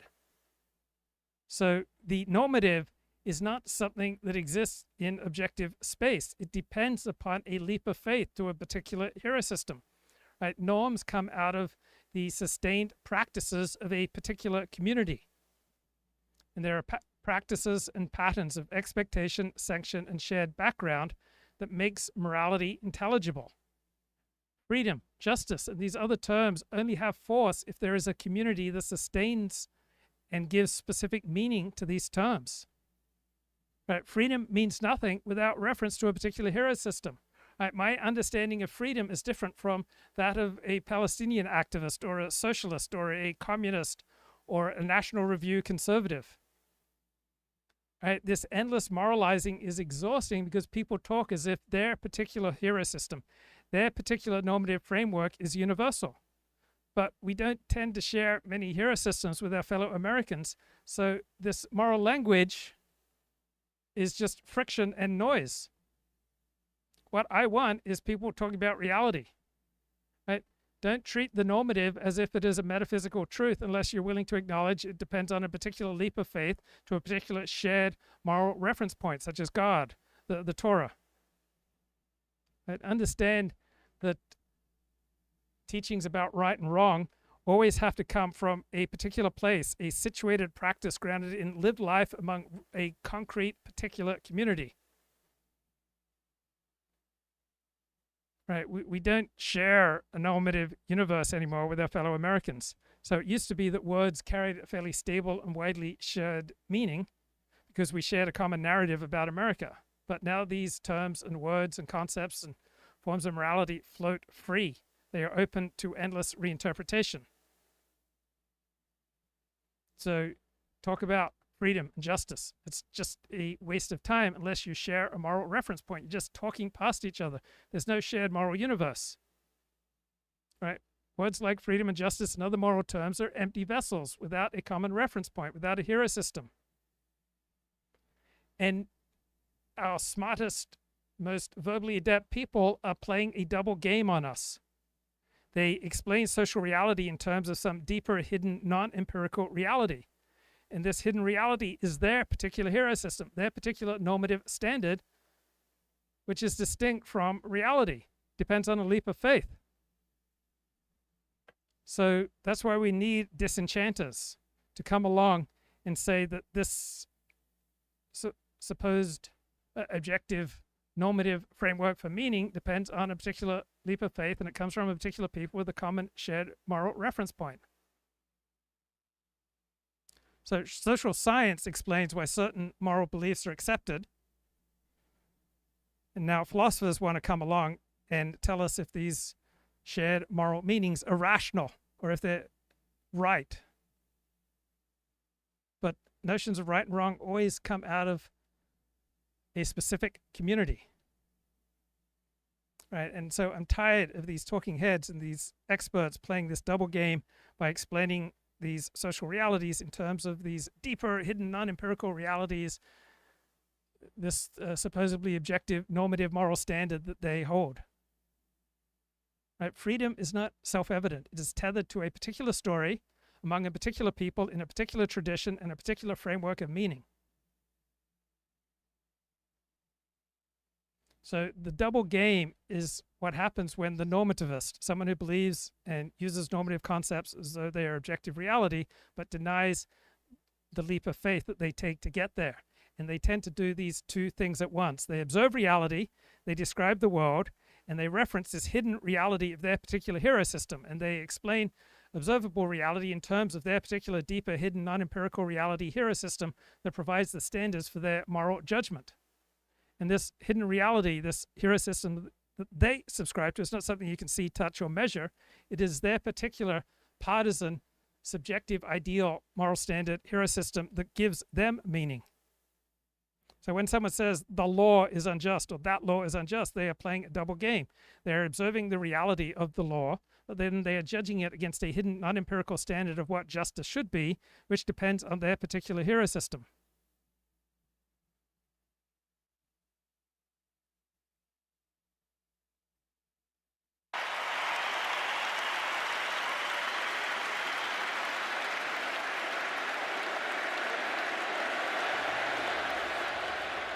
Beautiful rendition of the national anthem, Kaylee. Absolutely beautiful. And we're about to hear from Rebecca Dunn. Rebecca Dunn, she was one of the very first people who believed in Turning Point USA. She put her resources into this, put her heart into it. Her name is on one of their buildings. You know, it was tough to believe in a youth organization among conservatives that long ago, Lawrence. You were on college campus. So back to Stephen Turner's analysis, right? Stop pretending that there's this hidden, objective, normative layer, right? Right and wrong depends on a particular community and a particular leap of faith, right? Treat language of right and wrong as socially constructed and sustained. It's tethered to the particular experiences of a particular people, particular practices, particular stories, particular traditions, and particular situations, right? The endless moralizing feels empty because everyone is pretending that their freedom and their morality is the real one. When in fact, each version of morality is anchored in a different framework. So when you hear people talking about morality, ask, what does their morality really mean? Where does it come from? What framework is this person's moral preaching anchored in? So that way you get to drop the illusion of some shared moral universe. Instead, you pay attention to the lived reality, the tradition, the practice, the people that create the meaning. So freedom, justice, law, love, equality, rights, respect, dignity, good, evil, fairness, loyalty, honor, integrity. These are all meaningless without reference to a particular hero system anchored in a particular people. Right? Every judgment is a narrowing. To describe, to judge is to draw a line. This is good, this is bad, this is true, this is false. This is all necessary. We have to judge, but these judgments come at a cost. They tighten us. They contract what we see. We become locked into one angle of reality. Your neck and your back and your spine will inevitably tighten. Your breath and your cognitive powers and your physical movement will become much more labored when you're in a state of judgment, which is sometimes necessary. but it comes at the price. You don't move as easily, you don't feel as at ease in your body, and your range of reactions to stimuli are considerably diminished when you enter the state of judgment. Most of the time, we're better off being in a state of reality, when we can expand instead of contract, when we can ease up, when we can let the world be, when we can allow experience to unfold before us before we rush to carve it up, when our mind is supple, curious, and open, just like our back and our breathing, when we see more, feel more, connect more, when our head rises up, when our back unlocks and lengthens and widens and our breath eases. So judgment is essential for survival, but so is expansion. The trick is not to eliminate judgment, but know when to put it down and to return to a world that feels wide and expansive rather than narrow. So moralizing without any shared morality is just noise. Sharing the same reality, that gives us common ground. The more we have in common with other people, the stronger we feel and the higher our quality of life. Celebrating diversity means celebrating we have next to nothing in common with each other but some woke globalist nonsense. More recently, I was the one looking up to him. Charlie never disappointed. He met every challenge with optimism and grit. Today, I feel like Charlie is challenging us. Will we meet his challenge to fight for freedom, for family, for faith? More importantly, will we do this the way that Charlie did, with a heart that loves God? Before you answer that question, I would like to share something else with you. Shortly before I met Charlie, I had become very discouraged about the atmosphere in our country. I even suggested to my husband that maybe we should stop trying. It seemed that the money and time we were giving to freedom causes did not seem to be making a difference. Bill asked me. So I noticed on the right just a growing pessimism from 2004 until the rise of Donald Trump. And here's the song about Charlie that just kills me. It's called How Dare They? Breaker. This one hurts. A young Christian man took a bullet for speaking his mind. His name was Charlie. Husband, daddy, voice for the kids. Lord, why did it go down like that?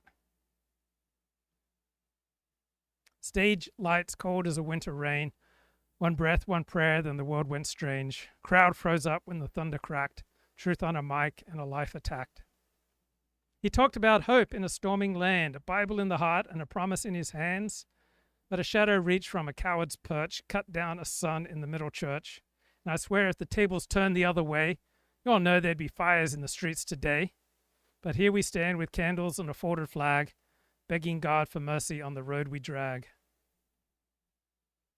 How dare they steal the breath from a faithful man? How dare they stain the grass where his boots once stand? They call us evil, pointed our cross. They then pulled that trigger and reckoned no cost. If it were theirs, there'd be sirens and flames. But we're praying for truth while we whisper his name. Charlie, we ain't letting go of your hand. Erica holding on the picture frame. Two little hearts asking who's to blame. America's weeping like a mourning dove. When a voice falls silent, that was speaking love. He stirred up halls where the lions roar. Told young souls they were made for more. Now we kneel in the quiet where the echoes ring and promise to carry what he came to bring. And if the shoe was flipped, you'd hear a different cry. We'll choose the truth and we won't reply. With fire for fire, stone for stone, we'll stand for justice and we won't back down. How dare they steal the breath of a faithful man? How dare they stain the grass where his boots once stand? They call us evil, pointed our cross, then pull that trigger and reckon no cost. If it were theirs, there'd be sirens and flames. But we're praying for truth while we whisper his name. Charlie, we ain't letting go of your hand.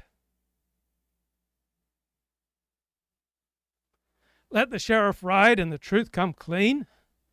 Let the darkness face what it's never seen. We won't forget and we won't lose heart, soaring his mission where the fields are sparse. To every kid who thinks they're alone, take up the banner and bring it home.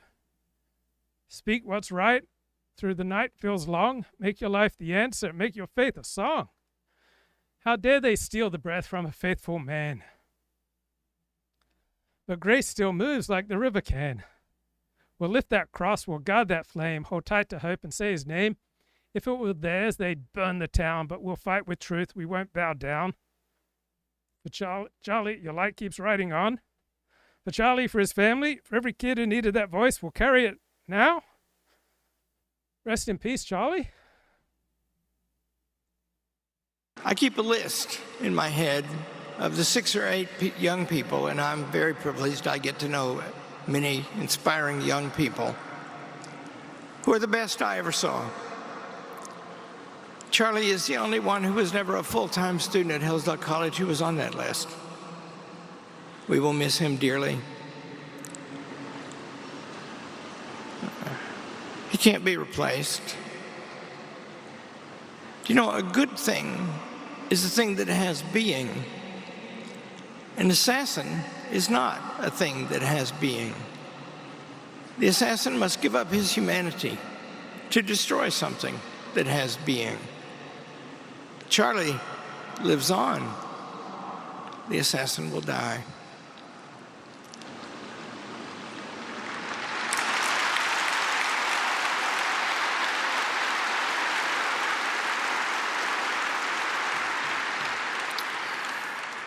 My wife, who's here with me today, and I have set up a scholarship in the hope that Charlie's children will go to a good college. I have one in mind.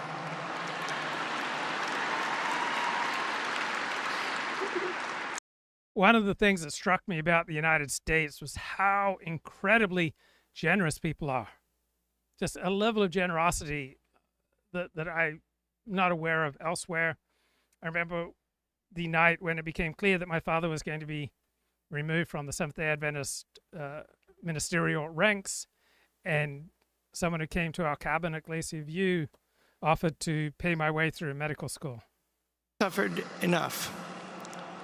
He's gone to the Lord. He deserves his reward. Thank you.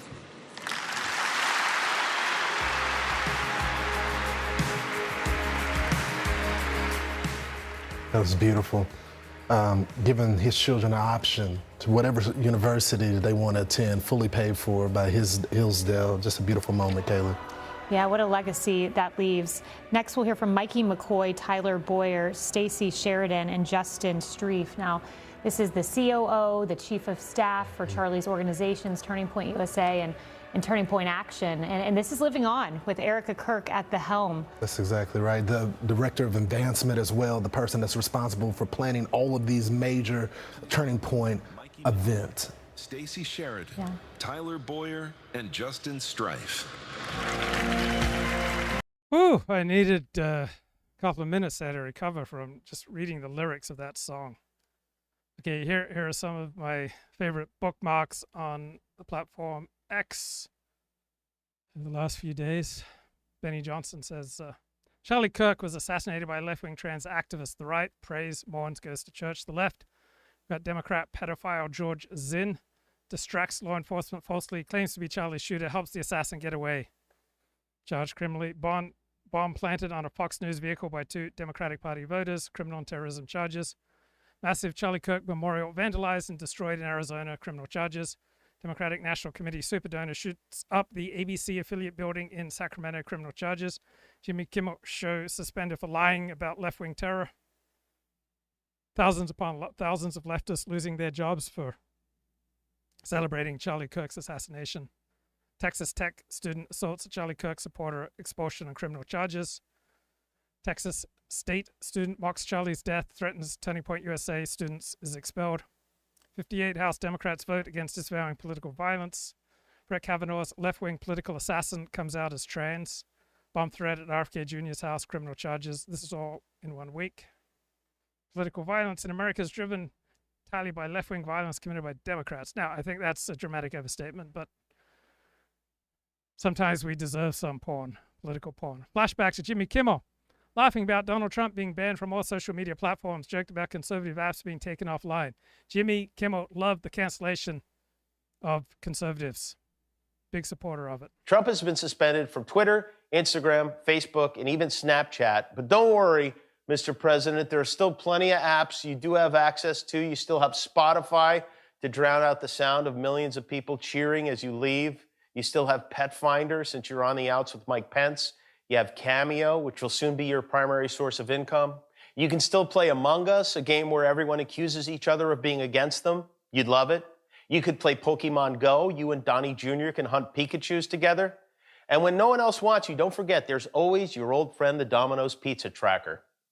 Not only did Trump get banned from Twitter, Google, Apple, and Amazon removed the Parler app from their platforms. Parler is where all the right-wingers gather to post QAnon nonsense and misspell the word parlor.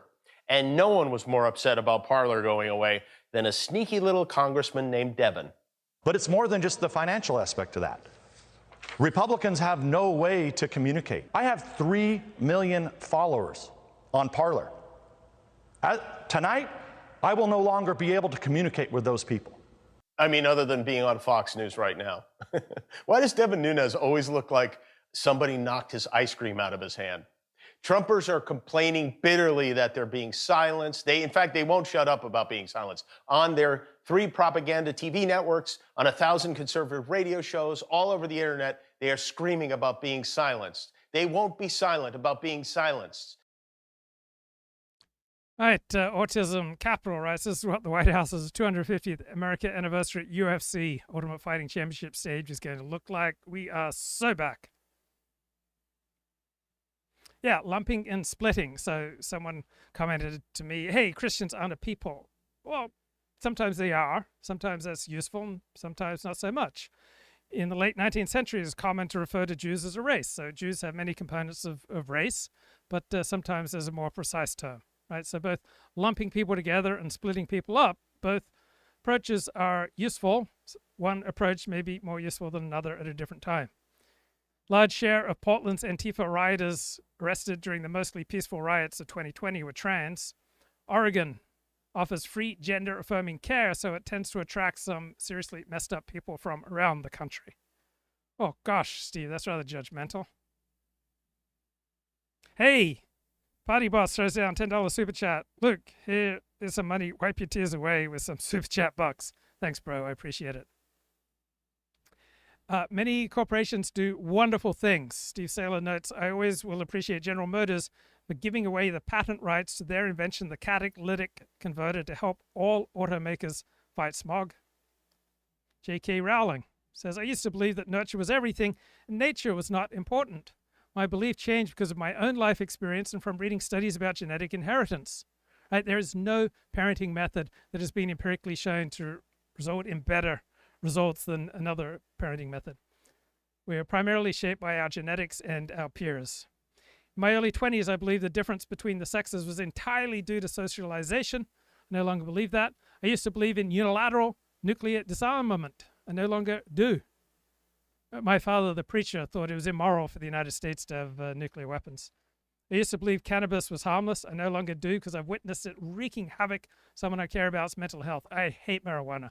It just seems to play a gateway role into worse things, and it tends to turn more men into losers than anything else I know. I don't hate video games the same way. I think video games play either a neutral, even positive role in the lives of millions of American men. I'm sure they can be abused, but I hate marijuana far more than I hate video games. I don't hate video games. I used to believe in assisted dying. I no longer do, because I'm married to a doctor who opened my eyes to the possibilities of coercion of sick and vulnerable people.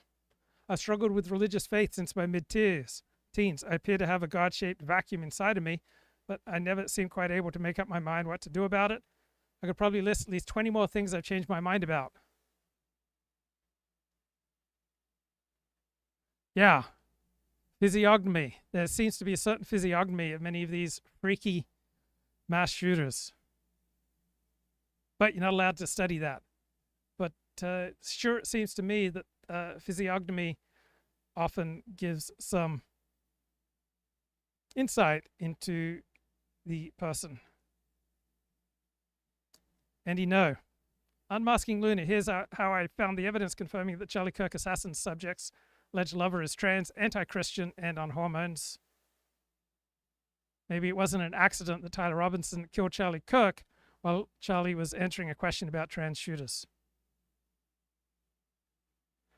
And here we have active duty member of the American military who implies that he's going to build IEDs to use against conservatives. I was shocked by liberals I know, all of them divorced, who were quite prepared to use criminal violence to stop Donald Trump and his movement.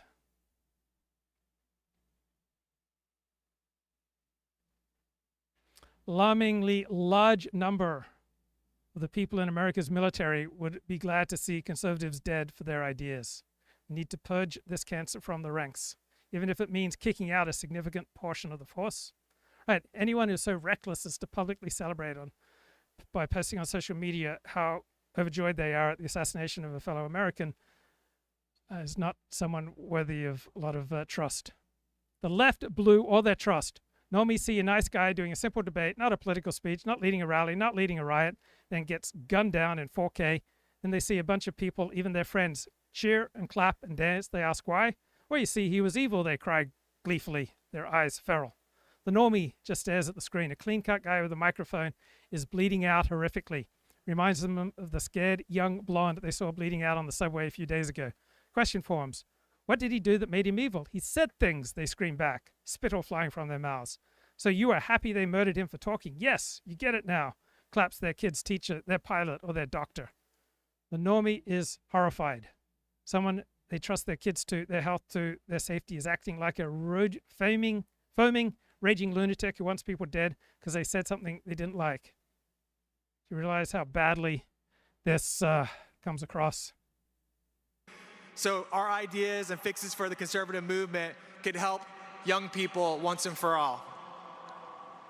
I oftentimes would go with them and marvel at the deranged 22-year-old lifestyle of bathing in airport bathrooms, eating full plates of vegetables and meat at 10 p.m. at night after a long day's work. He was the best at doing all of it. Our success gave me the job of a lifetime, and I'm grateful for it for the rest of my life. I got really good at recruiting the best young talent in the country to come work for us. And it was nonstop. We were a hell of a team. And that's how it worked. Turning Point USA was built and the Charlie Kirk vision was delivered. I had the special honor at Charlie and Erica's wedding to give a toast speech for Charlie the groom. It was significantly less pressure than this room. An incredibly beautiful wedding, but small and important room of people. I can admittedly say I didn't think that I would have to give another Charlie Kirk speech this soon. At his wedding, I told the story of talking Charlie into moving to Arizona. He was an adamant Chicago boy. I needed to break that. Selfishly, I wanted him to love Arizona because I had recently convinced him to move Turning Point USA to Arizona. It was a hard sell at first, and that was until I hosted the first Trump rally in Trump rally history right here in Arizona in 2015. I got a call from Miss Erica Kirk, Miss Arizona 2012. I just want to help, she said. So naturally, I put her right behind the president at that first rally. After that, we talked. It was obvious she was the perfect person for the job that Charlie and I had devised in one of our 24-hour planning sessions. I wanted to hire her. I only had one problem. Charlie Kirk wanted to date her. Long story short, I was very worried he was going to scare her off and screw it up. And I was going to lose this incredible prospect. Like all things he put his mind to, Charlie accomplished everything he put his mind to. They immediately fell in love, and I lost an employee. But now she's my boss. I'm sure you've heard. We love Erica Kirk. Over the years, we built a lot of things. The largest field operation in the conservative movement between high school, college, faith, and action. The first ever ballot chase operation that won the election for President Trump. The largest events in the conservative movement, most of which have been huge, but in convention centers. In 2021, in the aftermath of COVID, we weren't sure if society was ever going to bounce back and ever get back to normal. So we began planning what was one of the crazy ideas known as America Fest. I hope you'll all be there this year. We decided to move it to swing state Arizona and hope. Okay, good to talk to you all. Talk to you